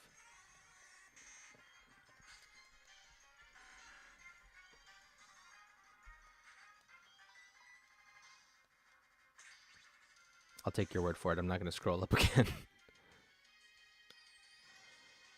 So, 3 5s. That's good enough. 3 strikes, you're out. You lose. Ah, yeah. Pikachu's Vacation. Snubble was in it. That was cute. It was funny.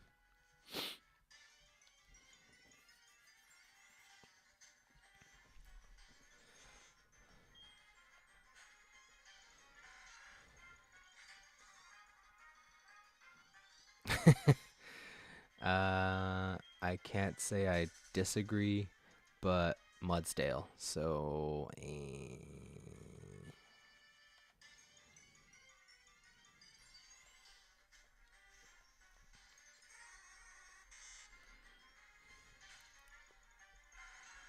Also, I do really like Vikavolt. I thought that was a really cool idea. It's basically a freaking rail gun, which is awesome.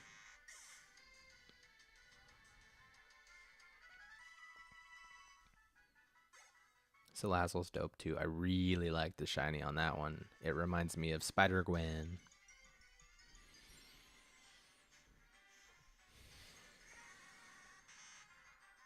No, not at all. Actually, I like Mimikyu also. I kind of wish that the shiny wasn't just gray, but I feel like it fits at the same time. Who else? Oh, Decidueye's dope.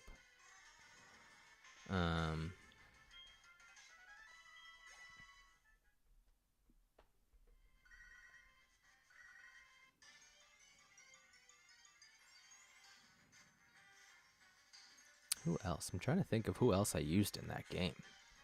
Because realistically, like, I did not need the fire or the poison type very much at all, but I always had a Salazzle on my team just for the coverage.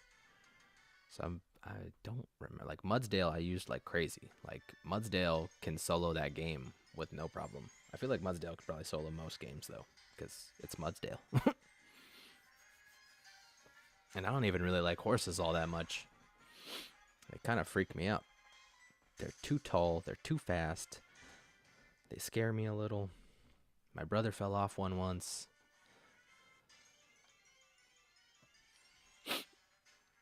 The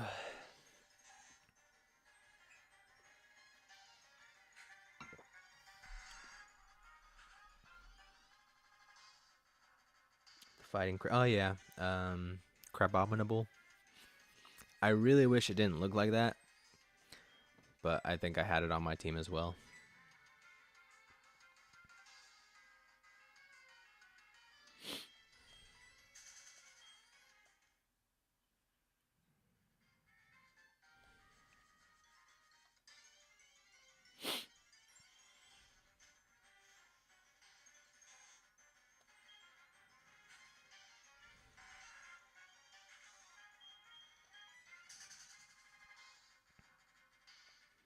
There you go. That's something that's obscure to me. Trophies in Pokemon Go. I constantly forget that that's a thing. Every once in a while, I'll get like a little medal or whatever, and I'm like, what is this? Because I'll see a Pokemon that I want to catch, and then it goes away.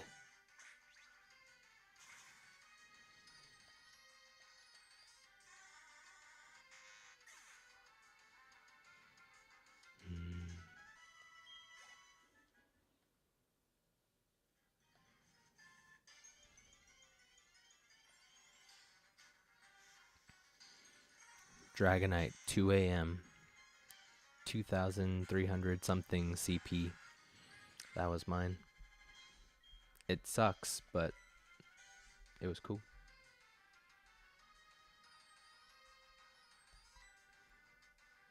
Shundo Nundo event? ¿Qué es? What is that?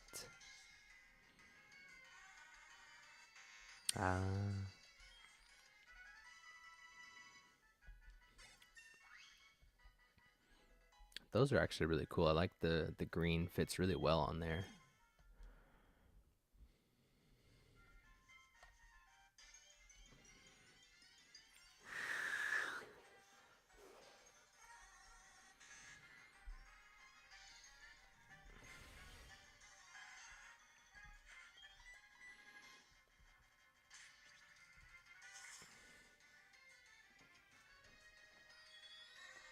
And a few more pieces of it.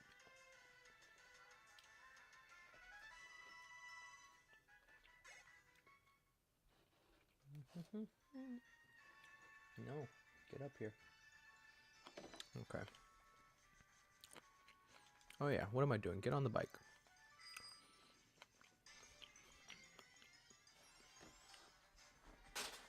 Okay, officially done with lunch. Like 3 hours later.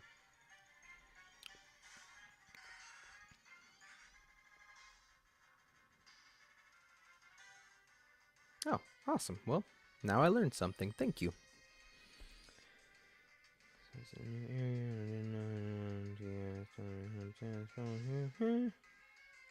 Nice.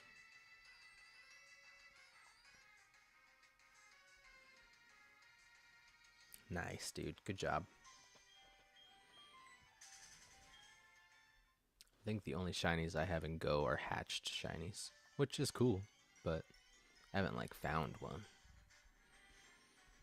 I think the first shiny I got in Go was an Execute, which was kind of cool because they're golden eggs, which I think is really brilliant. Reminds me of Willy Wonka.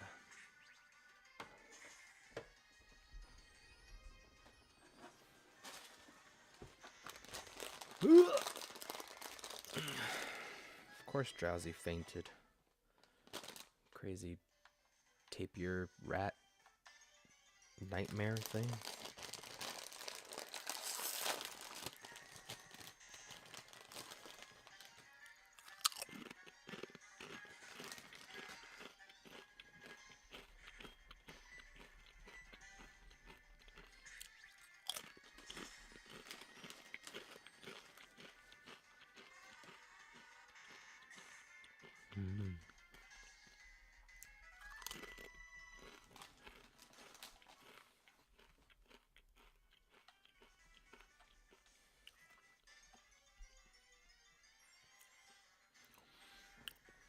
Actually, yeah, try. Have you done any of the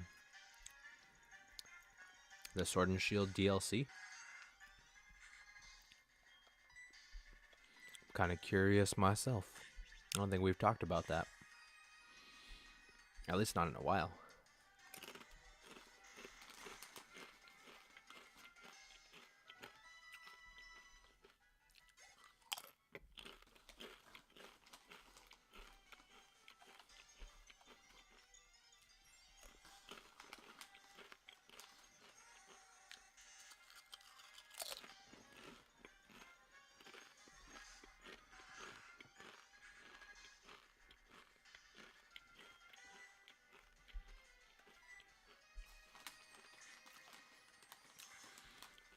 Oh man, is that what the daily incense is for? Because I don't use those things either. I don't walk around a lot when I'm playing.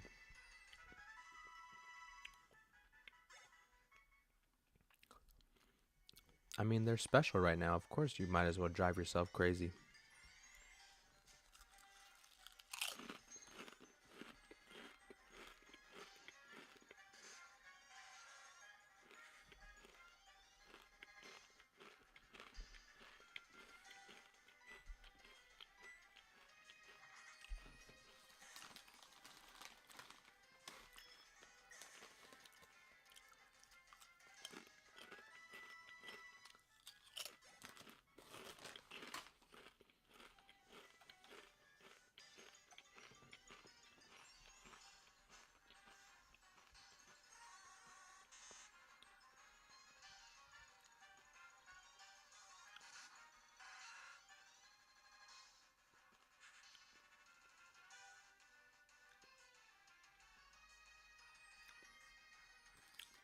That is a lot of gym shopping.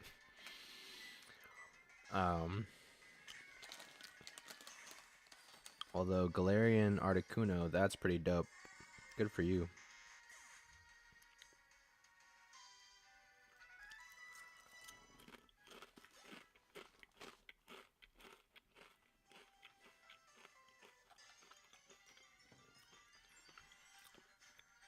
Actually, yeah, that should impress you very much, sir. You and your mystics.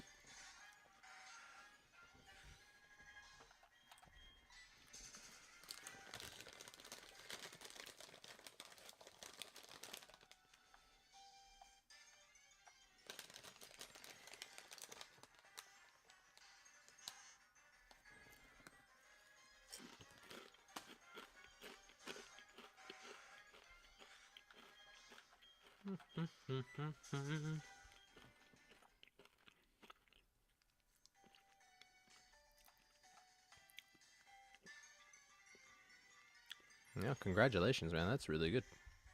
I mean, I don't know CP all that much. I don't dive into Pokemon Go insanely. I go on every day and like catch a Pokemon, whatever, but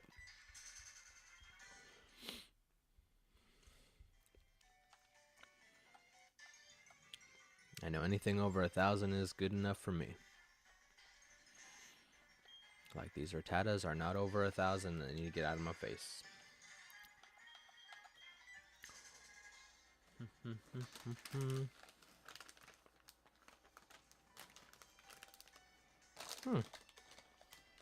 Very nice.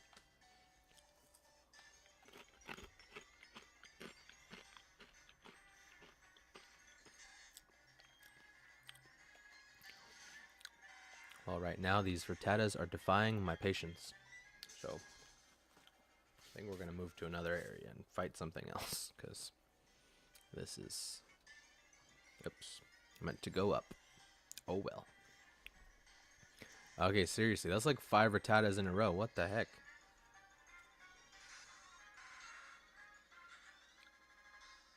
Does she really?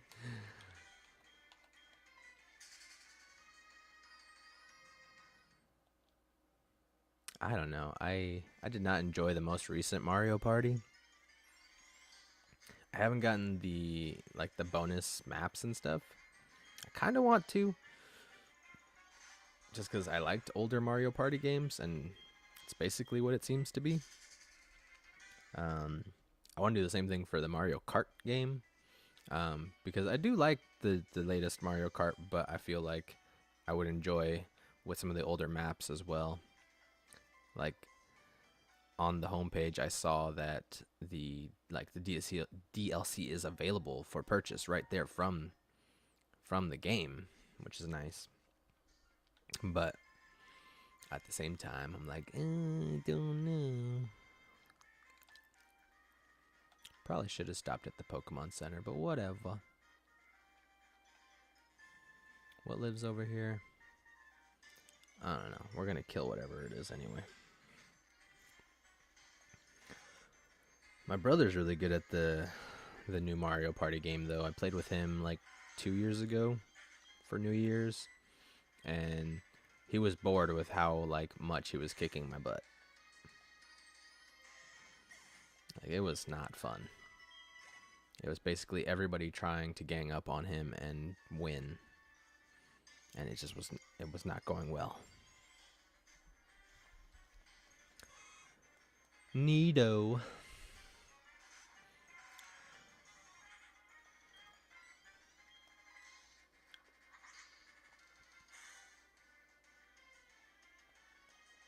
What? What is this madness? Get out of here. Poison me? Kidding me? Ugh.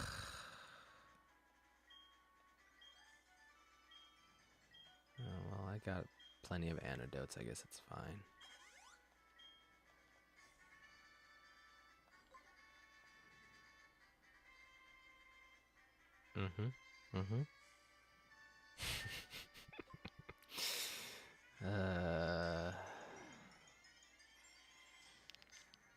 Thank you. Appreciate that.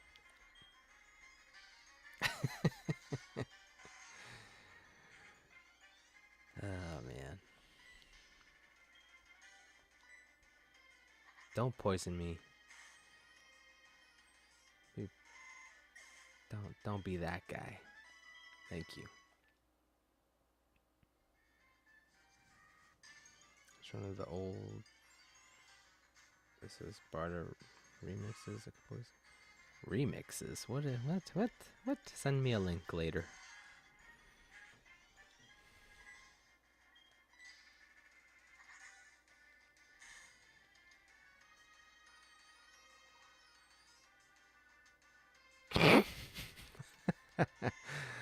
Yes. Alright, let's...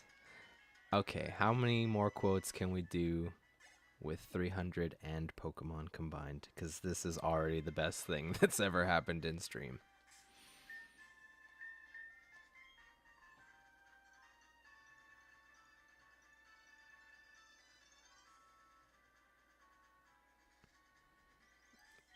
I would love a senior discount.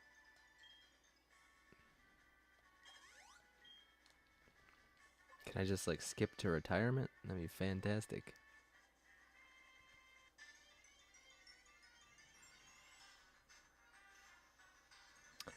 Um, there was other lines in that movie. I'm trying to think of one of them right now. Oh, hey, it's Larry. Um, something about fighting in the shade.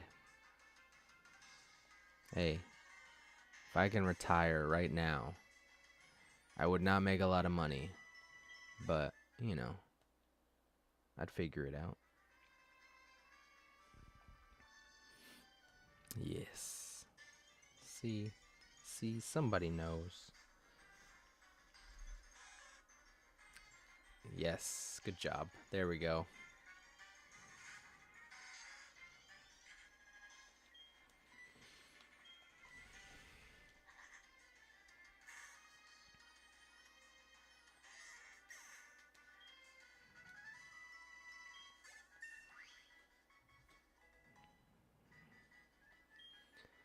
Ugh, finally. Okay, speed is insane. Why is speed at 73? Jesus. Remember the Carnivine?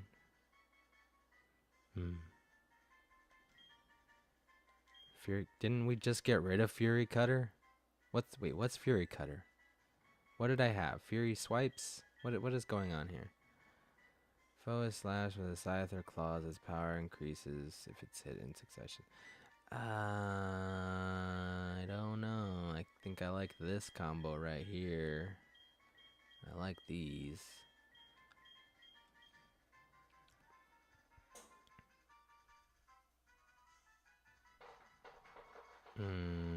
Maybe you wish they made a second movie so Gerard Butler would be shirtless again?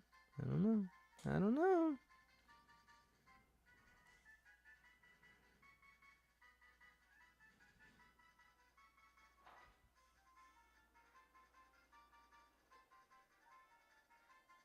Wasn't I think it was a prequel. I know there was a show at one point on Spike TV when it was still the Man channel, and now it's whatever Spike is now. I don't know.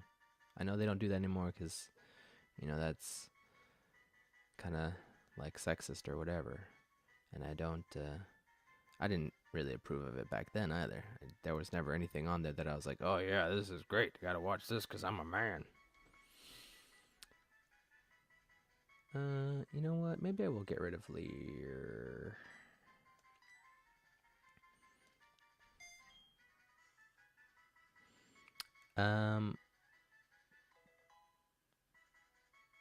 Probably not anyone under 40, but I'm sure some people watch TV. My mom watches TV. I don't know what she watches, but she watches it.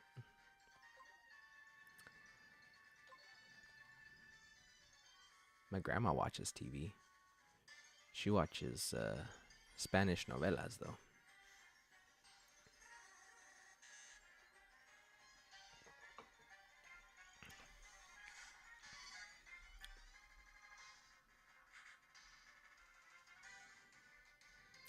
I mean, yeah. Actually, you know what? On my TV, it's like a smart TV, I guess. I don't know. There's like channels, but they're from the internet. So it's not streaming, but it is channel. So I have a channel for like old like classics. So it's got Happy Days, Laverne and Shirley,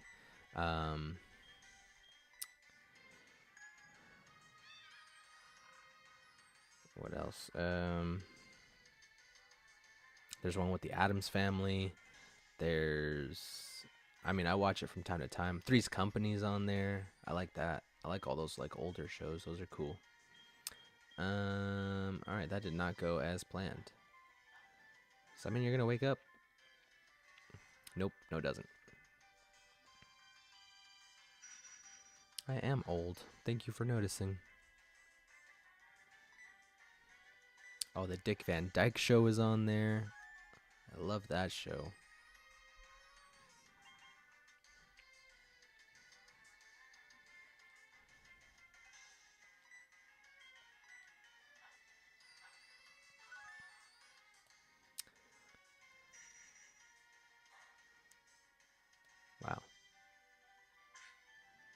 That did nothing. Water gun.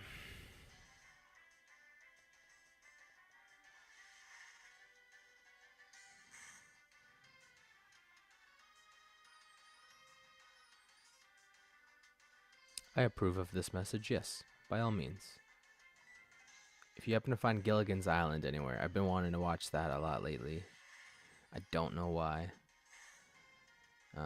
But if that was on my TV, like a regular channel, I'd watch that.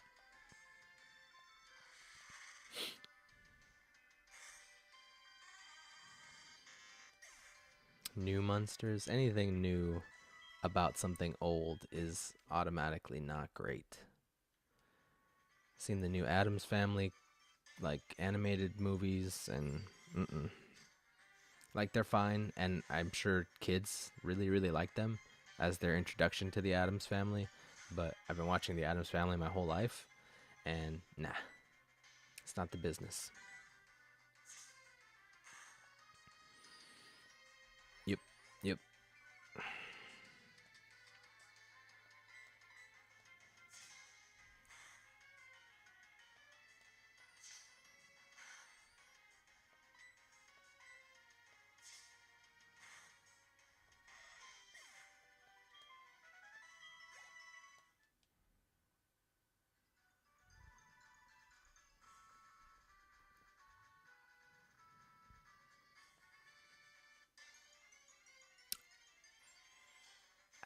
I've seen that there's gonna be the Wednesday show. I have no idea.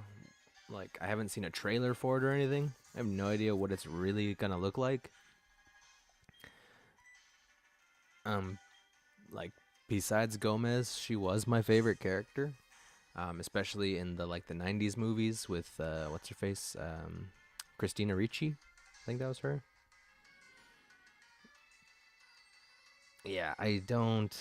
I did hear about that part. I love Luis Guzman. I think he's a very, very funny actor. Um, I he's not Gomez though. Like, it just.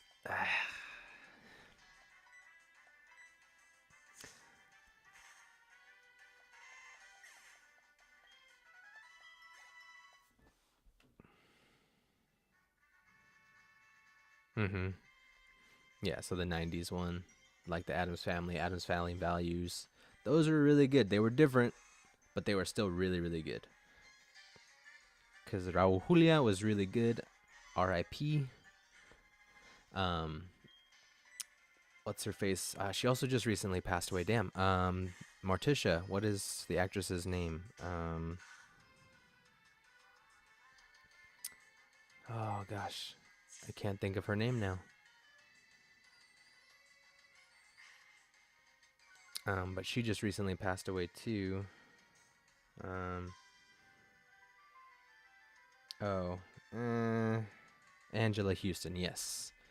Um, or at least I had heard she recently passed away. I didn't fact check, so don't quote me.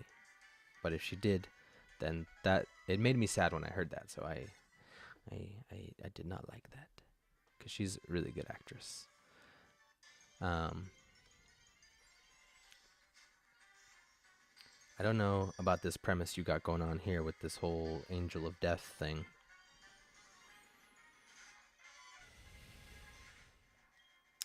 Um, oh, awesome. Okay, cool, dope. Then in that case, whew.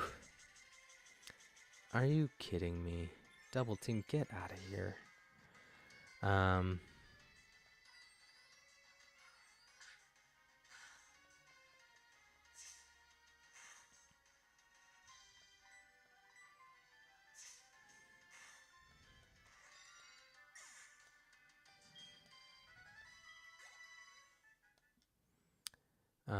yeah.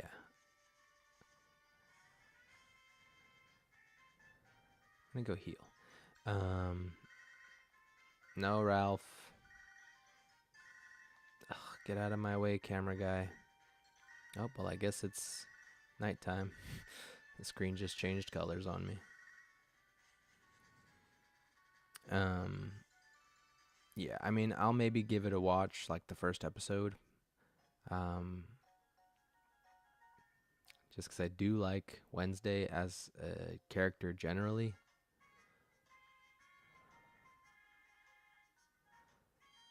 But I don't know. Like her thing was never really killing anybody. It was like she liked to do torture in the 90s movies.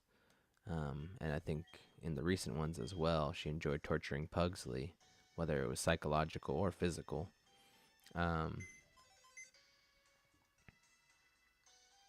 Velma, like from Scooby Doo.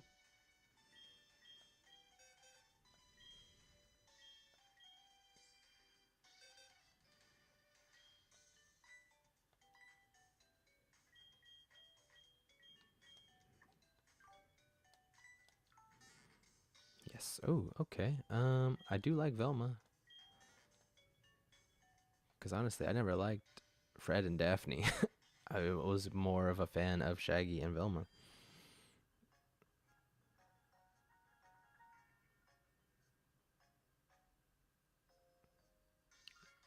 Why is everyone wrong about Modern Family? Is it a good thing or a bad thing?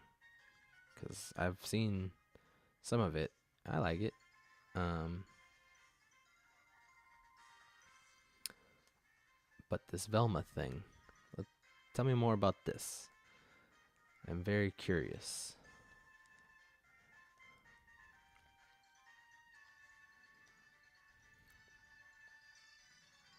Because I've seen a lot of change in the Scooby Doo cast characters outside again of Fred and Velma because they're boring and nobody cares about them anyway. Oh, Modern Wednesday, my bad. Um, I can't read, man.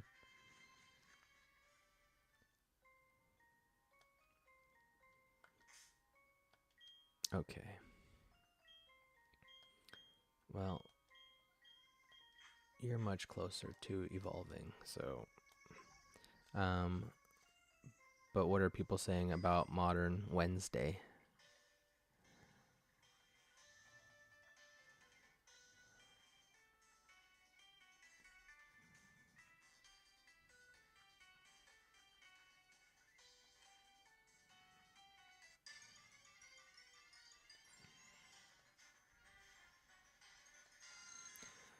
I don't need Zubat.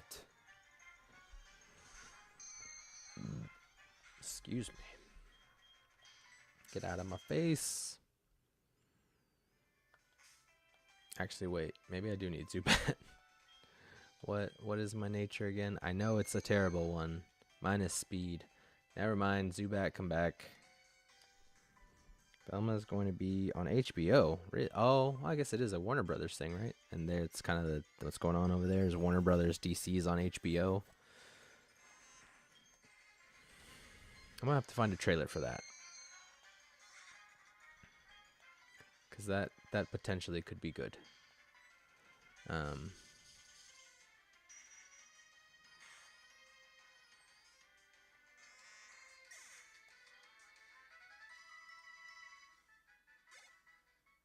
okay, I'll have to watch the trailers for both these Wednesday and Velma shows.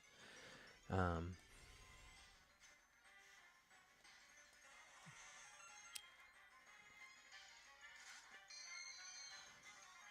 well, I don't need physical attack, but you might.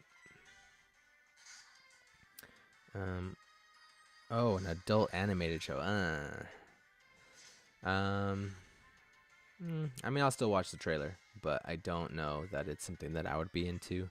It's never really been my thing. Like if it's just maybe like a darker animation, like not necessarily like adult, because we know what that means. Um, then that's something I could get into. Um, but generally speaking,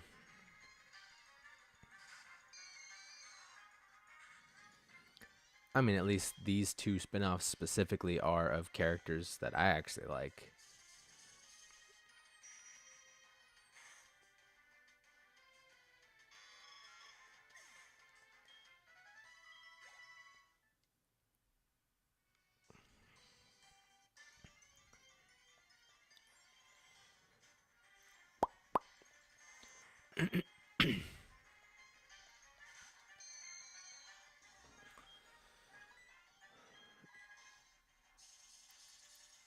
Oh,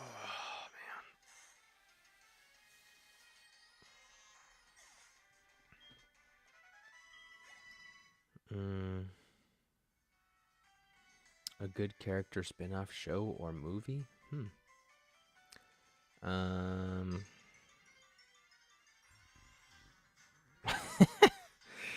Oh man.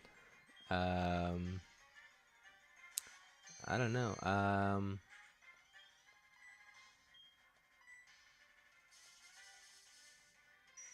There hasn't been a lot that I can think of. Mostly it's been like shows dedicated to those specific characters anyway. Because like if you think about um like the superheroes, right? Like especially the DC superheroes, they all have sidekicks. So the Teen Titans was technically a spin-off from all these other superheroes, but it's also its own dedicated show about the Teen Titans. Um, so iCarly spinoff. What was iCarly spinoff? I didn't see. I don't. I watched like pieces of iCarly. Oh yeah, right. That's from. I haven't seen Breaking Bad. I've seen a little bit of Better Call Saul, just from friends watching it. Um, but yeah, it looked fine. I know it was very popular. At least uh, I think the main actor. I can't think of his name right now, but he's good. Not like super amazing, but I feel like he definitely fit his role very well. iCarly and Victoria spin off together with the two best friends. Oh, I just saw something about that recently. Um, yeah, I never seen that show. I have no idea. Um, but good for them. They both went on to things.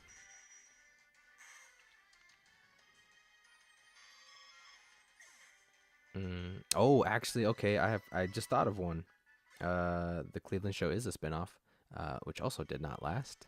Um, Angel from Buffy lasted longer than Buffy and was better than Buffy, if you ask me. If you don't ask me, well, it's still better. So go watch it.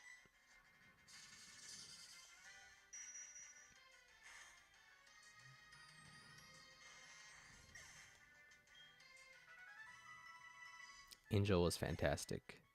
Um,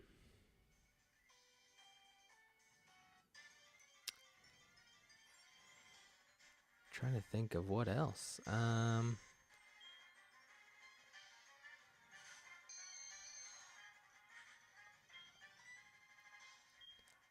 Oh, I don't have HBO Max, but I am excited about the Batman movie spin-off shows that are going to be happening.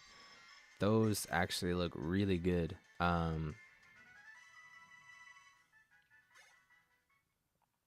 Rogue One, yeah, no, that movie was. I mean, it wasn't trash, but it bored me. It did not keep my attention at all. I thought like all the characters were really cool, and the story was fine. Like, we already know the story. Like, hey, these guys went in, they grabbed the plans, they died. We got the plans. Um, did he really? Does does he need one? Was his character that good? Because I've seen him act. He needs to stick to wrestling.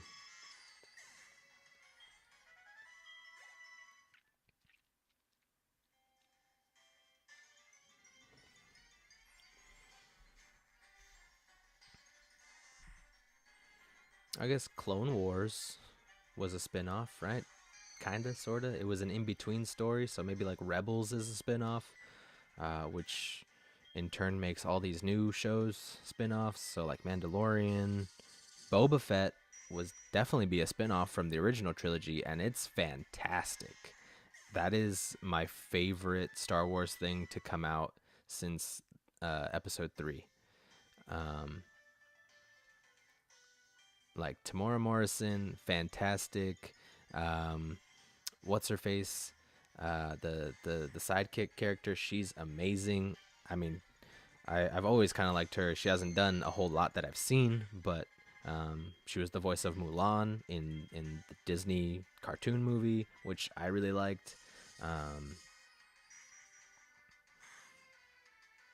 the Brack Show was indeed a spinoff, and it did fine. It did just as well as Space Ghost.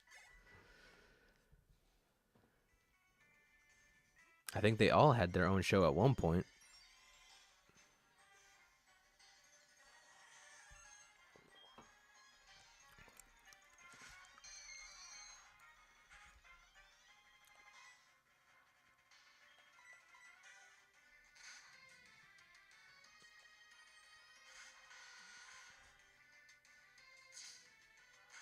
Actually, speaking of Star Wars, when I was logging on to YouTube today to start the stream, I saw the Star Wars Theory channel, which if you don't follow and you like Star Wars, you absolutely should.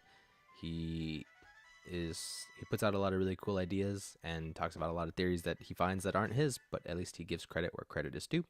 Um, anyhow, I haven't watched it, but a video popped up on my feed that said Disney finally admitted that they screwed up on the most recent trilogy. And I was like, oh, thank you.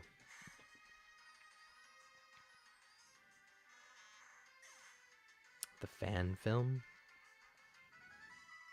Which fan film are we talking about here?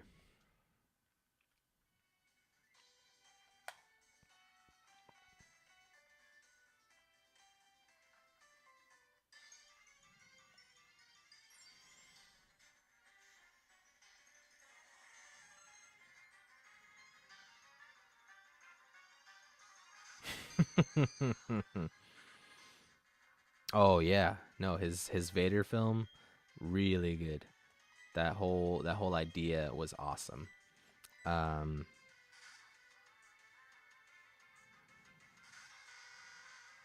you have to put out this theory, sir, that he likes sand, and then somebody will find it and share it, and it'll go viral, and then other people will be like, "Oh, look at this very very feasible theory that was put out by somebody else." Um, I don't know why this popped into my head, but if anybody ever watched Friends, the sitcom, there was a spinoff for Joey, which was just called Joey. It did not do well. Ooh, nitpick. What is it? What is it? What is it?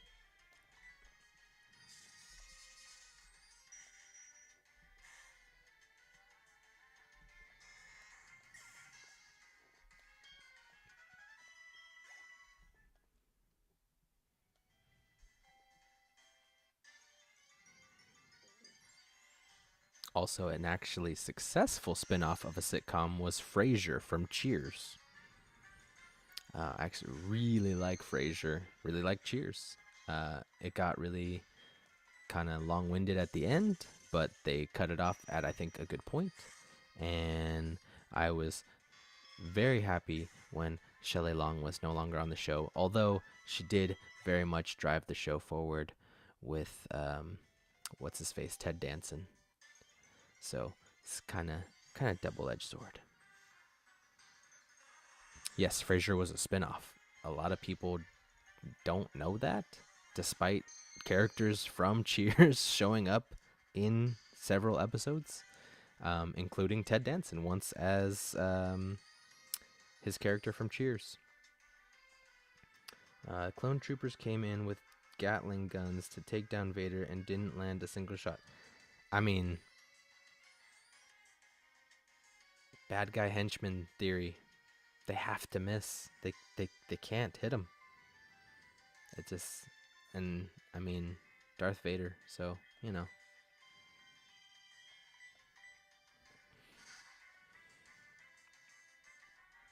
Although if anybody was gonna get a shot in on him, would be the clone troopers, because stormtroopers suck.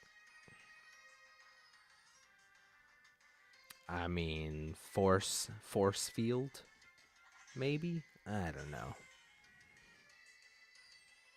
And maybe they're so close that the jerk reaction from the Gatling guns made them like jumble around and they missed, and so yeah, I don't know. Grasping at straws here.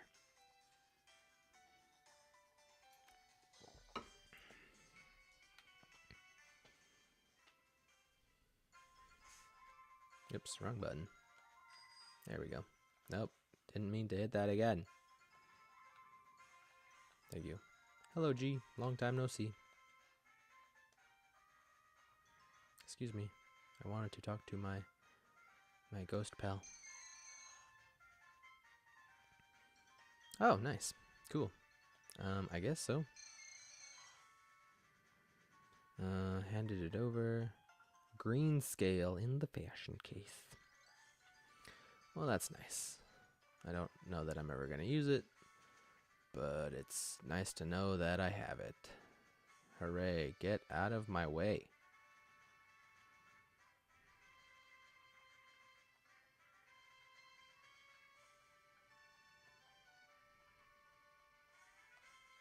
Nope, not what I meant to do.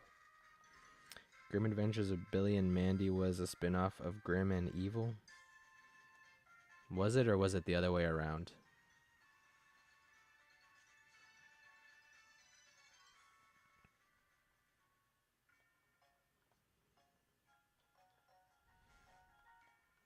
Technically, All Grown Up is a spin-off of Rugrats.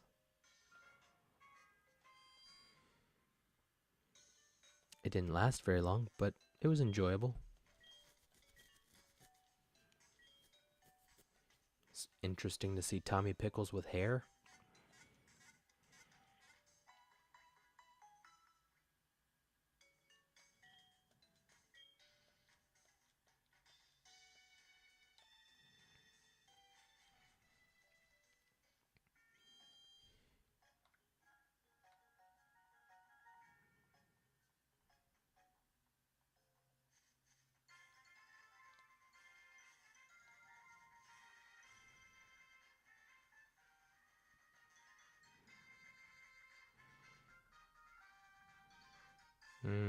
I'm not sure. I feel like they may have talked about it at one point,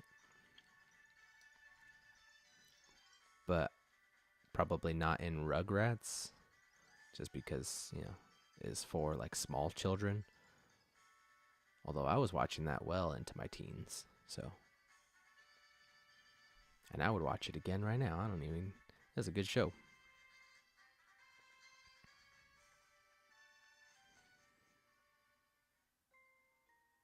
Also, I would say technically, Power Rangers Zeo is a spin-off of Mighty Morphin Power Rangers. Some people say it's a continuation, but it's not the same. Alright. Everybody get ready for G to evolve. I'm pretty sure 25 was Ghastly's evolution level.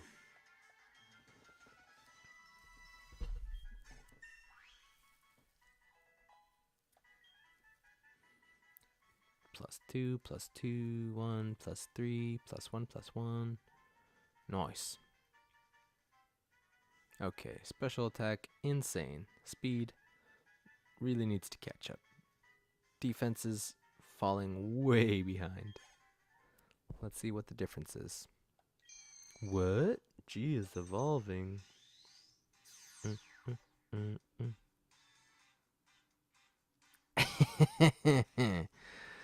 There is, but I like Haunter, so I'm going with it. Congratulations, your G evolved into Haunter. Ooh, Shadow Punch.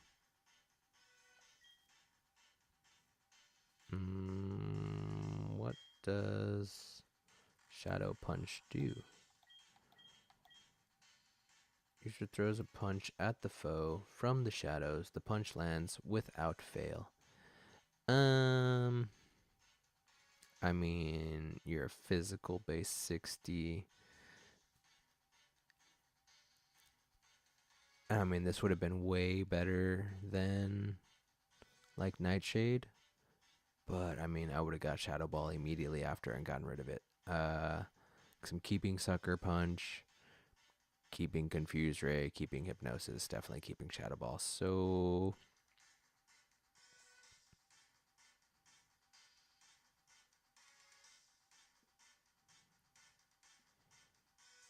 oh, I mean, you can press B while they're evolving and they won't evolve. If you mean like a way to set it to always on, then yeah, that's not a thing, I don't think. Maybe in like randomizers. Everstone is a hold item that that stops them from evolving. I mean, if they're holding the Everstone, they just won't even try to evolve when they're supposed to. If they start evolving and you press B, they just won't. It'll be like, what? They stopped evolving. Or you can play Fire Red and Leaf Green and get Crobat to fall in love with you, or Golbat to be your best friend, and then every time it levels up, it'll try to evolve, and then it'll stop, and then you don't get a Crobat. I learned that the hard way. Yeah, so we're not going to learn Shadow Punch. That would have been cool earlier, but not really helpful now.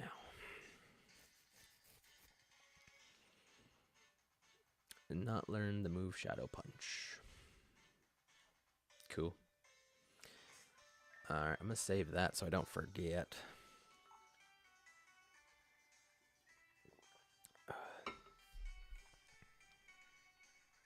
Now, in Fire Red and Leaf Green, Golbat won't evolve, or any Pokemon that levels up through or evolves through High Friendship won't evolve until after you beat the Elite Four. Which I've never played those games after beating the Elite Four, so I've never actually had that happen. So like you can't get Umbreon or Espeon, also because there's no day or night cycle, so it's not really fair. You're always going to end up with Espeon. To which they never should have had that. I mean, it was cool that they added that in, but they really should have just used the Moonstone and the Sunstone, right? Because it's the Moon Pokemon and the Sun Pokemon, which why is Espeon the Sun Pokemon? It's psychic. Psychic powers work better through the moon. They both should have been moon Pokemon. They both should have evolved at night. Maybe like if you have more special attack or more defense or whatever it was, it evolves a certain way. Like, I don't know. They should have just used the Moonstone and the Sunstone. Or I don't know. There's other ways around it. I just But yeah, Pokemon would not evolve through friendship in Fire Red and Leaf Green. But the data was there. So I kept, every time my Golbat would level up, I'm like, what? Golbat's evolving. What? Golbat stopped evolving. Well, how about you just let it evolve and I can have a Crobat and I can put this Pidgeot in the freaking computer so I can go and beat everything. But no, they didn't see it that way.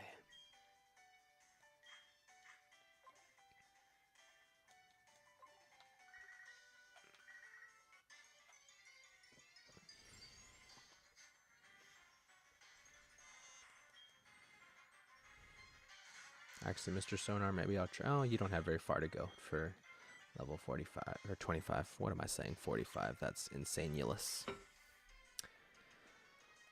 Okay.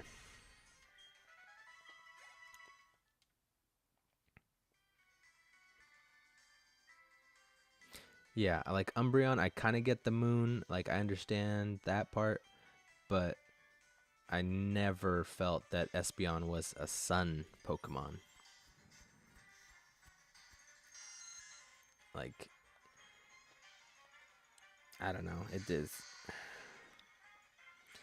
If they were really going to say that it's the sun Pokemon, didn't let it use the Sunstone that you just created that only works on 2 freaking Pokemon. One of which nobody's ever going to use.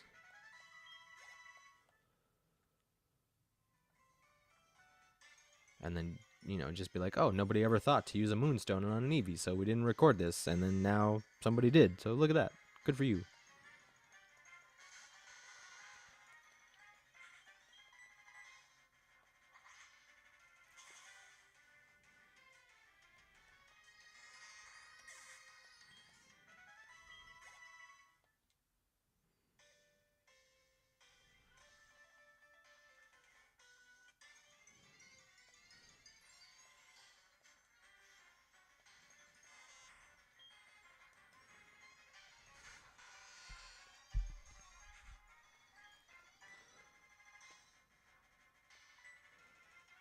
Also, I'm glad they finally went back to colors for the Pokemon games, because the fact that Lunatone, Solrock, Umbreon, and Espeon did not play a bigger part in Sun and Moon, the Sun and Moon Pokemon did not take a bigger part in the Sun and Moon games, was upsetting. And then Aegislash, Shieldon, um, maybe Bisharp, like as Sword and Shield Pokemon did not take as big a role in the Sword and Shield games. Very upsetting.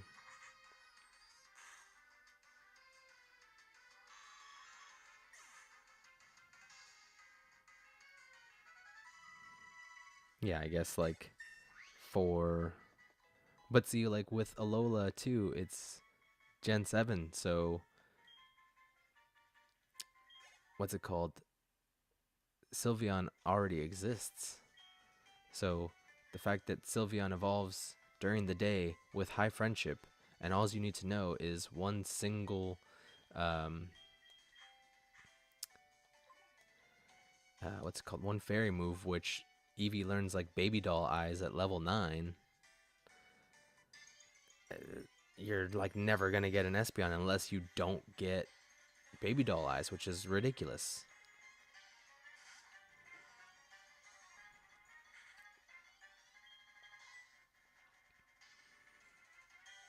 You screw it.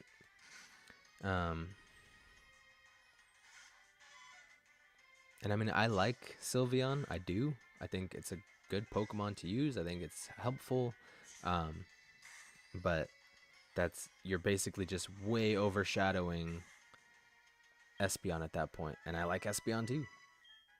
Like when Gold and Silver came out, I'm pretty sure I got an Espeon first. Or no, actually no, that's not true. In Silver, I got an Umbreon because I was playing at night. And I was like, this is the coolest thing ever. But it was kind of useless. And then when I learned that there's a psychic type one that is actually useful, in Crystal, I used an Espeon. Like, I made sure to evolve Eevee during the day.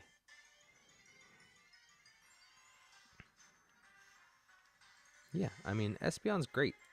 I mean, and it can learn fairy moves too, so like fairy was just a really bad excuse to overshadow psychic types and debuff dragons even more. Like, yeah, they're tough, but they're not so tough that we need to create an entire type that is super effective and immune to dragons. It doesn't make sense. Like, it's so incredibly unwell balanced, and I don't totally understand why it's super effective to dark, but I have absolutely no idea why it's super effective to fighting.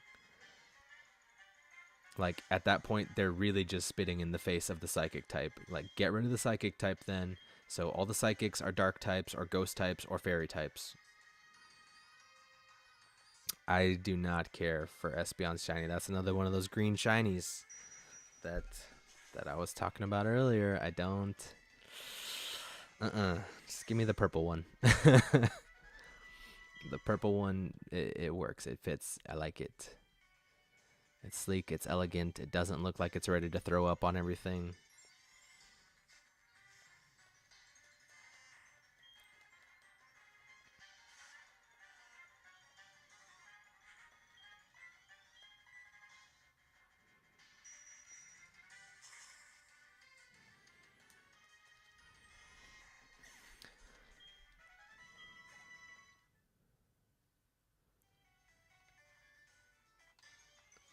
Okay, we're gonna do this because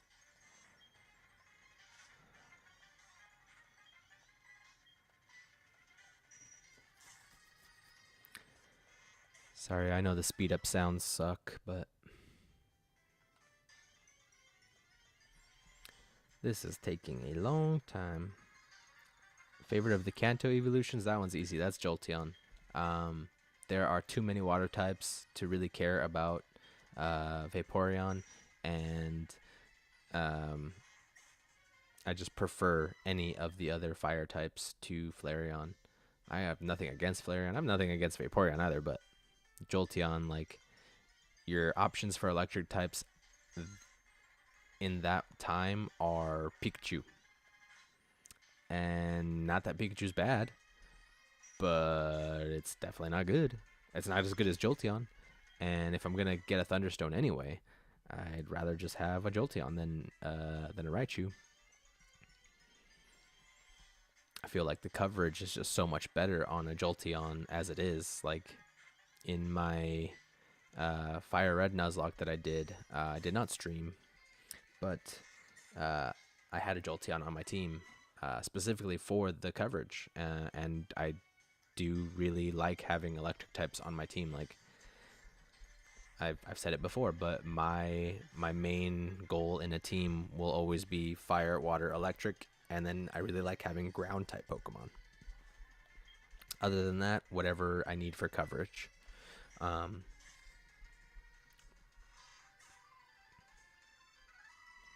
mean, Vaporeon's basically an otter. Can I just get like Weasel and maybe Oshawott? Actually, I like Duat better. Duat and Weasel, please. Yes.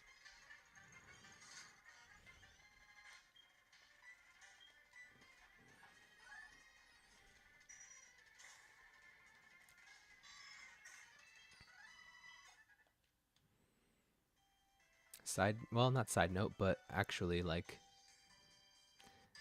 looking at those three evolutions, the one that looks the most like Eevee actually is Flareon. Like, it literally just looks like Eevee got a little bigger, a little fluffier, and gained fire powers. So, like, if somebody was like, oh, Eevee evolves into Flareon, I'd be like, yeah, that makes sense. And it's called Flareon because it got fire powers, but it's still Eevee. So, yeah. Because, like, Vaporeon doesn't super look like Eevee. Jolteon kind of looks like Eevee. Like, Umbreon doesn't really look like Eevee. Espeon definitely doesn't look like Eevee. And Sylveon absolutely does not look like Eevee.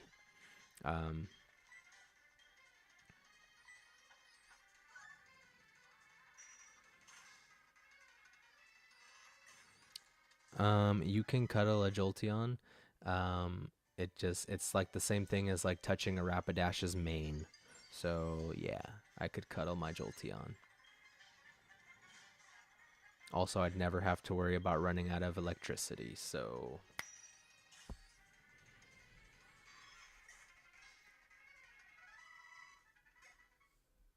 And you can't cuddle Vaporeon. It's slimy and gross, and it has acid all over it. Like, bleh. You can cuddle a Sylveon.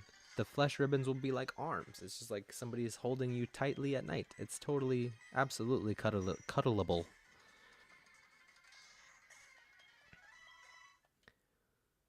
And then speaking of Duat, I'm so mad. I don't like Samurott. I don't. I was really hoping with Legends Arceus they would change the design, but they didn't. They just changed the colors. Let's be real. They didn't change anything. Same thing with the other two. They didn't change anything. They just changed colors. I don't like that. Just give me a new form, a new evolution, a new something, like something that's actually new. Just because you change the typing a little bit doesn't mean that you changed it. Like, no.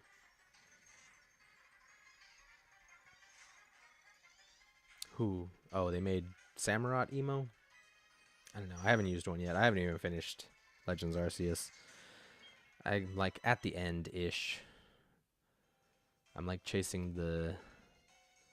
What are they called? The little spirits. Mesprit, Azelf, and Uxie. So I have like the new Typhlosion. I like Fire Ghost type, but why does he like it? It doesn't look right. I don't know.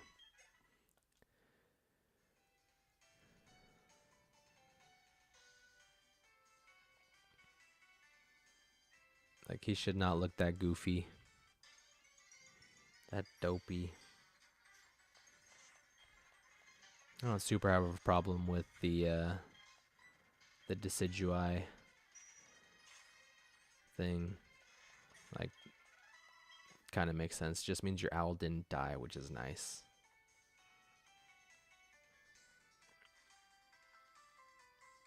Forgot what I was doing and stopped. Then I fired up Arceus and forgot what I was doing. Yep. That's basically what I do. Like, I'm at the end. I mean, I've already beaten Sword and Shield, so I'm just like in the DLC stuff. So I'm just like do raid dens and whatever.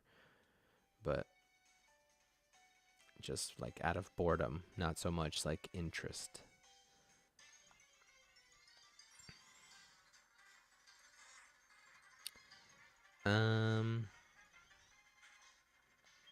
Of the Hisuian starters, he might be.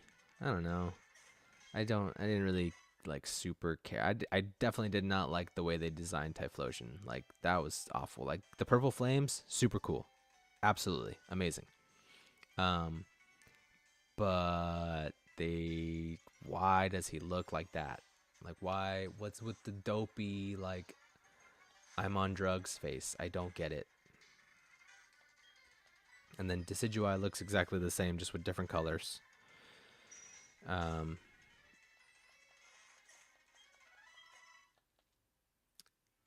Samurott, basically the same. So I still, like I was really hoping they were gonna put him upright and give him like samurai armor, like using the shells as a real weapon or something. But no, they did the same thing. It's Oops, I meant to use something else, but that's okay.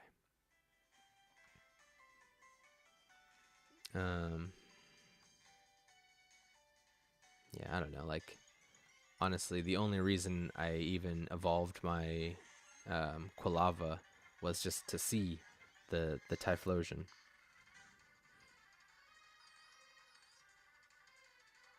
Oh, see, well, I'm okay with that. I would definitely be about that.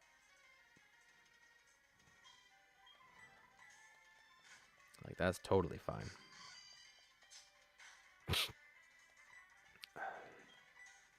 You scratch me, I scratch you back. Except I kill you.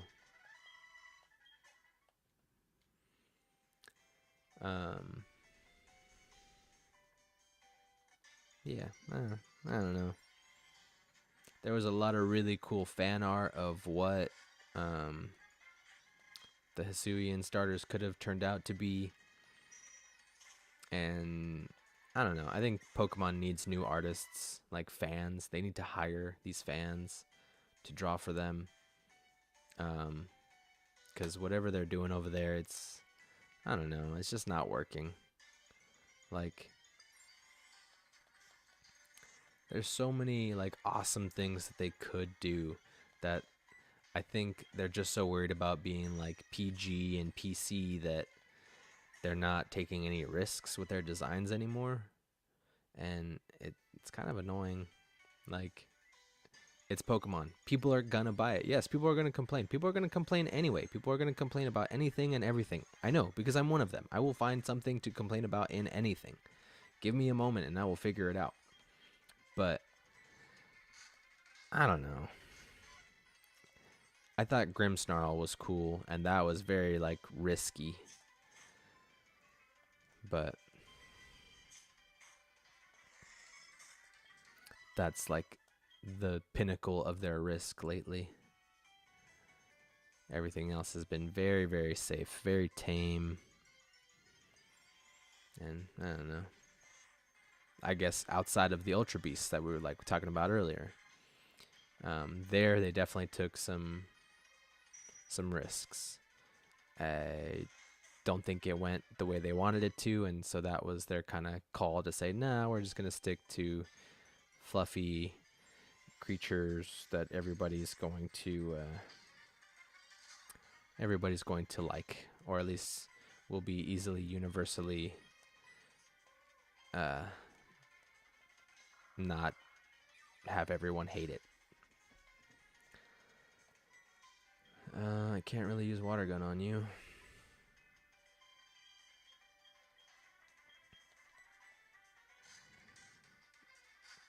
Oh yeah, I already have complaints about Scarlet and Violet. They're not like anything too big. Like obviously I haven't played the game, so I don't know. But it's just, I don't know. There's things in there already that I'm not a fan of.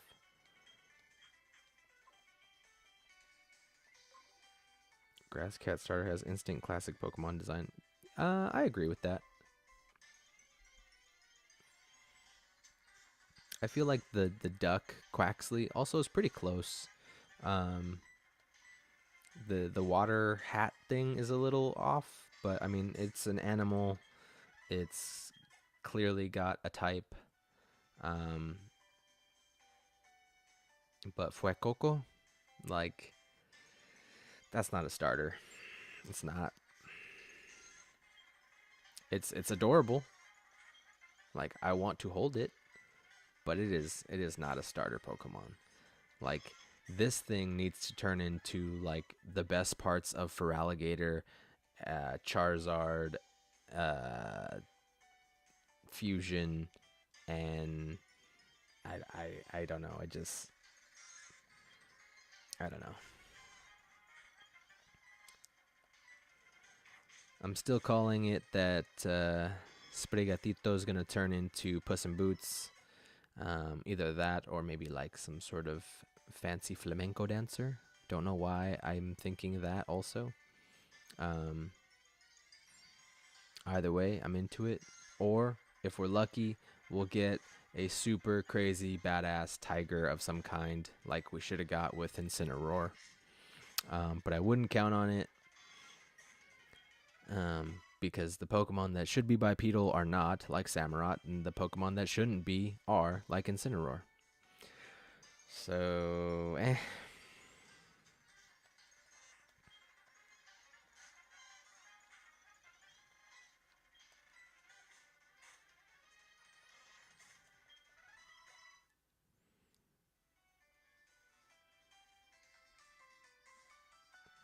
No more anthropomorphic Pokemon.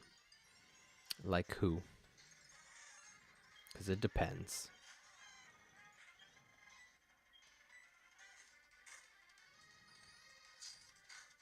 I could get down with certain ones.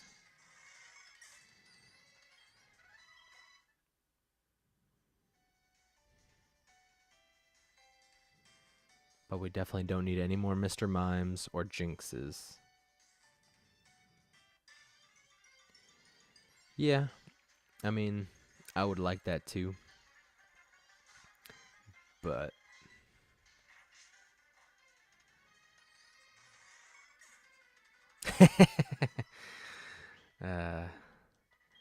yeah, that I think that's a very, very I was gonna say something, but I think I will refrain. It's a very uncomfortable topic for some, that Pokemon specifically.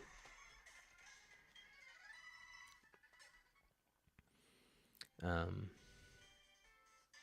was definitely not their best idea though. I don't hate it, but I definitely I think definitely that was one of the times they took a very big risk for some very odd rewards.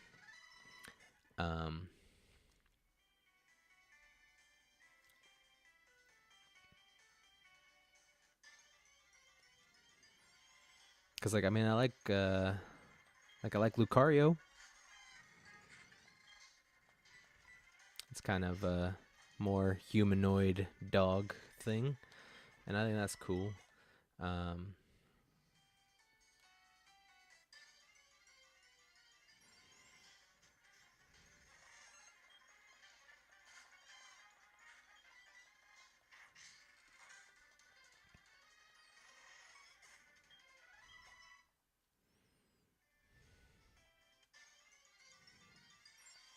but like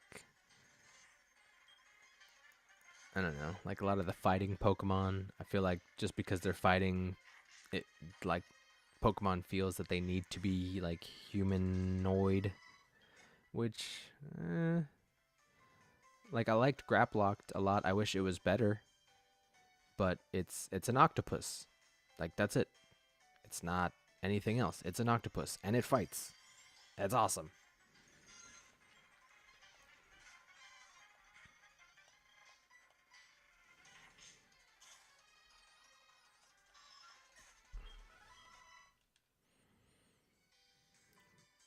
Primeape, yeah, Primeape's dope. I mean, the boxing gloves was a little weird, but it fit with what they were going for, and I like it.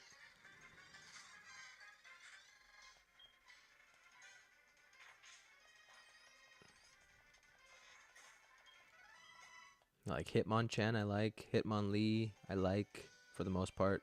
I think they're both a little odd. They both kind of strike me as like alien bean things, but I mean they're fine. I've used both. Prefer using Hitmonchan.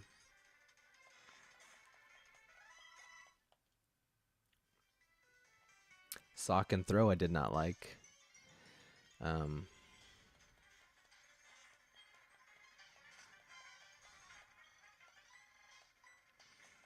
but also, I don't know.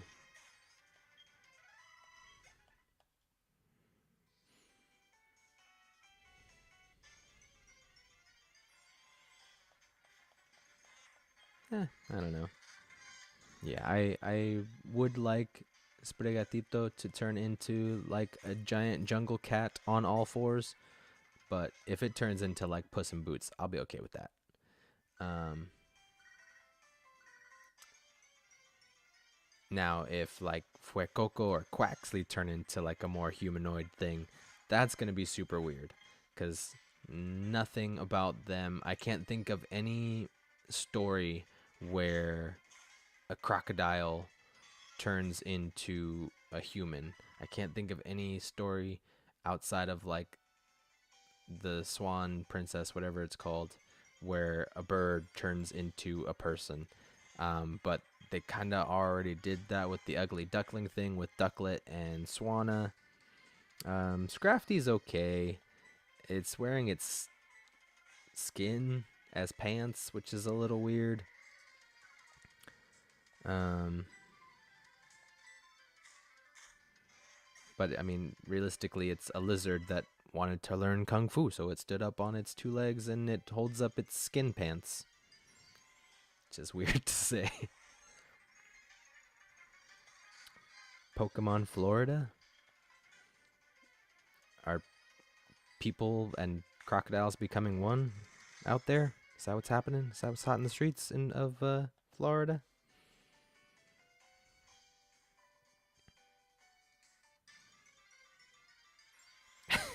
Yep. They definitely have some interesting things going on over there at the Pokemon Company.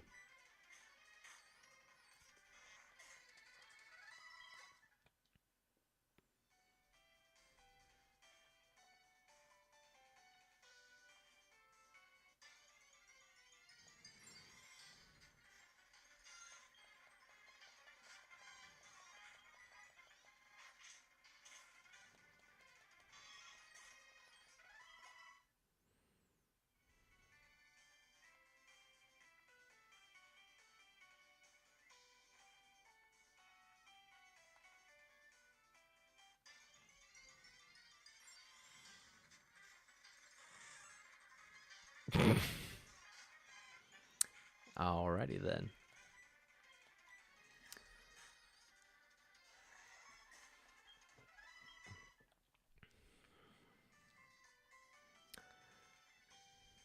Yeah, I don't know. I don't know what I want Quaxley to turn out to be. I know I'm not gonna get whatever I want anyway. Um, he is kind of growing on me as my favorite of the three. Again, I do think Fuecoco is adorable, and I would definitely have one at one point. But I would definitely, for like a playthrough, I would choose the other two first.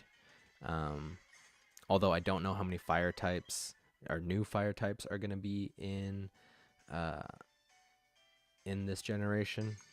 So, eh, maybe if there's like a lack of fire types, maybe if it's like Diamond and Pearl, where it's like, hey, there's the fire starter and one other fire Pokemon that's not nearly as useful, then, eh. But again, I'll probably do the playthrough first and see what's out there, because I am trying to still avoid any more leaks or spoilers of what's going on. Just because I want to enjoy the game. I don't want to worry about stupid stuff. Like, I already know the whole storyline. I already know all the Pokemon, so there's no real point in me even getting these games. Um,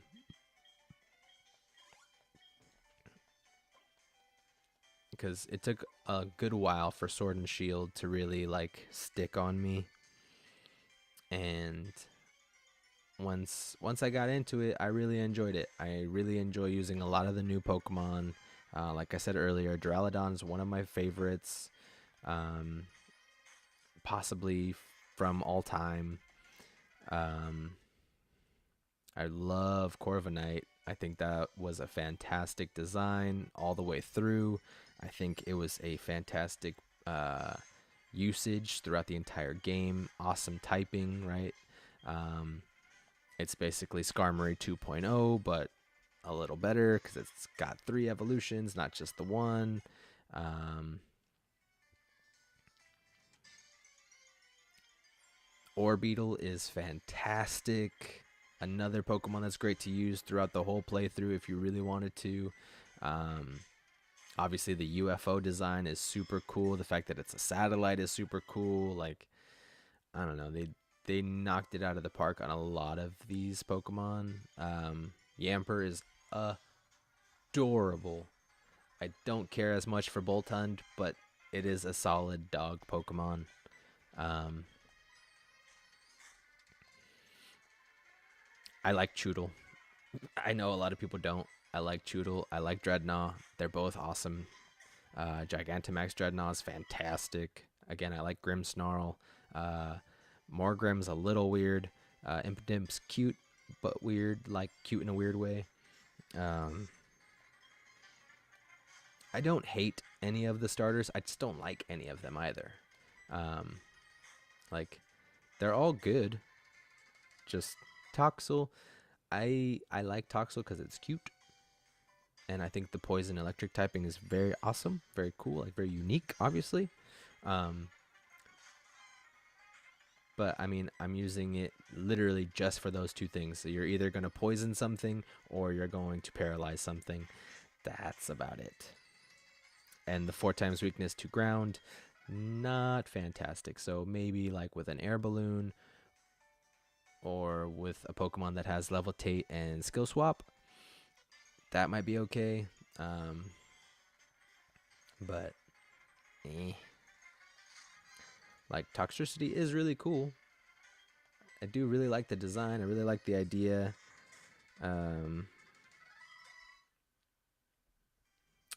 Well, the Punk Rock ability is going to help with those Boom Burst attacks, so that's good.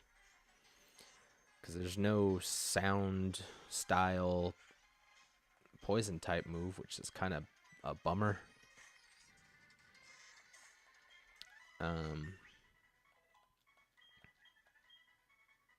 Charge. What does charge do?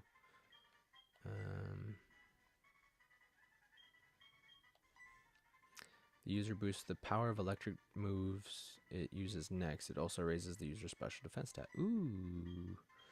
Goodbye, Growl. Okay. Well, I need to go heal because we're basically out of moves. Damn it. Oh, nice. Well, congratulations. She just Thundershock this thing. Yeah, the last time I battled the champion, I used Hatterene. Yeah. whatever the final evolution of the hat Pokemon is. It just basically wiped through his entire team. Like, I just draining kissed everything. It was fantastic. I was like, why are people afraid of this guy?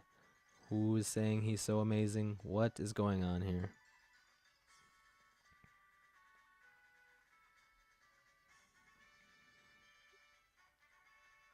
Like, I can't say I've ever gotten out of a battle with Leon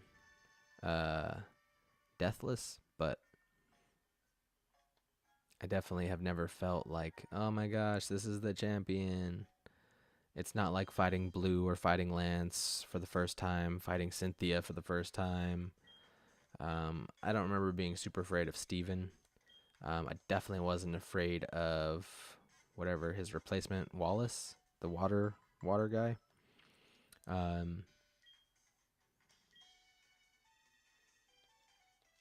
Who's the champion in Gen 5?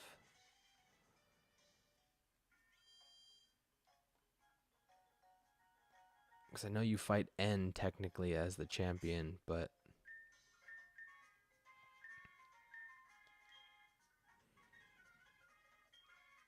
I just realized we're still on 2 times speed. Okay, I'm not going to worry about getting Alder than Iris. Okay. Yeah, I'm not afraid of either of them, like, at all.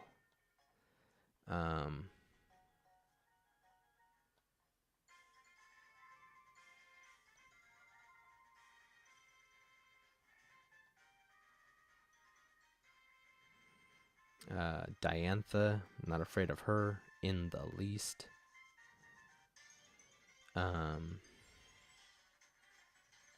How in at least in Ultra Sun and Ultra Moon, not scary. Like, you spent the entire game beating the bloody pulp out of him, and then they're gonna try and tell you like, oh, he made it all the way to the end. No, he didn't. No, he didn't. Same thing with Hop in Galar. No, he didn't. There's no possible way this child made it anywhere near this far. It's just not. Like, Marnie, same thing.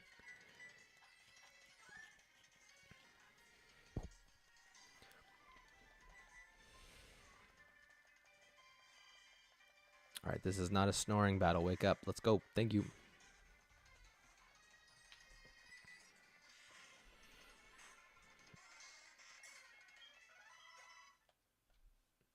Like, Leon has decent diversity and is like ready for most things, which is nice because it's something a little different. But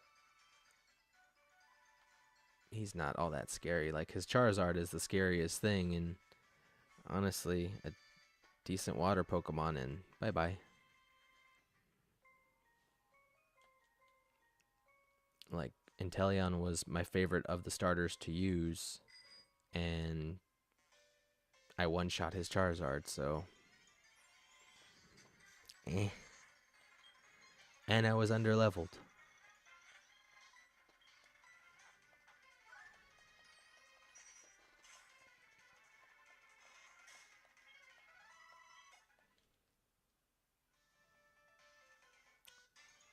I'm also seeing now we are at almost 5.5 hours. Wow, this is easily going to be the longest stream of the run, I think. But since we're all the way over at 5.5 hours, I'll do the spiel one more time before we actually call it a night. So yeah, if you enjoyed the video, please remember to leave a like, subscribe, hit the notification bell to be notified of future streams. Leave a comment down below about your favorite and least favorite part of the stream to help future streams be more enjoyable for you and everyone else. Follow me on Instagram at PocketGamer, POKET_GMR, for what's called narrative style recaps of every stream. And we have the community tab open here on YouTube. So I really want to hear from people to see what they want to see. Help me strategize for the next gym, team building, all that jazz. But yeah, Just basically want to have fun, make sure we are conscious, courteous, and respectful of each other as well. Because again, this is a kids game, so let's be careful, have fun, be nice. Let's see. Champions with aces with double weaknesses. Dragonite, Garchomp, Charizard. Yep. This is true. Although Dragonite scares me more. Although I am just now realizing Dragonite and Garchomp are both 4 times weak to ice. It never occurred to me. Because flying and dragon, ice, ice, ground and dragon, ice, ice, ice, ice, baby. Boom, ba-da-dum, ba-da-dum, boom. I don't know what type you are. I think you're grass and bug.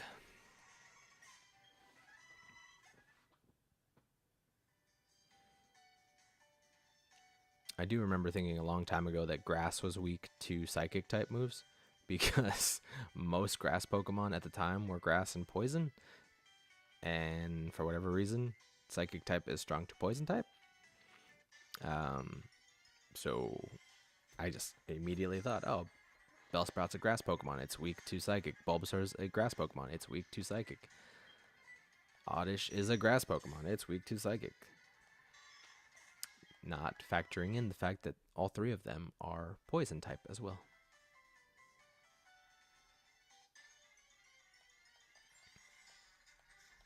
Which somebody's really going to have to explain that to me one day, why psychic type is super effective to poison type. It doesn't make any sense. Like, I can justify psychic over fighting because mind over matter. That's my only excuse that I have for it. But at the same time, like, no.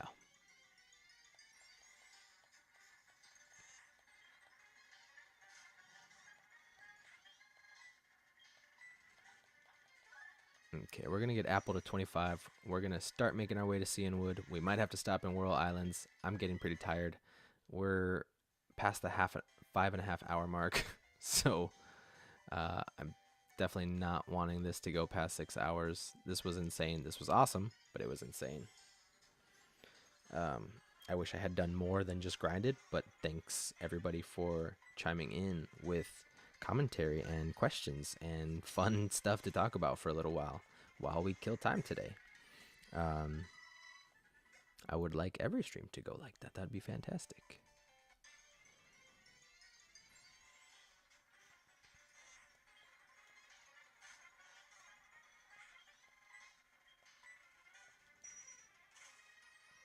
Wait a second. How do I get to Cianwood? Did I already get... I didn't get Surf. How am I supposed to get there? Oh, Jesus. Okay. I didn't think that part through. So I have no idea what I will be doing. But definitely when I get Surf. Bye-bye water gun.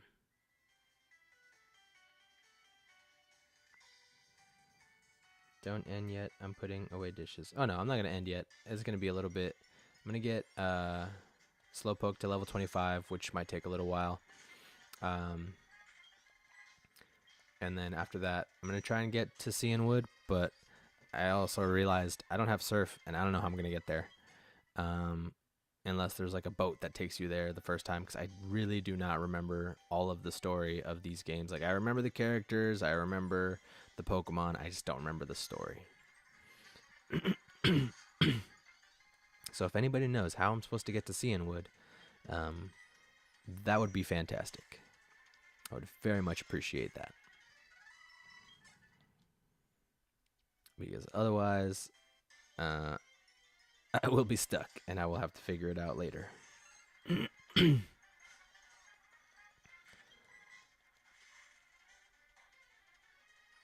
Oh, nice. It's not very effective, but it worked.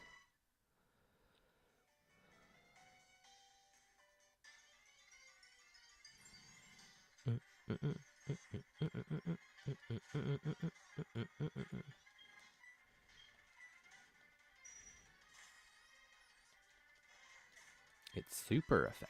Nice.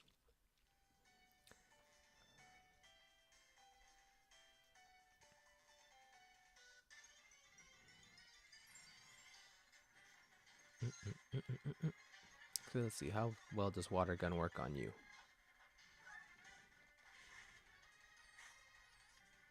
Okay, one shot, assuming that was a low roll, but who knows?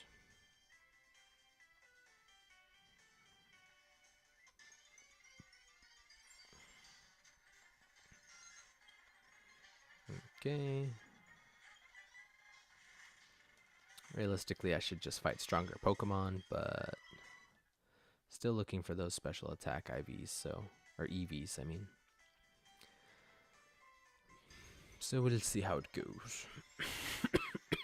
I think I'm gonna have some tea after this, because it's been a long day. Oh, it doesn't kill Oddish, though. Dang. Alright, well, I mean, so I'm trying to see if I can avoid going to the Pokemon Center one more time before reaching level 25, but looks like I might have to deal with going one more time.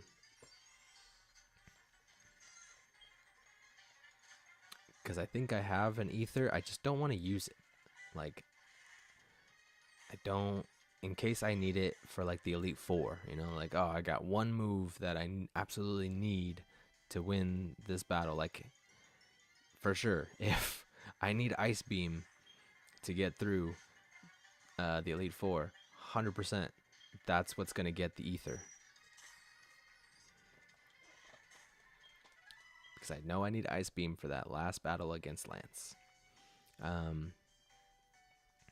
Also, I don't know if I'm going to do the post-game part. I might do it for fun, like not on stream, but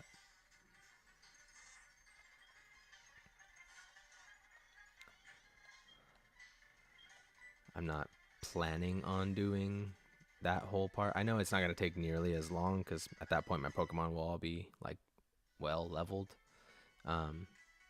except for the battle against Red, because then it's like level 70 something, and that's going to be a pain because I think like level 50 or 55 is the level cap for this game, like just beating the Elite Four and Champion. So that's going to be kind of nuts. But yeah, right now I'm going to try to worry about how I'm going to get to Cianwood, because that is definitely the goal. The goal was to get to Cianwood tonight, and that is what I am going to do.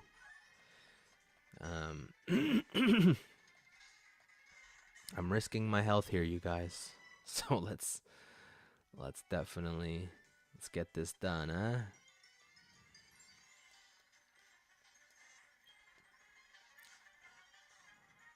Because once we get to Cianwood, the game's going to move a little faster, because we can go to the 5th gym and then get to the 6th gym and then mosey on over to the 7th gym. I know at some point Team Rocket shenanigans will be happening. That's fine, whatever. But at least it's like moving the story along. It's not just me grinding up on these Pokemon to level up and get stronger and stay alive. Because I did that a lot too in my Fire Red Nuzlocke. Like, I realized I went up against a lot of like Meowths, Oddishes, Pidgeys, like completely decimated a population of Pidgey somewhere in Kanto. Like, they are extinct in that area. But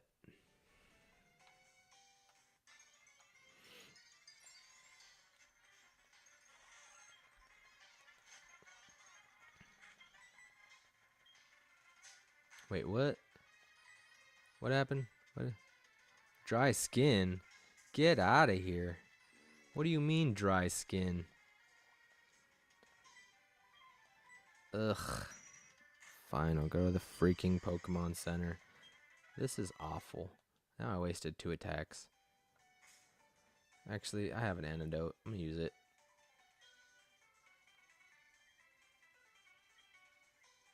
I also have a rare candy I didn't know I had. Oh, I know why I'm saving that. Never mind.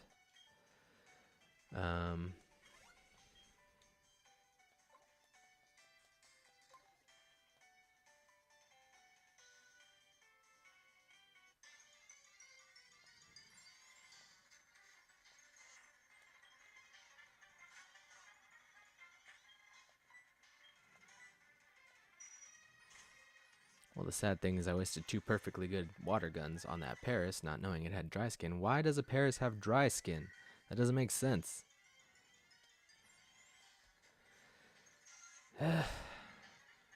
Whatever.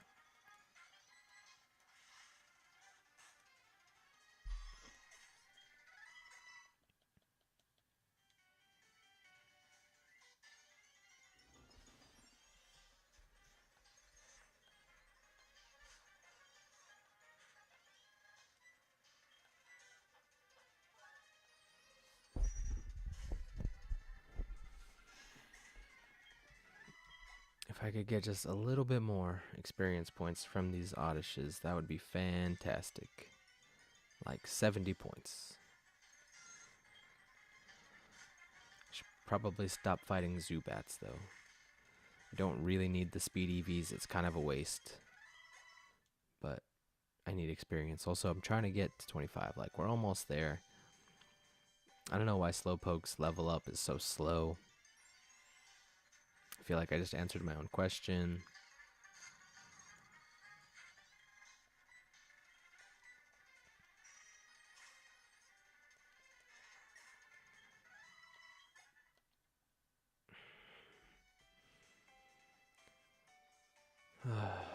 Do do do do do do do. Okay. Okay. Yeah, I don't think we're gonna get to 25 just yet. This is a shame. Shambles.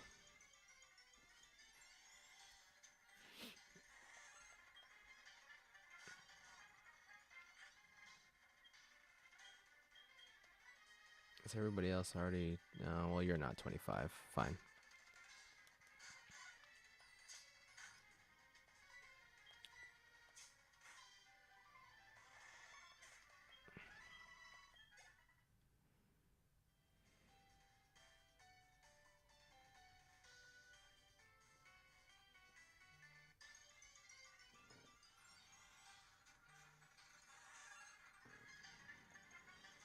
Another Paris. Okay. Well, at least I have something to fight this with. Are you kidding me? Okay, scratch it to death, please. Thank you. Appreciate you. Nice. Well deserved. Bite? Yes, please. Very much so.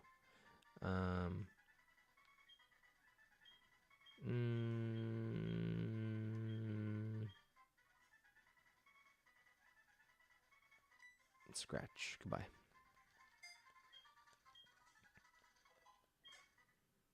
Dope. Cool. Awesome. Fantastic. Not gonna paralyze heal because we're almost there. And I'm out of water. I mean, I could refill, but at this point I don't want to get up. I just want to get this done.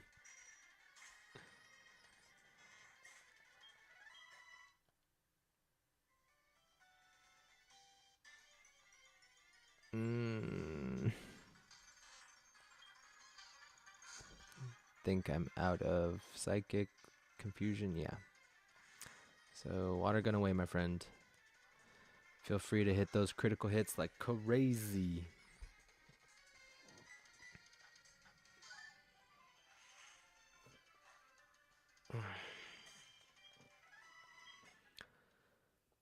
Okay.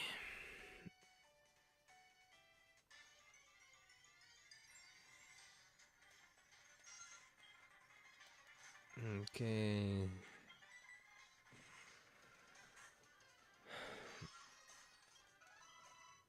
All right, a few more. We might make it out of here at 25 without having to heal. Oh my goodness. Actually, I think if we can fight two more Oddish. We can do this. I think we can actually get out of here at level 25 without having to heal, without having to get our PP back. Okay. One more Oddish, por favor. That's not an oddish. But I will still fight you. Because just in case, if another oddish isn't going to be the one to do it, then we need to have... Alright, you like mushrooms, right? There you go. Enjoy. Head to bed now. Thanks for the long stream and keeping me entertained. You got it, bud. I am glad you enjoyed yourself.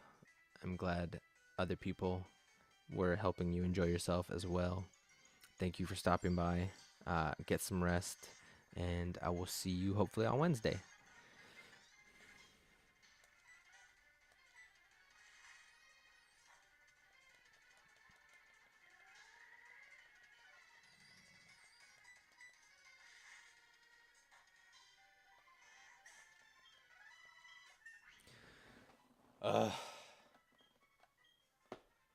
Headbutt?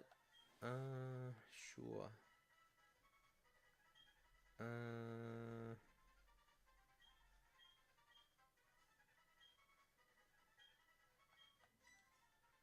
mean, that is a really strong move.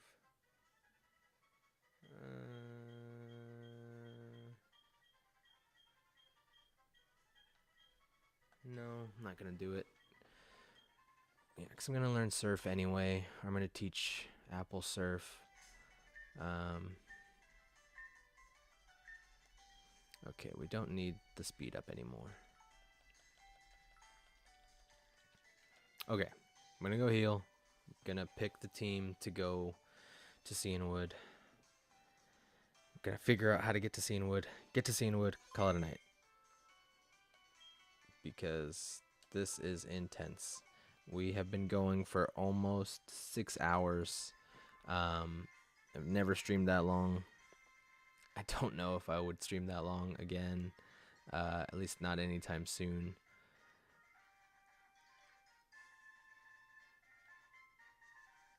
Ugh, I'm not trying to fight anything. Especially not a drowsy. Get out of here, man. Well, let's see. What is one water gun gonna do? You wanna put out its dreams of winning this battle? That was a critical hit, huh? That's fantastic. Well, you enjoy that. We're gonna go heal now. Thank you so much. Thanks for playing. It's nice to know you. Goodbye.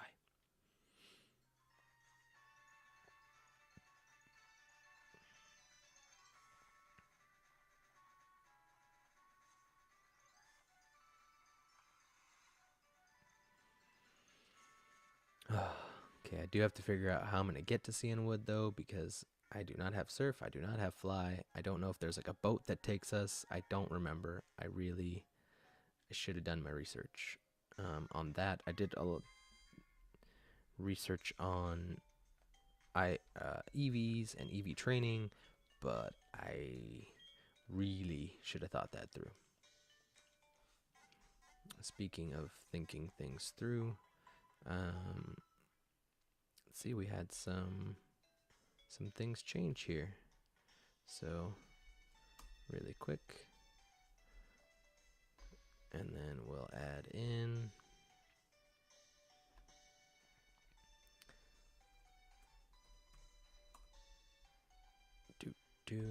really quickly. Come on, load up. You know you want to. Boom. Nice.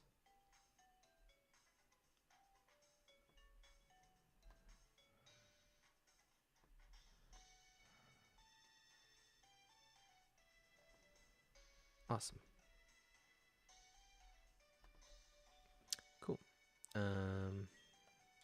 Okay.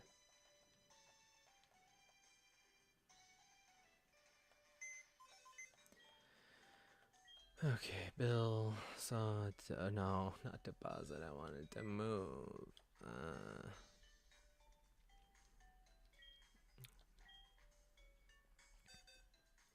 Okay. You're coming with me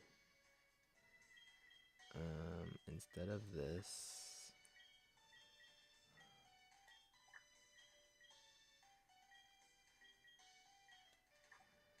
and actually, I think I'll leave the team like this for now. Because Eradicate is not going to be a big help at a fighting gym, because it's a normal type. Now, normal type is weak to fighting. But yes, I like this team. There's lots of purple, there's lots of pink.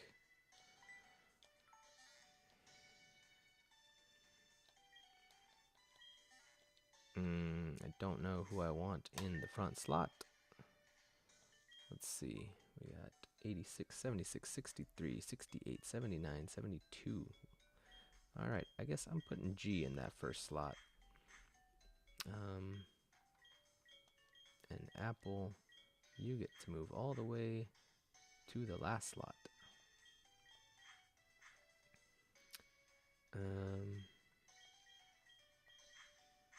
Cool. So I got 2 bug Pokemon, 2 fighting, flying Pokemon, 2 poison Pokemon, 1 electric Pokemon, 1 water Pokemon, 1 psychic Pokemon. A super interesting team.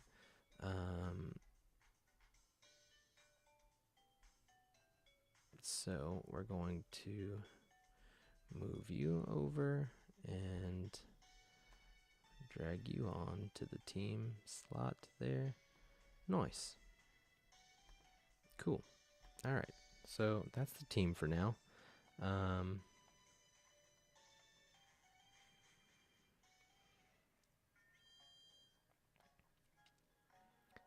almost feel bad for evolving G. I feel like Ghastly is what made it so likable. But I really like Haunter, and it's cool. Its tail is wagging as it walks behind me. That's awesome. Okay. Okay. I swear I'm an adult.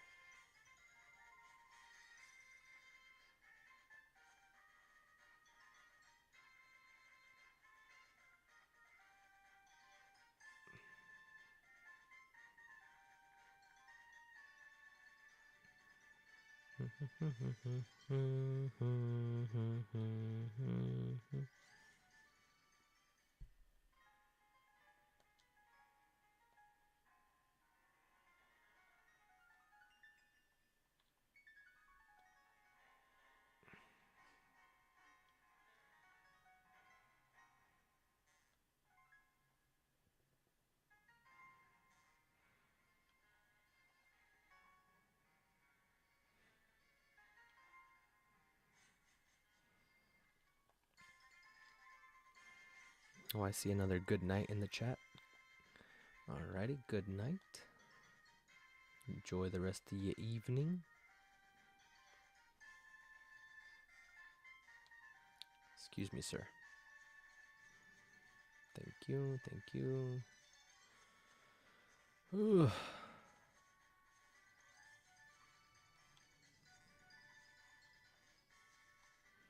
Yeah, I don't know that I could ever do like a 24-hour stream like some people do. This is nuts.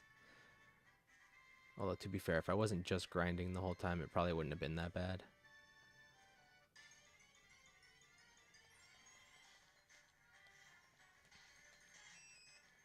Spinnerack. I don't know what you want. No, we're just gonna run. We'll worry about training and getting experience later.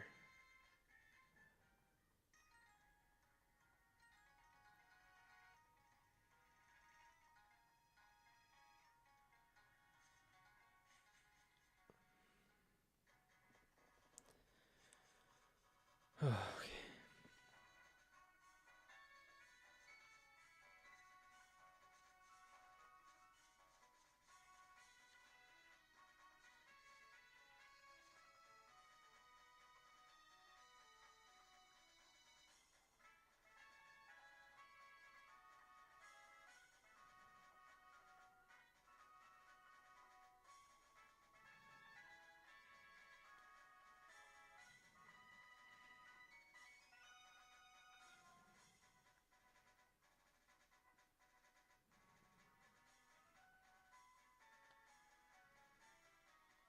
Ugh. Cool. I avoided them. Okay. Now, back in Olivine, I am almost 100% certain I did not say I had surf. And I do not. So how do I get surf? Oh boy. You there, small child.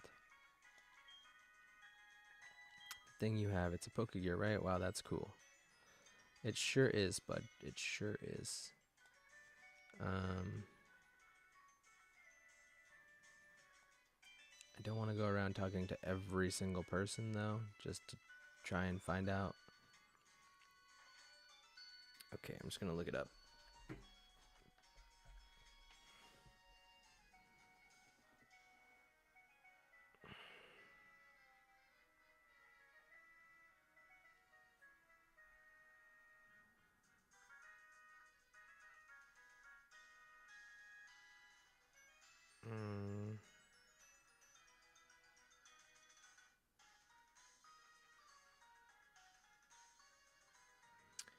To first beat the rocket grunt inside the Ekritik Dance Theater. After that, talk to the old man, and then he will give the HM known as Surf.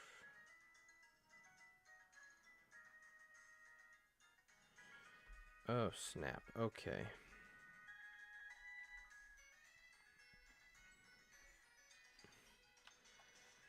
Okay.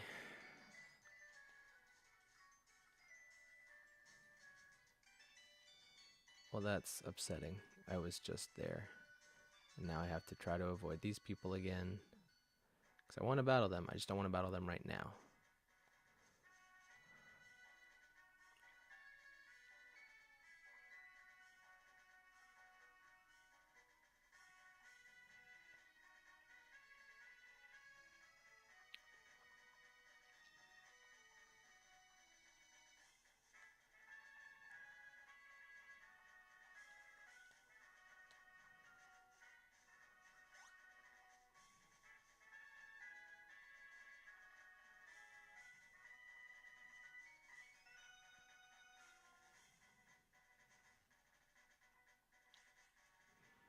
Okay.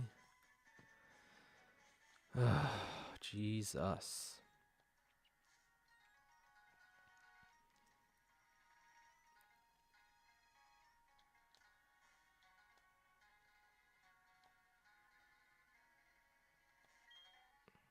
I thought I just heard a woman screaming or something. Is that just me? It most certainly is, my friend. It most certainly is. I really hope I don't have to fight the geisha girls. I am not prepared. Hey. Ho ho. Team Rocket has got to go. Stop dancing such a serious dance. Show me something like a hula dance. Mustn't push such a request on me. Are you telling me you don't respect what the customer wants? Well, then I'll show you how to dance. I'll show you a great one. Wahaha. What in the world? What's the deal with that Team Rocket grunt messing with the kimono girl? You are a trainer, aren't you? Please help her. Oh, ouch. This stomach ache. I wouldn't let this guy act like that were it not for this pain. Uh-huh. To do such a terrible thing to a kimono girl. I don't understand how young people behave these days.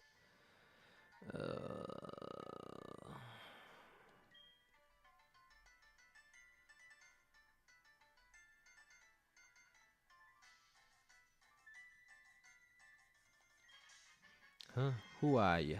You dare to get in my way? I sure do, sir. Ma'am? Person? I don't know. Coughing. Well, this should be easy. Goodbye. I guess I was supposed to do this a long time ago. Although he's level 12, so that doesn't really make sense.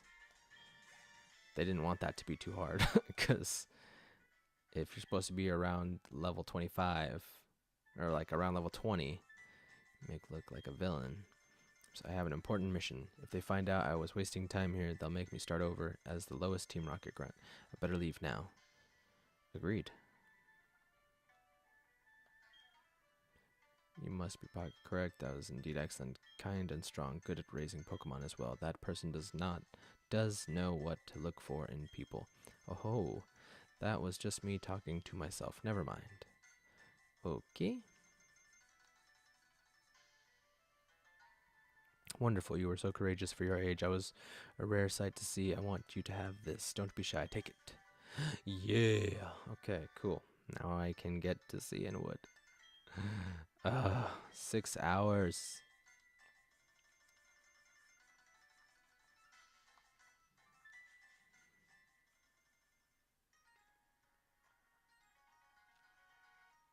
I suppose I should heal, but I'll do that up there. Actually, no, I need to be up here. I need to be up there. Go. Okay.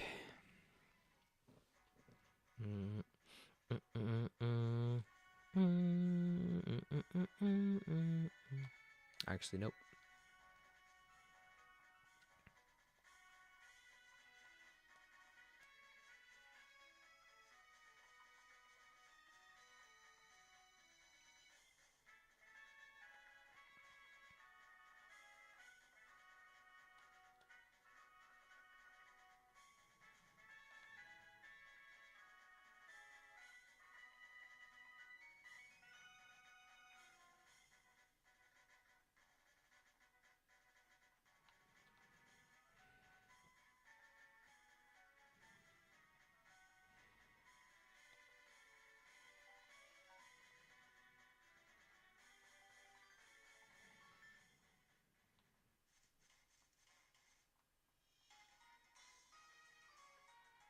Okay.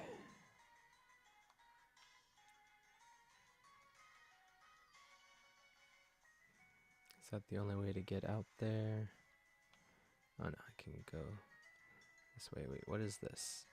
Because if this boat will just take me there, that would be fantastic. I don't have to surf.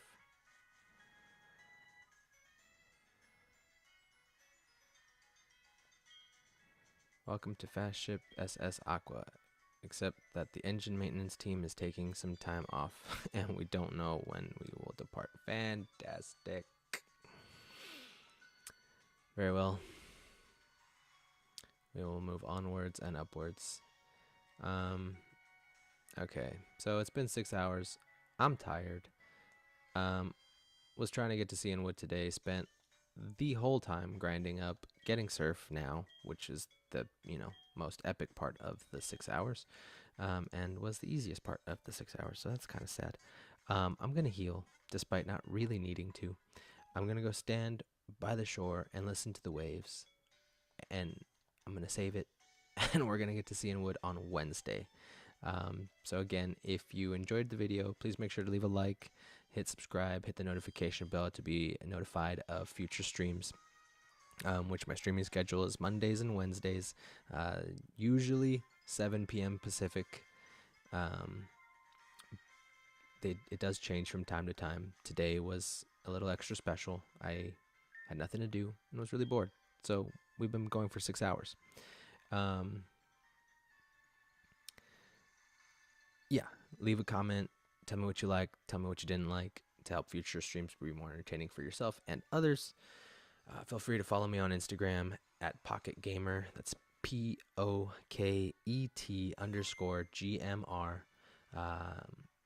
And if you feel so inclined, the community tab is open here on YouTube for us, where we can talk about strategies for the next gym, team building, and any ideas you may have for me for future videos. So yes, thank you to everyone that watched live. Thank you to anybody that watches afterwards, especially anybody that makes it all 6 hours. You are amazing. Thank you so much. I appreciate you guys. So until Wednesday around 7 p.m., I will see